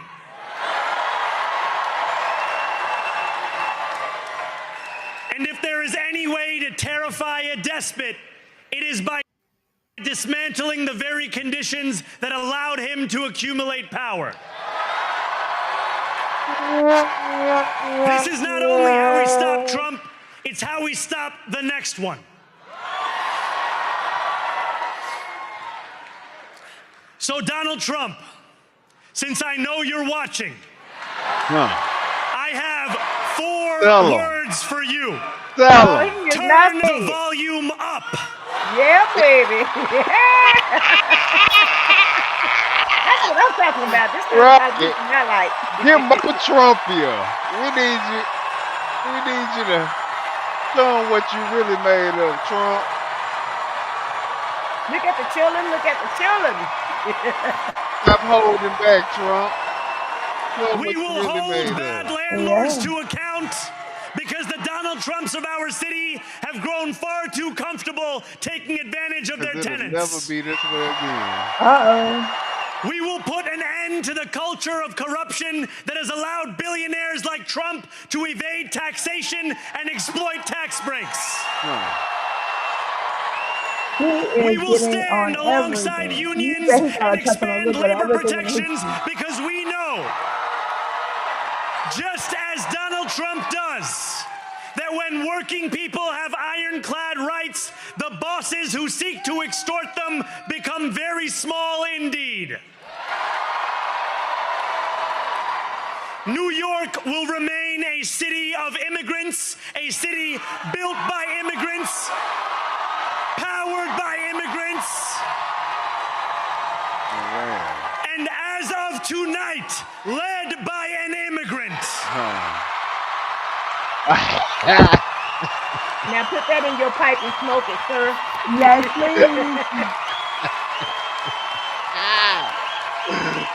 Yeah, that's what I'm talking about. So hear me, Talk your shit. President Trump, when I say this. To get to any of us, He said you he will has to have to stop. He get needs to through let off his all chest of tonight. us. Talk your shit. That's right. When we enter City Hall in 58 days, expectations will be high. We will meet them. A great New Yorker once said that while you campaign in poetry, you govern in prose. If that must be true, let the prose we write still rhyme, and let us build a shining city for all. And we must chart a new path, as bold as the one we have already traveled. After all, the conventional wisdom would tell you that I am far from the perfect candidate. I am young, despite my best efforts to grow older. I am Muslim. I am a democratic socialist. He is catching on. Oh. And most damning of all, I refuse to apologize for any of this. I know that's right. No apologies. And yet, if tonight teaches us anything, What's your name? I it is said what that I said. convention has held us back. Truth telling squad. We have bowed at the altar of caution, and we have paid a mighty price. Too many working people cannot recognize themselves in our party. And too many among us have turned to the right for answers to why they've been left behind. We will leave mediocrity in our past. No longer will we have to open a history book for proof that Democrats can dare to be great. Our greatness will be anything but abstract. I'm going to have to give it to you, Lizzy. It will be I might have to felt put him by before every Abigail. rent-stabilized tenant who wakes up on the first of every month, knowing the amount they're going to pay hasn't soared since the month before. It will be felt by each grandparent who can afford to stay in the home they have worked for, and whose grandchildren live nearby because the cost of childcare didn't send them to Long Island. It will be felt by the single mother who is safe on her commute and whose bus runs fast enough that she doesn't have to rush school drop-off to make it to work on time. And it will be felt when New Yorkers open their newspapers in the morning and read headlines of success, not scandal. I know that's right, sir. Most of all, it will be felt by each New Yorker when the city they love finally loves them back. 34-year-old Mayor-elect Zohran Mamdani. I mean, we got to say first and foremost, this is history in the making. The first Muslim mayor ever of the city of New York. That guy knows how to communicate. He knows how to communicate, and he knows exactly who he's talking to. Yeah. Not only is he talking to the current president of the United States, baiting addressing him directly. addressing him, telling Love him, it. turn the volume up. Yeah. And of course, drawing an immediate So by the way, post. just tweeting or putting out on True Social, and so it begins. And so it begins. Yeah. But he's also talking to every immigrant community that you could possibly think of in New York. How many did he name? The aunties. Yeah, the people, abuela, the taxi driver, the bodega owner. And every single one of them is roaring for him because he is speaking directly to them because he is one of them, right? He said it's a city powered by and now led by an immigrant. I mean, it was interesting because he started the speech off quoting a socialist, right? Eugene Debs. And then he goes in. That was and a he choice. Says, That was definitely a choice. That was a very deliberate choice. And he toppled a political dynasty. He says, basically, Andrew Cuomo, thank you, but now go live your private life. He had some major moments in that speech, but it speaks to the beast of a campaign, John, that he ran. I mean, he's throwing haymakers when he comes out there, right? He gets out there. To your point, Eugene Debs, right? I mean, he says, you're going to call me a socialist? Fine. I'm quoting the 5-time socialist presidential candidate who was jailed for his opposition to World War I. Throws that punch. He says, I hope that tonight is the last time that I ever use Andrew Cuomo's name. Yeah. Turn up the volume to President Trump. He's throwing those punches, and at the same time, you hear him make concessions. Yeah. You hear him talking about safety and justice. Remember, he was a defund the police guy, and he basically had to overcome that in the campaign. He talks about ridding the scourge of anti-Semitism. Obviously, a lot of Jewish voters were deeply uncomfortable with some of his past and some of his policies. So you see those concessions lightly made in this speech. And then I thought, a couple of other things that just really stood out. First of all, the amazing political talent. Yeah. Right? It's just raw. Like, whether you agree with them, you Obama disagree asked. with He had them. mini Obama. If If Obama, this is my thing, and everyone's going to laugh about this. If Obama and Sanders and Trump had a baby, it'd be weird. It would be weird looking, but it would be Zohran Mamdani. He's got a little bit of all of them. I don't know if he would accept that whole premise there, but maybe some of it. But the political talent is so incredible. It's so magnetic. Republicans hope that the Democratic Party is defined by Zohran Mamdani's policies for New York. They fear that the Democratic Party will be defined by his messaging. You heard him talk. I thought this was an incredible line here. He talked about the taxi driver that he went on a hunger strike with a few years ago outside City Hall, and he said to him, "My brother, we are in City Hall now." And that, that was really, I think. We waited. Oh, let me mute the thing. I think we could. I think we could win with this message. There's nothing wrong with this message. The only problem with the message is that the Republicans have painted Democrats as socialists, and to make it look like a bad thing, they try to make you feel like it's the socialism that's in other countries that have dictators, or other countries that have socialism, like Britain, the UK. And so socialism is in America anyway, and we just brand it a different way, because when you're giving farmers a subsidy, isn't that socialism? Absolutely. When you're giving out Medicare and Medicaid checks, isn't that Subsidies, right. socialism? When you go to the hospital and you can't pay your bill, and a nonprofit pay your bill for you, isn't that socialism? Food stamps is a part of, is a, you know. Yeah. And so America is socialism. They don't want to be branded that way.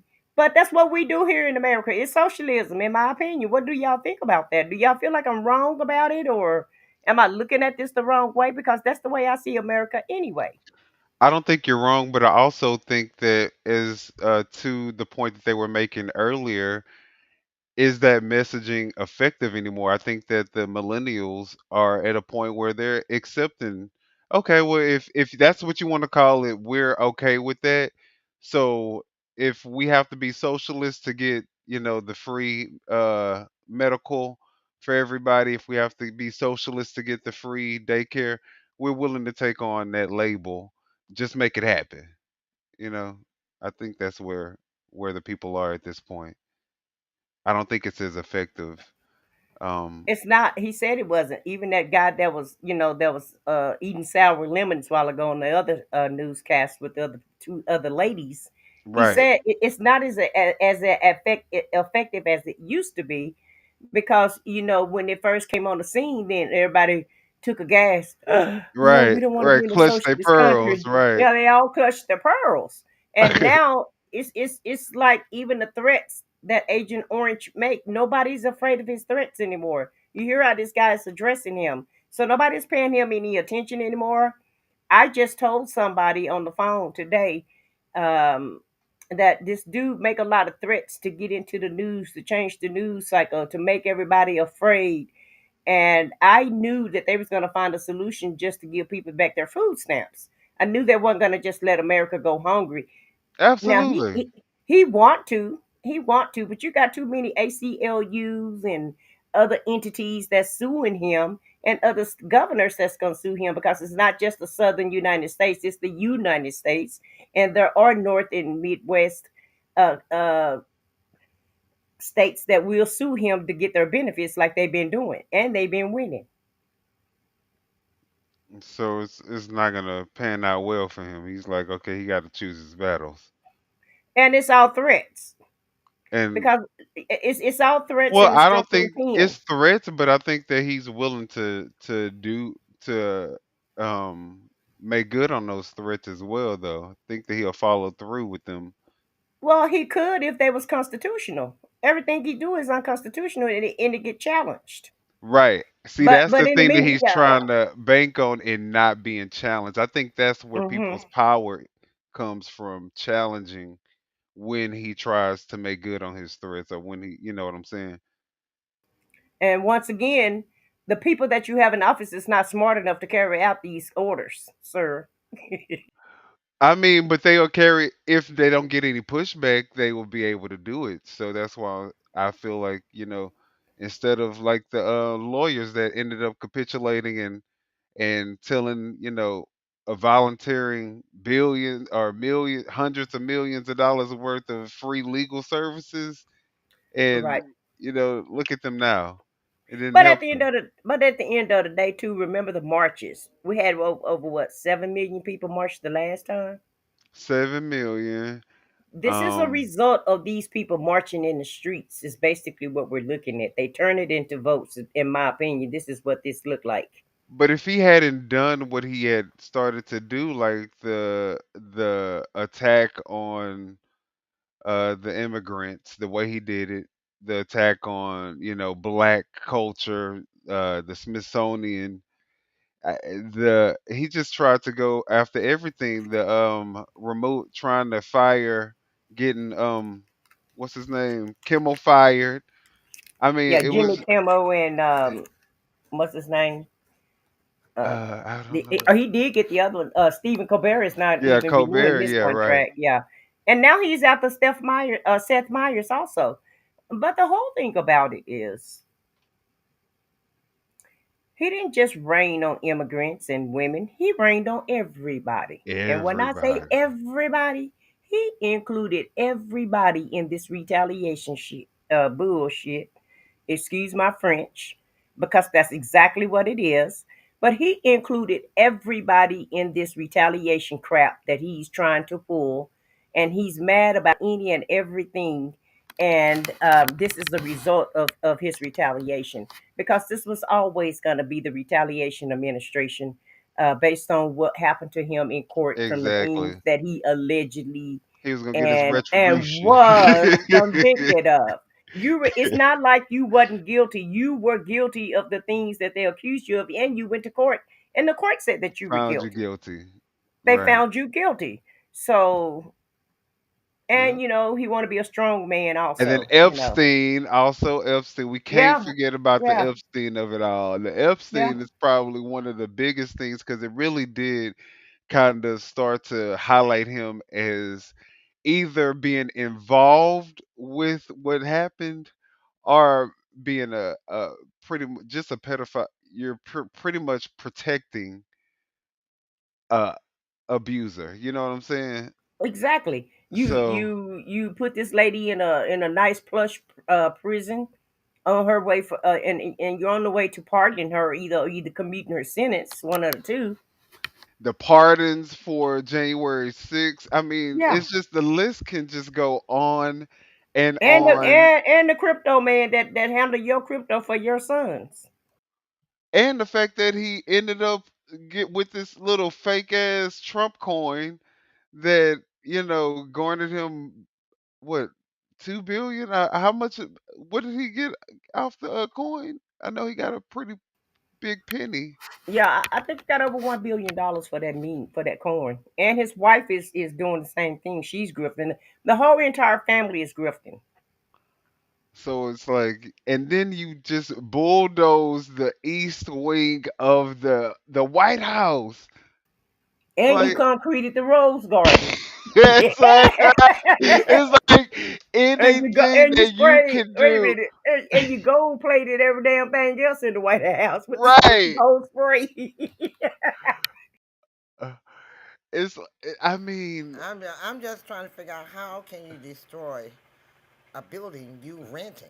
You ain't buying it. It's not yours to buy or own, but you go in there. It's a rental.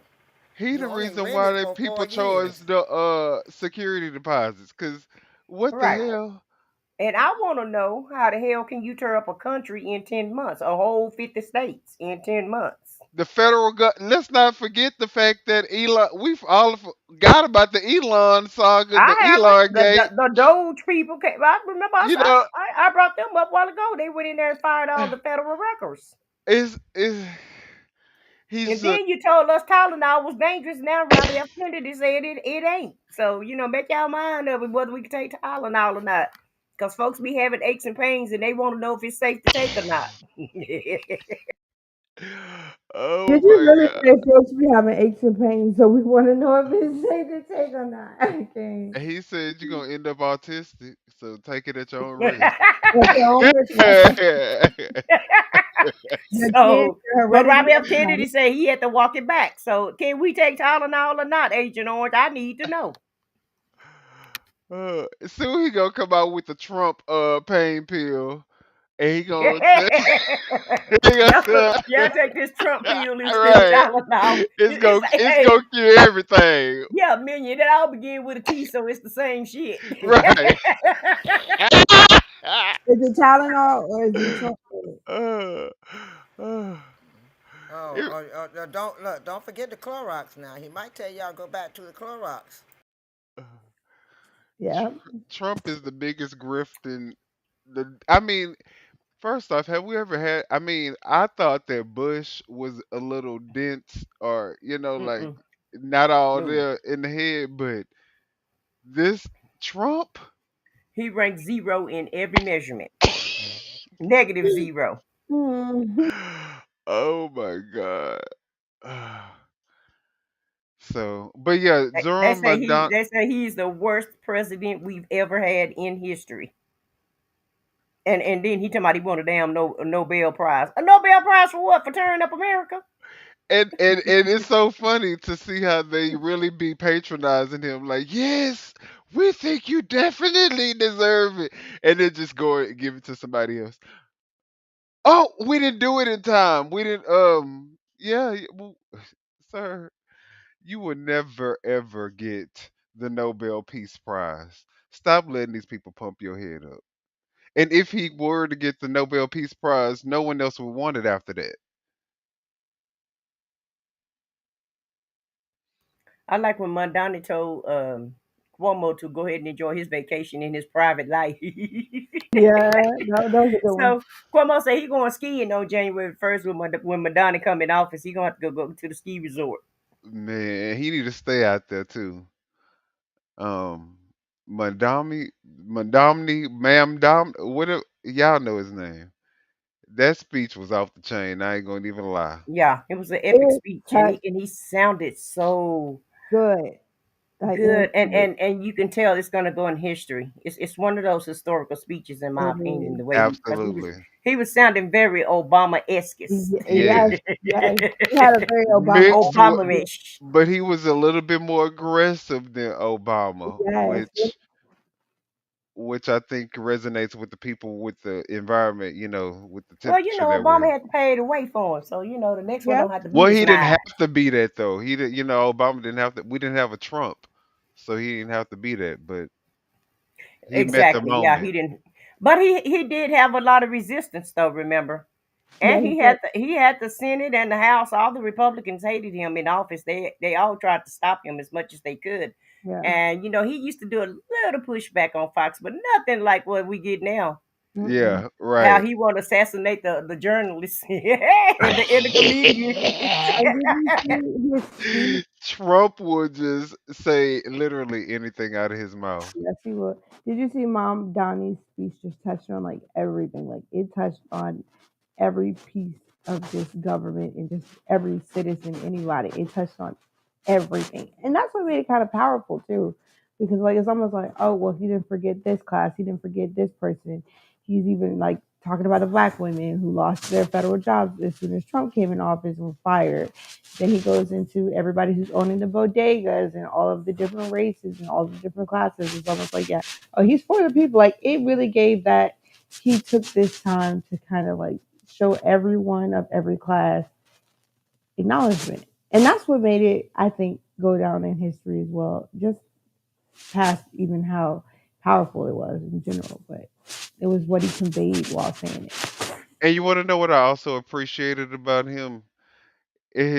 While he included everybody, he made sure to represent for his people and his belief and his culture as well, because I feel like a lot of times when you get black politicians, once they get to a certain level, they maybe it's a fear that if they start talking in support of their culture and their race, that it'll turn people off.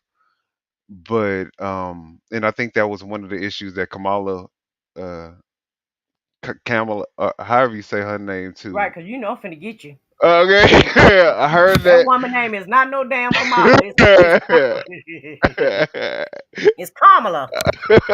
Kamala, Kamala. Kamala, Kamala. Kamala, Kamala. Kamala.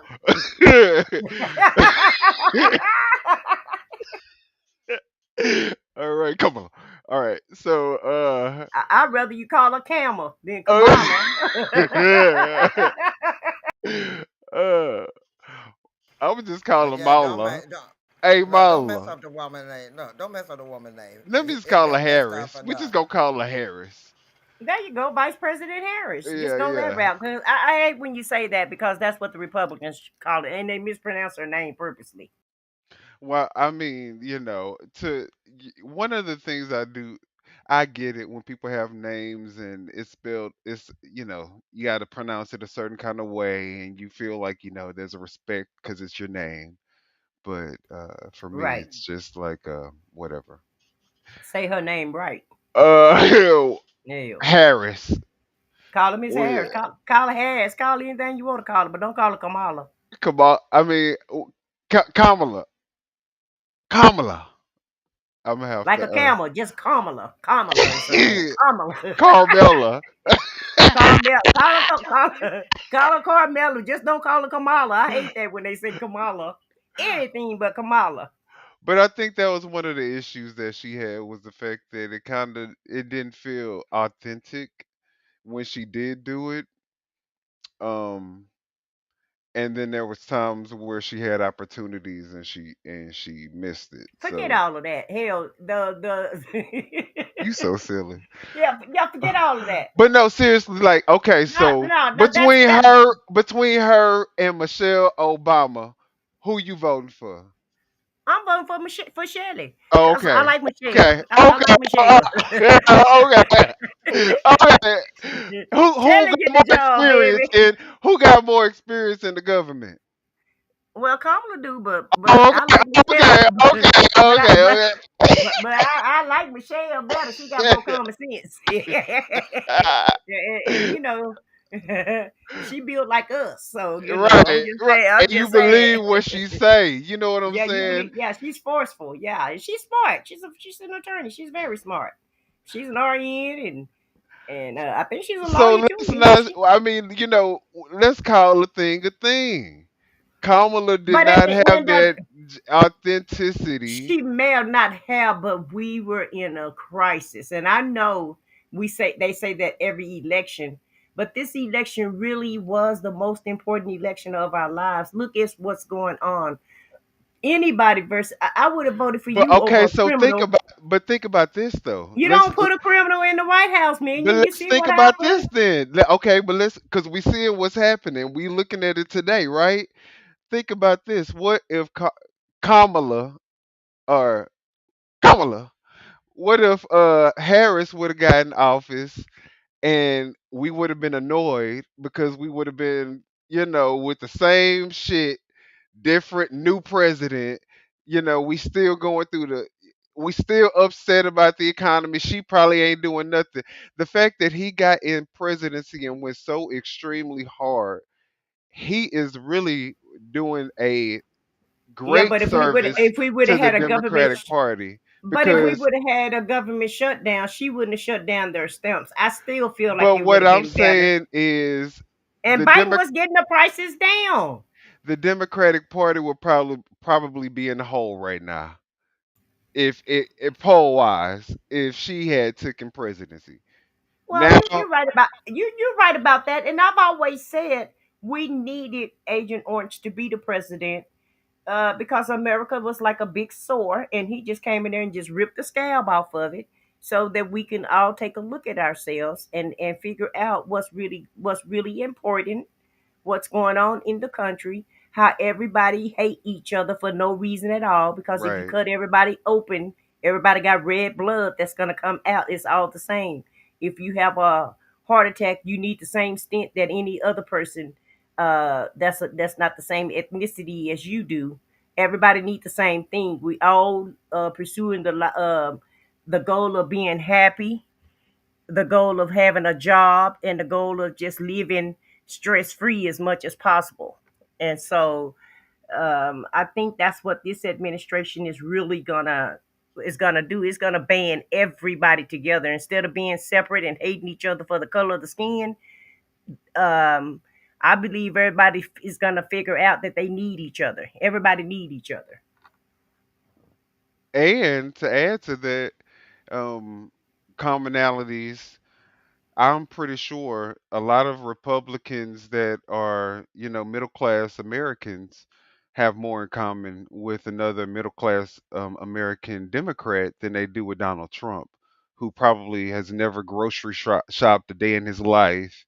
You know what I'm saying? Who doesn't know, the real struggle of the everyday American that's trying to get up and move up in their job and build a career for themselves and make a life for their family. He doesn't understand that plight, and I think that a lot of us, regardless of party, can identify with that. And I think that Mandamni, him, Understands that. I think that he was able to tap into that. Well, didn't he take his money from his didn't that man take the money from his brother, whoever disabled son? And it's not funny. But do you think he actually care about anybody? If you take from your family that really need these funds, you think he gonna care about the rest of America? I think not. That should have been the telling story right there. Let that be the reason that you don't put him in office. Less known his criminality. Who is this on? Is this? Do you hear what he's saying? Because I muted the Lizzy Foxy. Did y'all have some? We just talking. Nah, we just listening to you talk. We like it. We're enjoying it. I know I am. I'm just sitting back chilling. I done went and got a beer on this. Oh, child. All right. Well, 'Cause this was good to me. Seeing all this blue wave. It was just waving so bluely. We got one more to go. California, yay. yeah, and I mean, it's 11, so we should be getting the results pretty soon here now. But yeah, I think that if Trump hadn't got in, we would have never gotten this landslide victory. I just think it depends on how the country was going to go. But I'm like Alice. I feel like we still would have been a better off place if she would have been in office. Oh, we Because 100% would have been better because off. Biden put out a lot of jobs. Biden produced over 1 million jobs while he was in office, and he put a lot of the country to work. And homeboy went in there and just zapped all of that, just zapped all the funds from all the projects from the bill that Biden had. I mean, well, the The truth of the the matter, build back better. He took it. He extrapolated as much funds as he could from it. Some of it he couldn't take, but he took what he could. well, I mean, I think if Mighty Joe Young would have won presidency, the country would be in a better state at this point. A monkey could do a better job than what Donald Trump is doing. Look what Vaughn put on there. What? Remember he did that too. Well, he buried his and ex-wife. Oh, then but wait a minute. And then didn't even have a gardener to tend to it. They that talking is. about weeds was all over the place. It Oh didn't even my have God. it didn't have the yard folks to fix it up for. You know that's cold blooded right there. Yeah. He's definitely he's pretty much worst case scenario of what could have happened to America, right? Yeah. But Nancy Pelosi say he's a vile man. a She was hot. serpent, Yeah, she was hot today. Now those are not my words; those are Nancy Pelosi words. That's what she said in allegedly. her. And no, it wasn't allegedly. She said that in her interview. But I'll go ahead and say allegedly.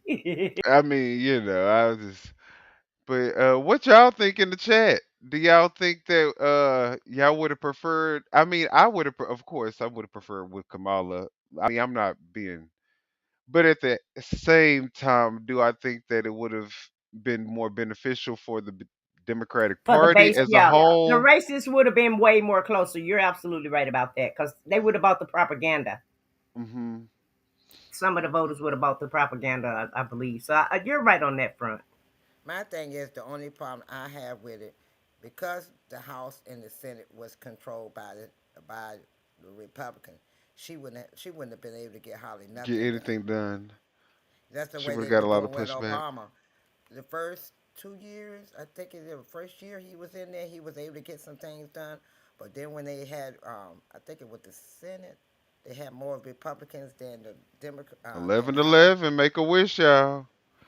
All right, sorry. And because of that, he couldn't get a lot of things that he wanted done. He had to do the uh, filibuster and all this. He went through changes with the House and the Senate over 8 years. Yeah, well, yeah, but he had the House and the Senate the first 2 years. Yeah, he It was did. just the last 2 years that he didn't have them. And then when he got reelected, I don't think he had it then, did he? I can't remember. Yeah, that was it. It was the last 4 years he went through hell. That's why he said, you know what, I'm not going to keep fighting with these people. I'm going to start entertaining. I'm going to have this done and that done. He said, I'm not stressing out no more with these Yeah, people. he started having parties at the White So they House. say that the basketball court that he had built was $350 million.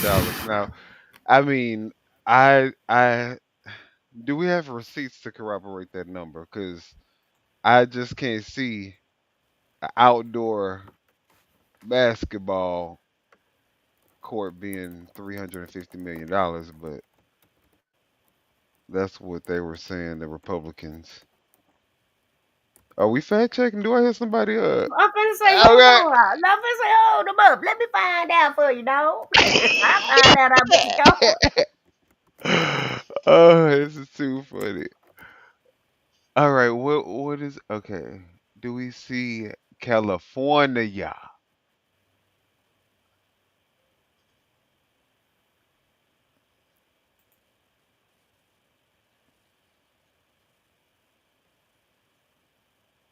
California IA.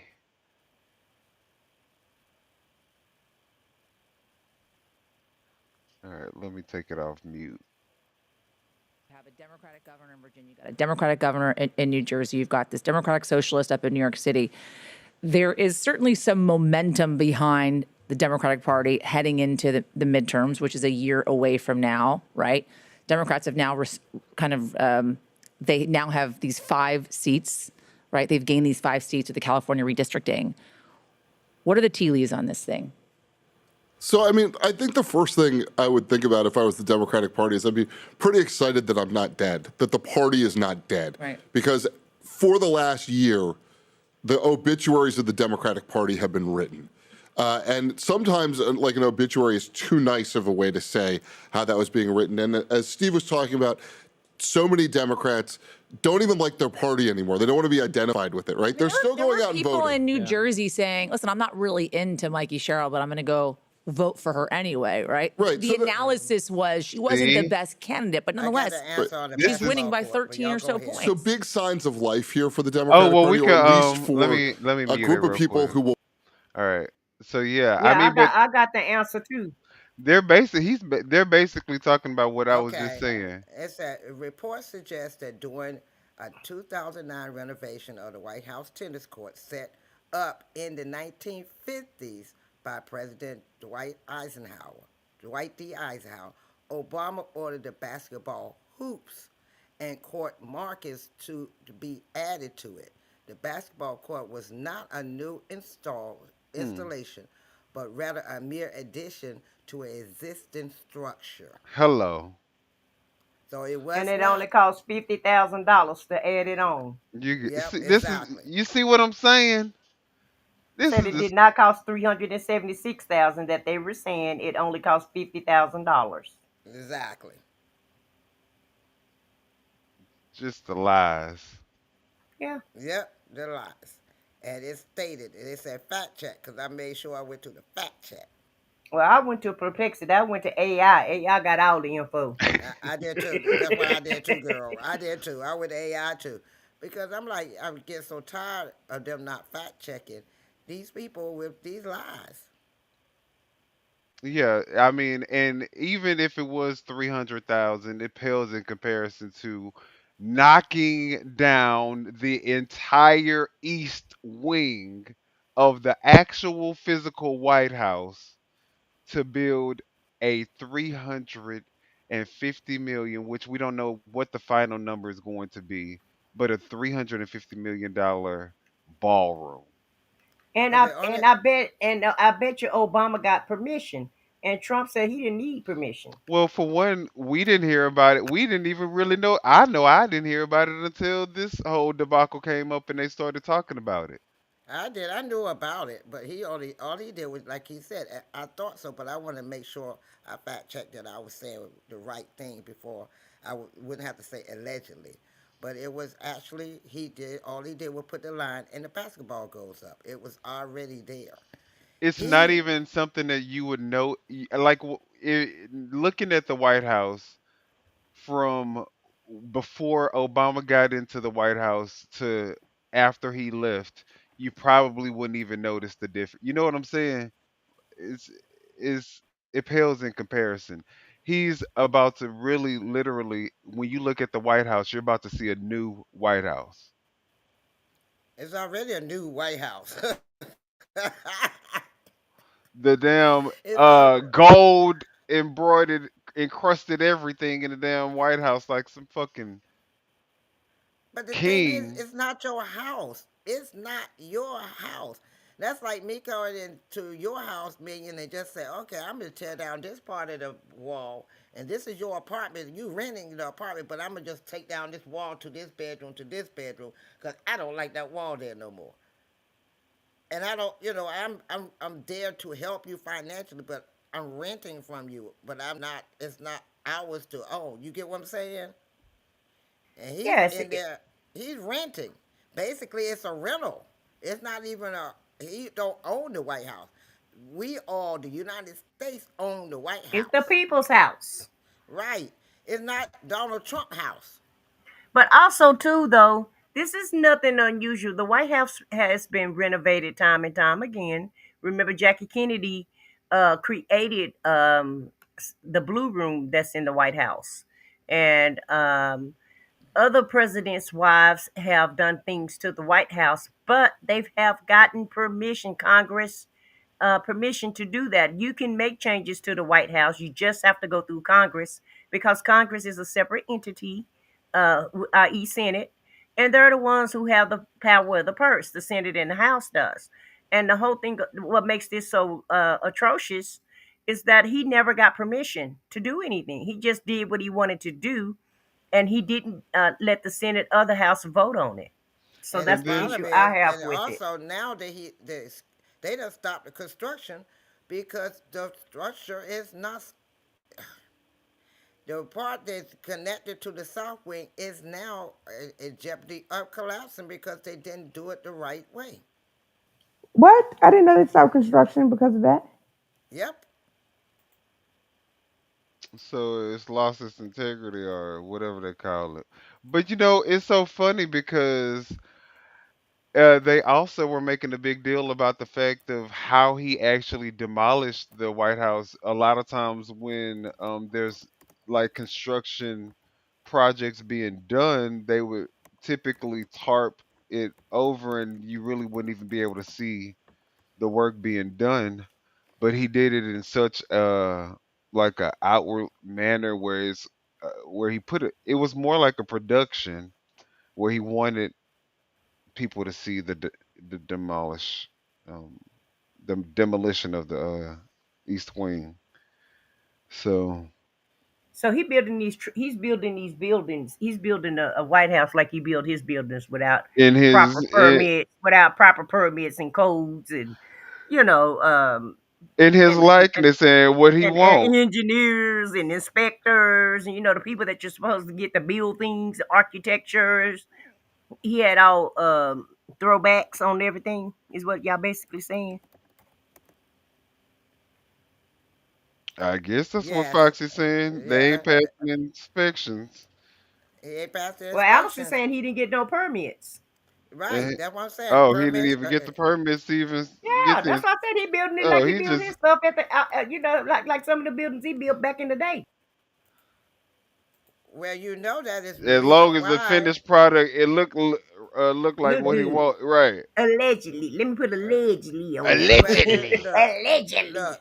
Well, allegedly, that's the reason why they took down Trump Towers in Atlantic City because of the structure.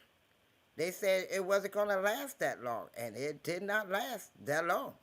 They There was say a that he used to uh skip out on paying the people, and so it probably had a whole bunch of different contractors from different. You know what I'm saying? Like, so, I mean, I allegedly, because I don't know, but Yeah, he used the crew. I'm telling you, he allegedly he used the crew that he used to do his shit. That's basically what had happened, and that's why everything had to be stopped because you got to dot the i's and you have to dot the i's and cross the t's when they you're in say the Washington companies D.C. that he's using they done, took their identities off the damn internet. They done took their websites down because they didn't want. They getting a lot of blowback from being a part of the demolition of the White House. So I hope they are proud with themselves after this. All right, let's see, because it looks like we got some news. Let me unmute. Oh, it's not muted. Oh wait, let me unmute. On the spot. The numbers. And right now, from where I'm standing, I can't go deeper on that. We could go. Okay. We could look up a lot of that stuff afterwards and do, Do you sort know, of Laura? like. All we know for sure is that she won over voters who expressed concerns about their personal financial well-being. Right. One of the most important issues in the race, not just obviously in that state, but all the others. And she also won over groups that were typically less locked in, Steve, which is sort of interesting. So moderates, independent voters, those who have an unfavorable view of both major parties, which is interesting as well. Okay, so you're hearing this, right? You're the president of the United States. You're Donald Trump. You are Mike Johnson, Speaker of the House. You are in now 35-day government shutdown, the longest government shutdown this country has ever seen. You got to do something. Yeah. Right? Well, you're bleeding out. The House is not even in session. It hasn't been in session for about 6 weeks now. Okay, It's an but so- extraordinary thing. Are they going to do something? I don't know. I think they're going to wait for the Senate to do Can something. you call someone and find out? Well, certainly, Can you I call haven't. anyone? Let's put it this way: the House is in a holding pattern right now. I think they're waiting for the Senate to move. Yeah. But they're certainly feeling the pressure. One of the reasons the Speaker is keeping the House out is that he doesn't want his members around speaking, exposing the divisions within his conference. What were you going to say? I was just going to say, I mean, if you're Donald Trump, your MAGA voters are sticking with you.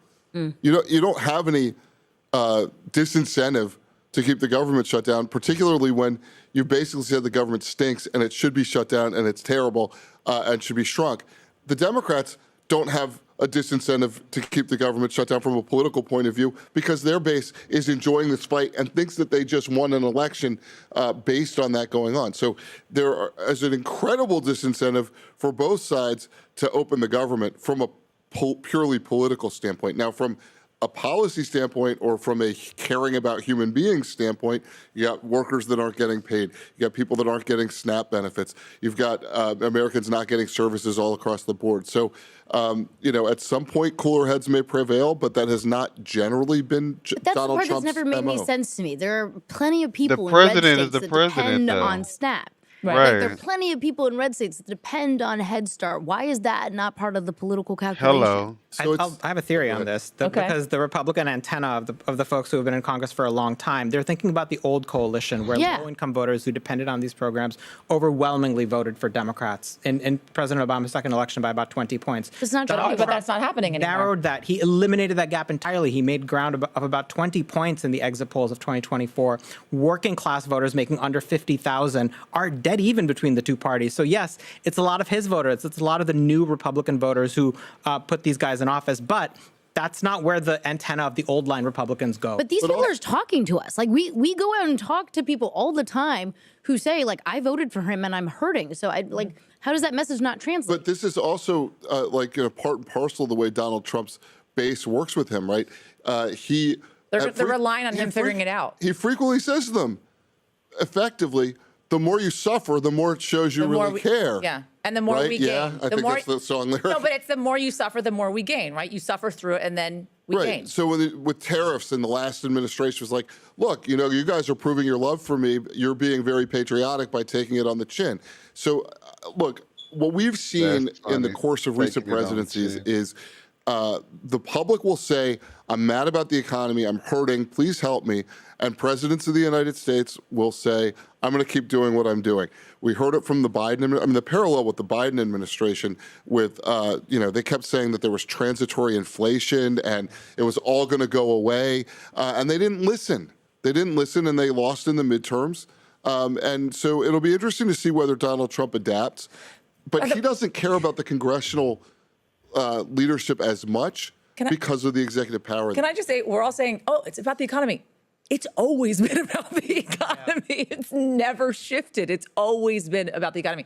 Can we talk California? Because we've been sitting here for a while and we haven't even talked. I mean, this is a huge night, not only for the shifting of the congressional maps and walk us through what this kind of means overall, especially as we look ahead to the midterm, Steve, but also for Governor Gavin Newsom, and we'll talk about that too. So what happened in California, Steve? Yeah, so let's call up the results here. And again, 2/3 in, and we always say in California, we get a ton of vote right away, and then it takes forever to get the rest of it. So the 100% vote sometime in December around Pearl Harbor Day will probably know exactly how this. But you get the sense here. It's about 2-1 in favor of the yes side on this. So a resounding win for Newsom. He and Democrats tried to tie this to a referendum on Trump effectively. I think we'd mentioned a minute ago Trump's approval rating in our exit poll in California right about where the no vote stands. So it looks like Newsom and Democrats succeeded in doing that. Now, what does that mean? Let me see. I believe we have this graphic in here, and I hope we do. Great. Okay. So we're looking at redistricting for next year. This is all about control of the House in 2026. As things currently stand, Republicans can afford to lose no more than two seats, or else they'll lose control of the House in the midterms next year. Now, they've already redrawn and enacted a new map in Texas that doesn't necessarily mean they will, but could net them 5 additional seats out of Texas. So if they were to get that maximum number out of there, suddenly Unfortunately, it's not 2 seats that they can afford to lose. It would be 7 seats that they could afford to lose. So that's a big thing Republicans did in Texas. This map in California, a couple different interpretations, but let's say it's about 5. It about cancels out. Democrats, with their map here, their aggressive gerrymander, can effectively cancel out what Republicans did with their aggressive gerrymander in Texas. So it's all a wash, right? Well, no, because this is happening elsewhere now. Look, the courts in Utah have ordered a new map there. That could actually end up netting Democrats, a seat out of Utah. Republicans in Missouri have got a new map that could get themselves a new seat there. There's a lot of drama there about whether that's going to be a referendum for the voters. Ohio's redrawing. This is a very complicated backstory to why they're doing it. The districts aren't too aggressive. Republicans could potentially, pick up 2 new seats here. It's by no means a lock they're going to do that. Another one for Republicans in North Carolina. I think a big wild card here is Florida, Ron DeSantis and Republicans. Just given the size of that state, if they're very ambitious with this, they could get 3 or 4 seats for Republicans out of there. So it's not going to end with California and Texas. And I think there are more states on the map, just given the way power is in those states and the way things are structured. There's more places where Republicans could do this for 2026. There are some places where Democrats could do it like in 2028. This might be a longer term story we have in politics. But again, California, with this passing for Democrats, does basically probably wipe out what Republicans did in Texas. And that's very significant in terms of how many seats Republicans can afford to lose. But look, again, I think you're talking about it. It's what we're seeing in New Jersey, what we're seeing in Virginia, whether it's 2 seats, 4 seats, 6 seats, that may not be enough of a pad with results like this. I think one of the biggest complaints I think that Democrats have within their own party is they feel as if that their lawmakers are not, willing to fight on their behalf.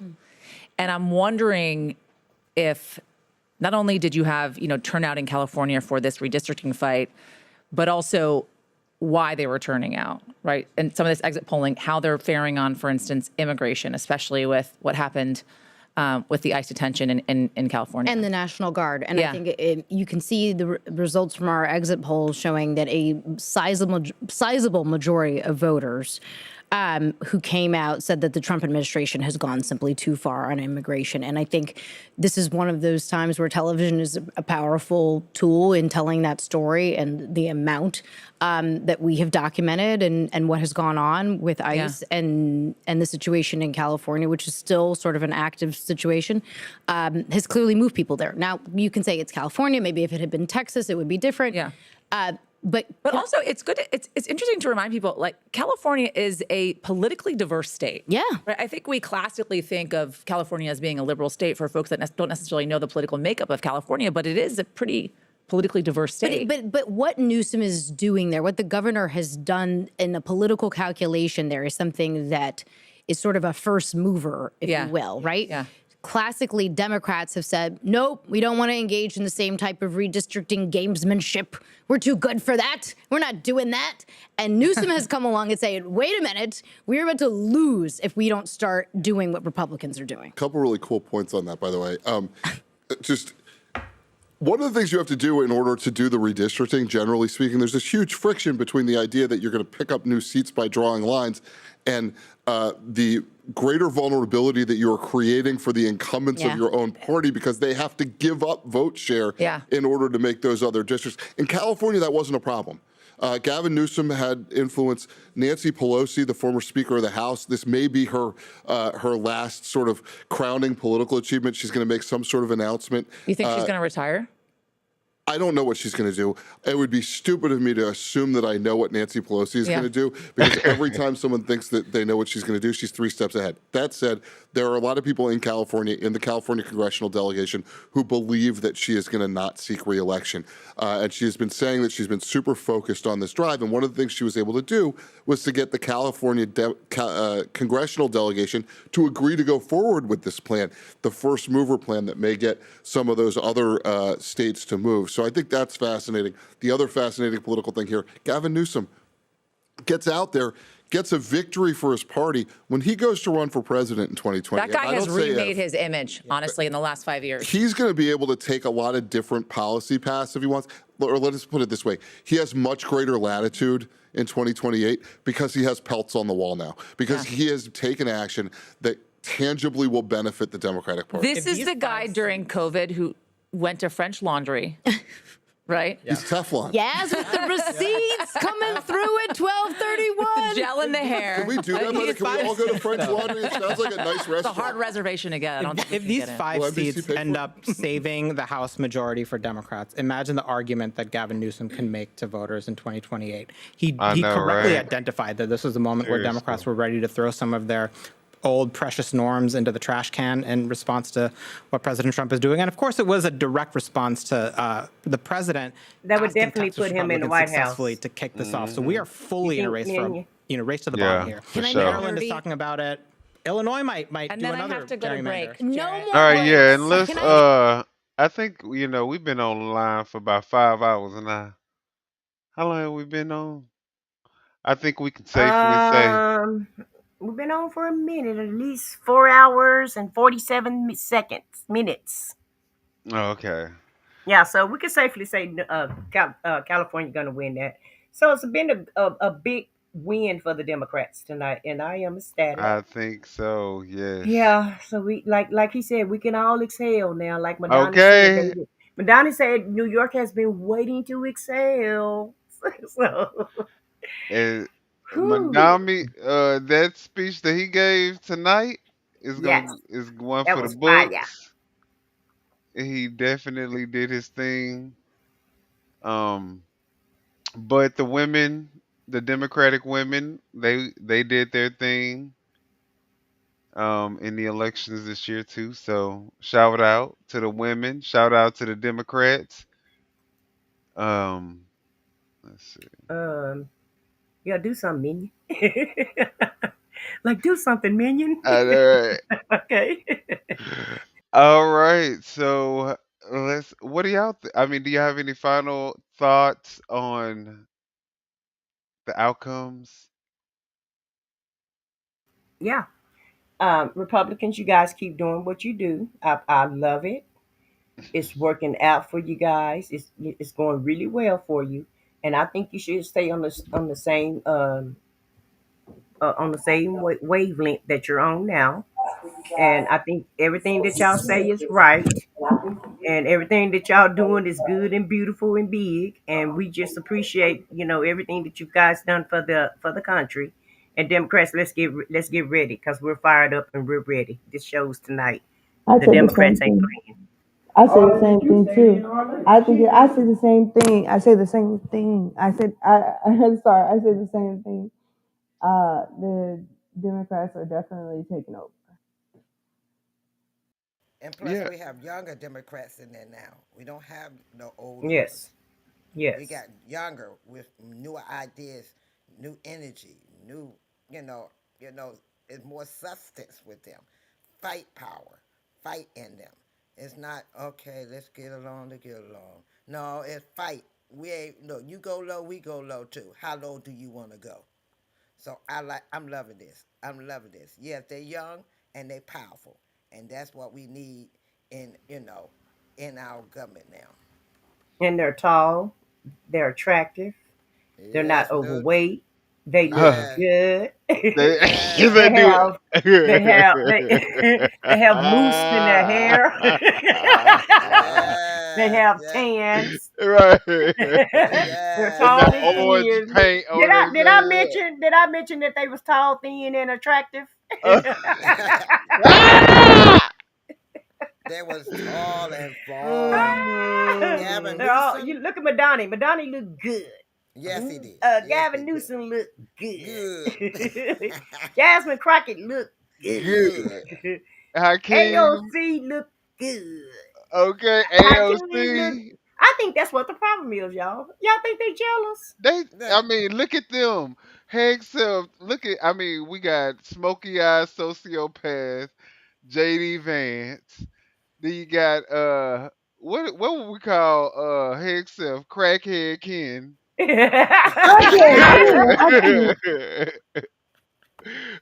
Cause that man, I don't know. Not Crackhead King. That's a nice name, though. I like that name. I think I'm gonna go with that. I like that. Got a makeup room in the Pentagon. The hell you talking about masculinity? Drinking on the Sir. job, be drunk all at the meetings and Yeah. everything. Oh Can't even. mama. Oh mama say no, don't hire him. Yeah, I bet And not. go ahead. Look, and go ahead and put out text messages, criminal warfare information on text messages. On a signal thread. Yeah, yeah, yeah. Yeah. Just So, incompetence at its finest. And and then you then got Barbie as the spokesperson for the White House. You got Barbie. and sometimes her lips be making me have to I be like, what's going on? Did she just get them poked or something? What's Minion, you Did y'all see? terrible for that.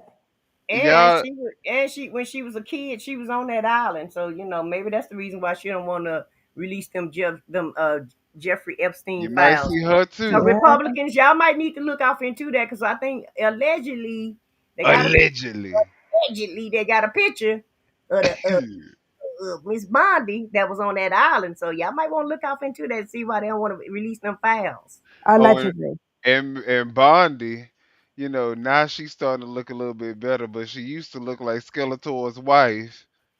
And what So, about or the Kristen creep Ong? keeper, I mean, not Minion. Skeletor, the crib keeper, I mean. What name you got for Kristen Ong with them see through eyes? You cracking up today, Minion. See through eyes and her rifle. Oh my God. With Yes, you the are cracking up too hard, Granny Minion. Jr. okay, Exactly. cause did y'all see her on South Park? They talk about when she started her when her face started drooping, and they had the people come, and it sounded like how when they doing a race, Oh, and you stop and they fix up the car real quick. They say, yeah. Do they have IEPs in college? I believe so, yes. Yes, they do. Yes. and then who else we Okay. got? I was Who else? wondering that. Because, We got cockeyed Cash. Yeah. Yeah, cockeyed Cash. He definitely ain't. you setting these names up, ain't you, dog? I mean, he set that name. His mama You are set that carrying name up for on, himself. Minion. You are carrying on with No, your no, name. y'all know. Can't nobody tell me that when y'all look at him, y'all don't see cockeyed Cash. Yeah. and do. And do. And But do. I'm just And saying, do. you just on it. You on one tonight, dog. That's all I'm Yes, saying. he is. He is on one. And who else He is? Oh. is What on other one. rejects up? And then don't Uh, even get me started on Kennedy. And Lord yeah. Jesus. don't forget Stephen Miller. Oh, and No, then Miller. Oh, Yeah. Oh my yeah. God. It's That just that is the Antichrist altogether. Just the exorcist. and right. Kennedy and Kennedy is wormy. He looked like he wear his Halloween costume all year round. Stephen Miller. Yes, Um, they do. And then you go back to Kennedy. What you got for Kennedy? I don't know, y'all. Look, y'all put me on the spot. Now I'm self conscious. So I don't have Kennedy, no right? more Okay. name. I'm trying to think of a Now name you for self Kennedy. conscious. You was giving them back to back. Why you self conscious now? Because yeah, I don't like when people give me attention. You might as well keep it. Stay on the road, dog. You might as well stay on the road. See, I said what I said, and now we the same. We said you might as well just stay on the Right. road. You might as well finish it up. You Might as started it, so well. finish it. And you know Exactly. Finish what? it right on up. Better yet, let's ask ChatGPT. What's some good pet names for the administration? I'm not gonna do it though. I don't feel like it. It's I'll do it. 11:30. I gotta Dumb, and dumb as shit. That's what's a good name for 'em. Idiocracy. Idiocracy. Have y'all seen that movie? It sounds familiar, but I don't think I've seen it. Y'all need to watch it. Buffoonery at its best. If y'all haven't seen Seriously. it, the people in the chat too. If y'all have not seen the movie Idiocracy, and if it ain't exactly what we experiencing right now, I don't know what is. Y'all go watch that movie, cause that is exactly what we dealing with right now. It's funny how these movies be predicting the future. Tell me And The about it. Simpsons. And The Simpsons, right? Yeah, and Now the South Park. Simpsons really be bringing up the future and be happening. I'm like, how y'all know?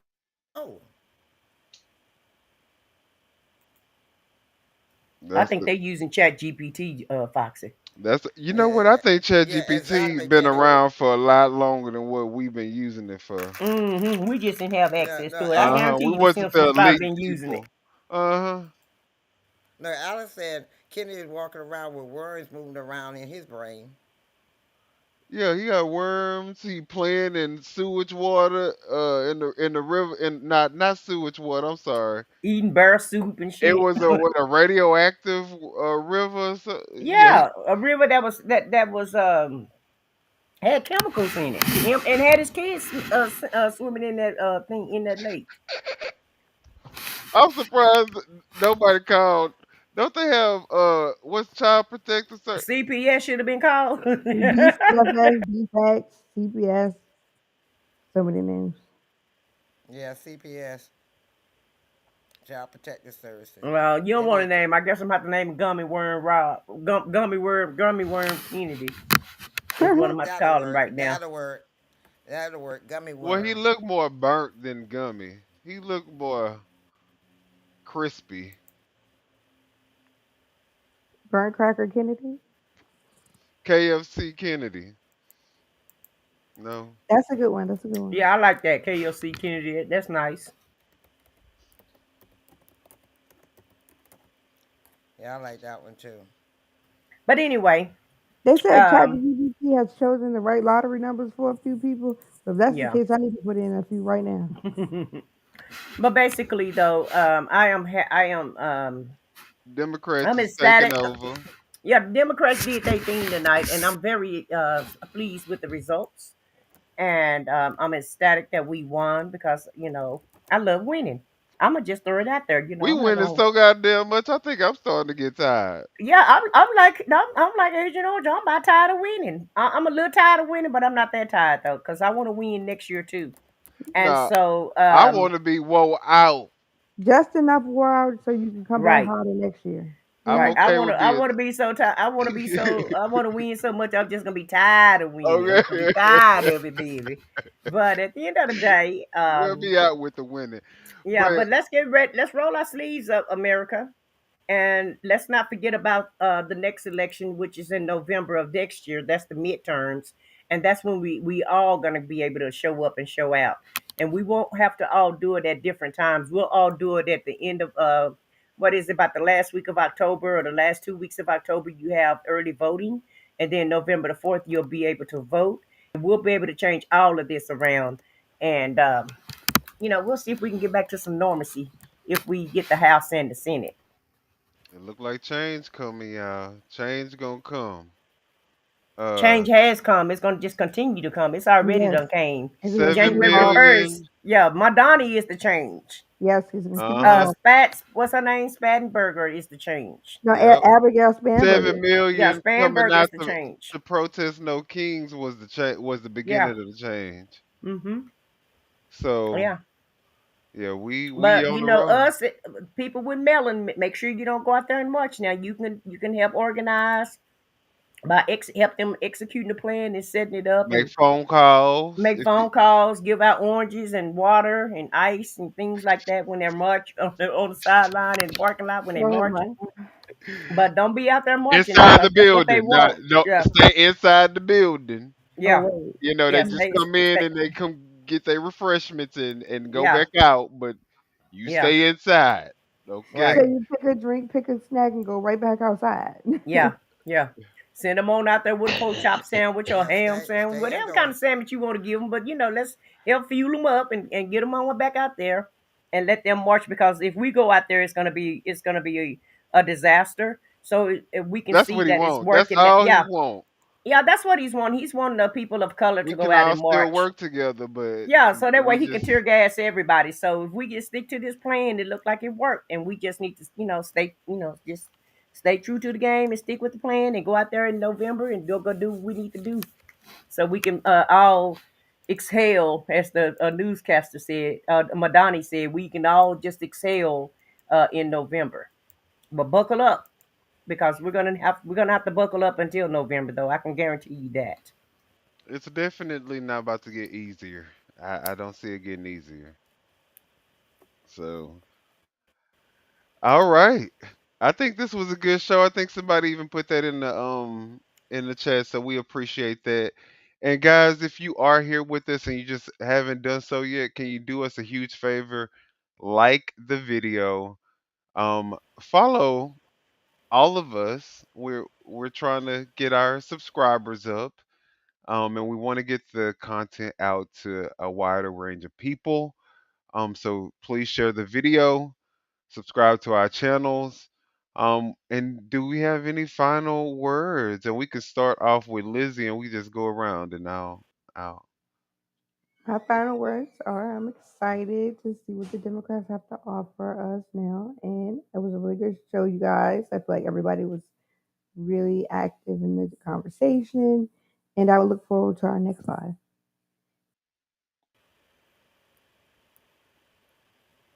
Foxy, I'm here.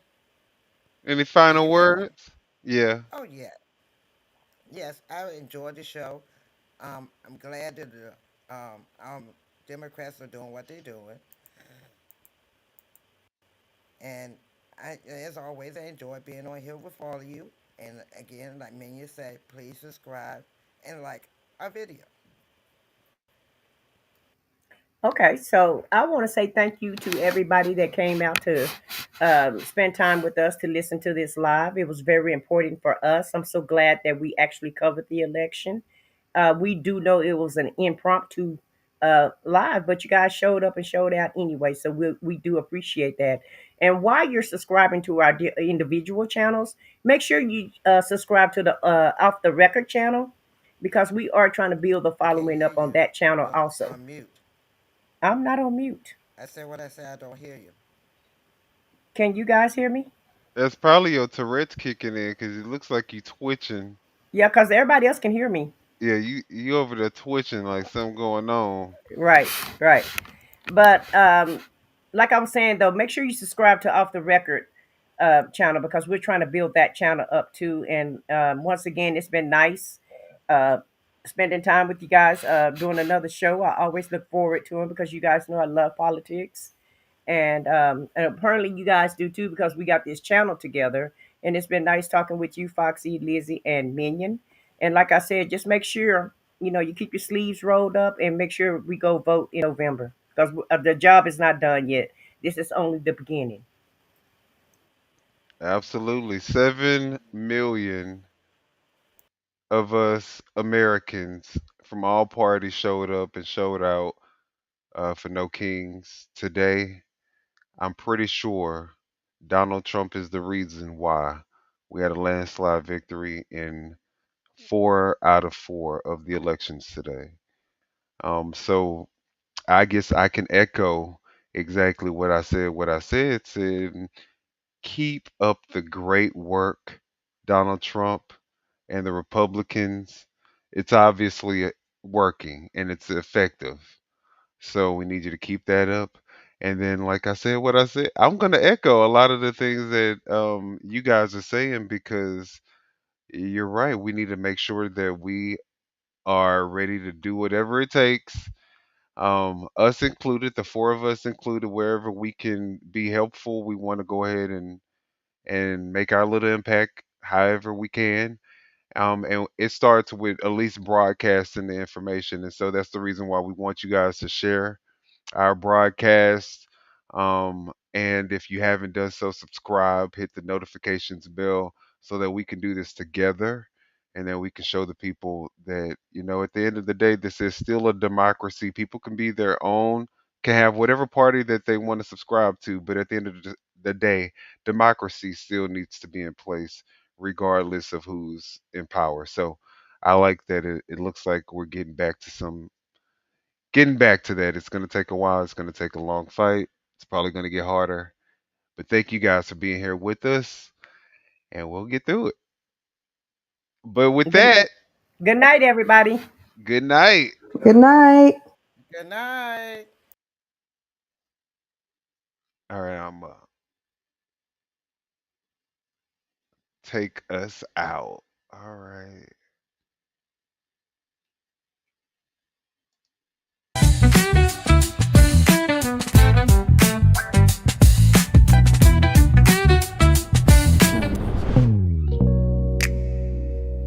No scripts, no filters, no fear. We said what we said and meant that. Off the record.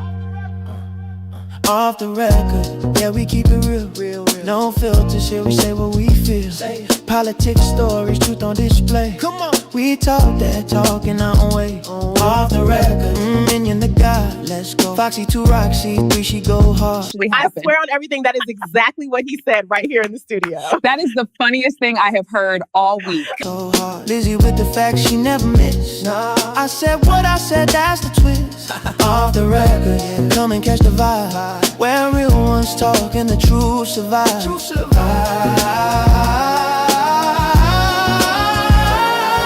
Late night truth, we don't just speak. Nah. We pull the roots from what they keep. From pain to progress, we light the flame. No spin, no script, we call it by name. Minion bring the vision, Foxy bring the flame. Lizzy drop a seat, it'll never be the same. Never. I said what I said, say it loud, no shame. We taking truth global, remember the name. No apologies, no disguise.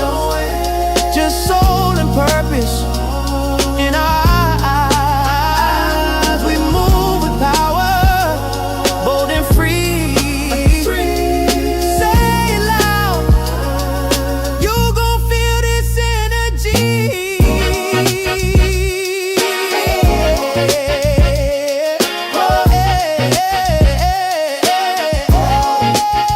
Energy, energy, yeah. Energy, yeah. Energy, yeah. Off the record, uncut and raw. We say the things you wish you saw. I said what I said, Foxy, Lizzy, Minion, the guys. This the realest show you ever saw. Off the record.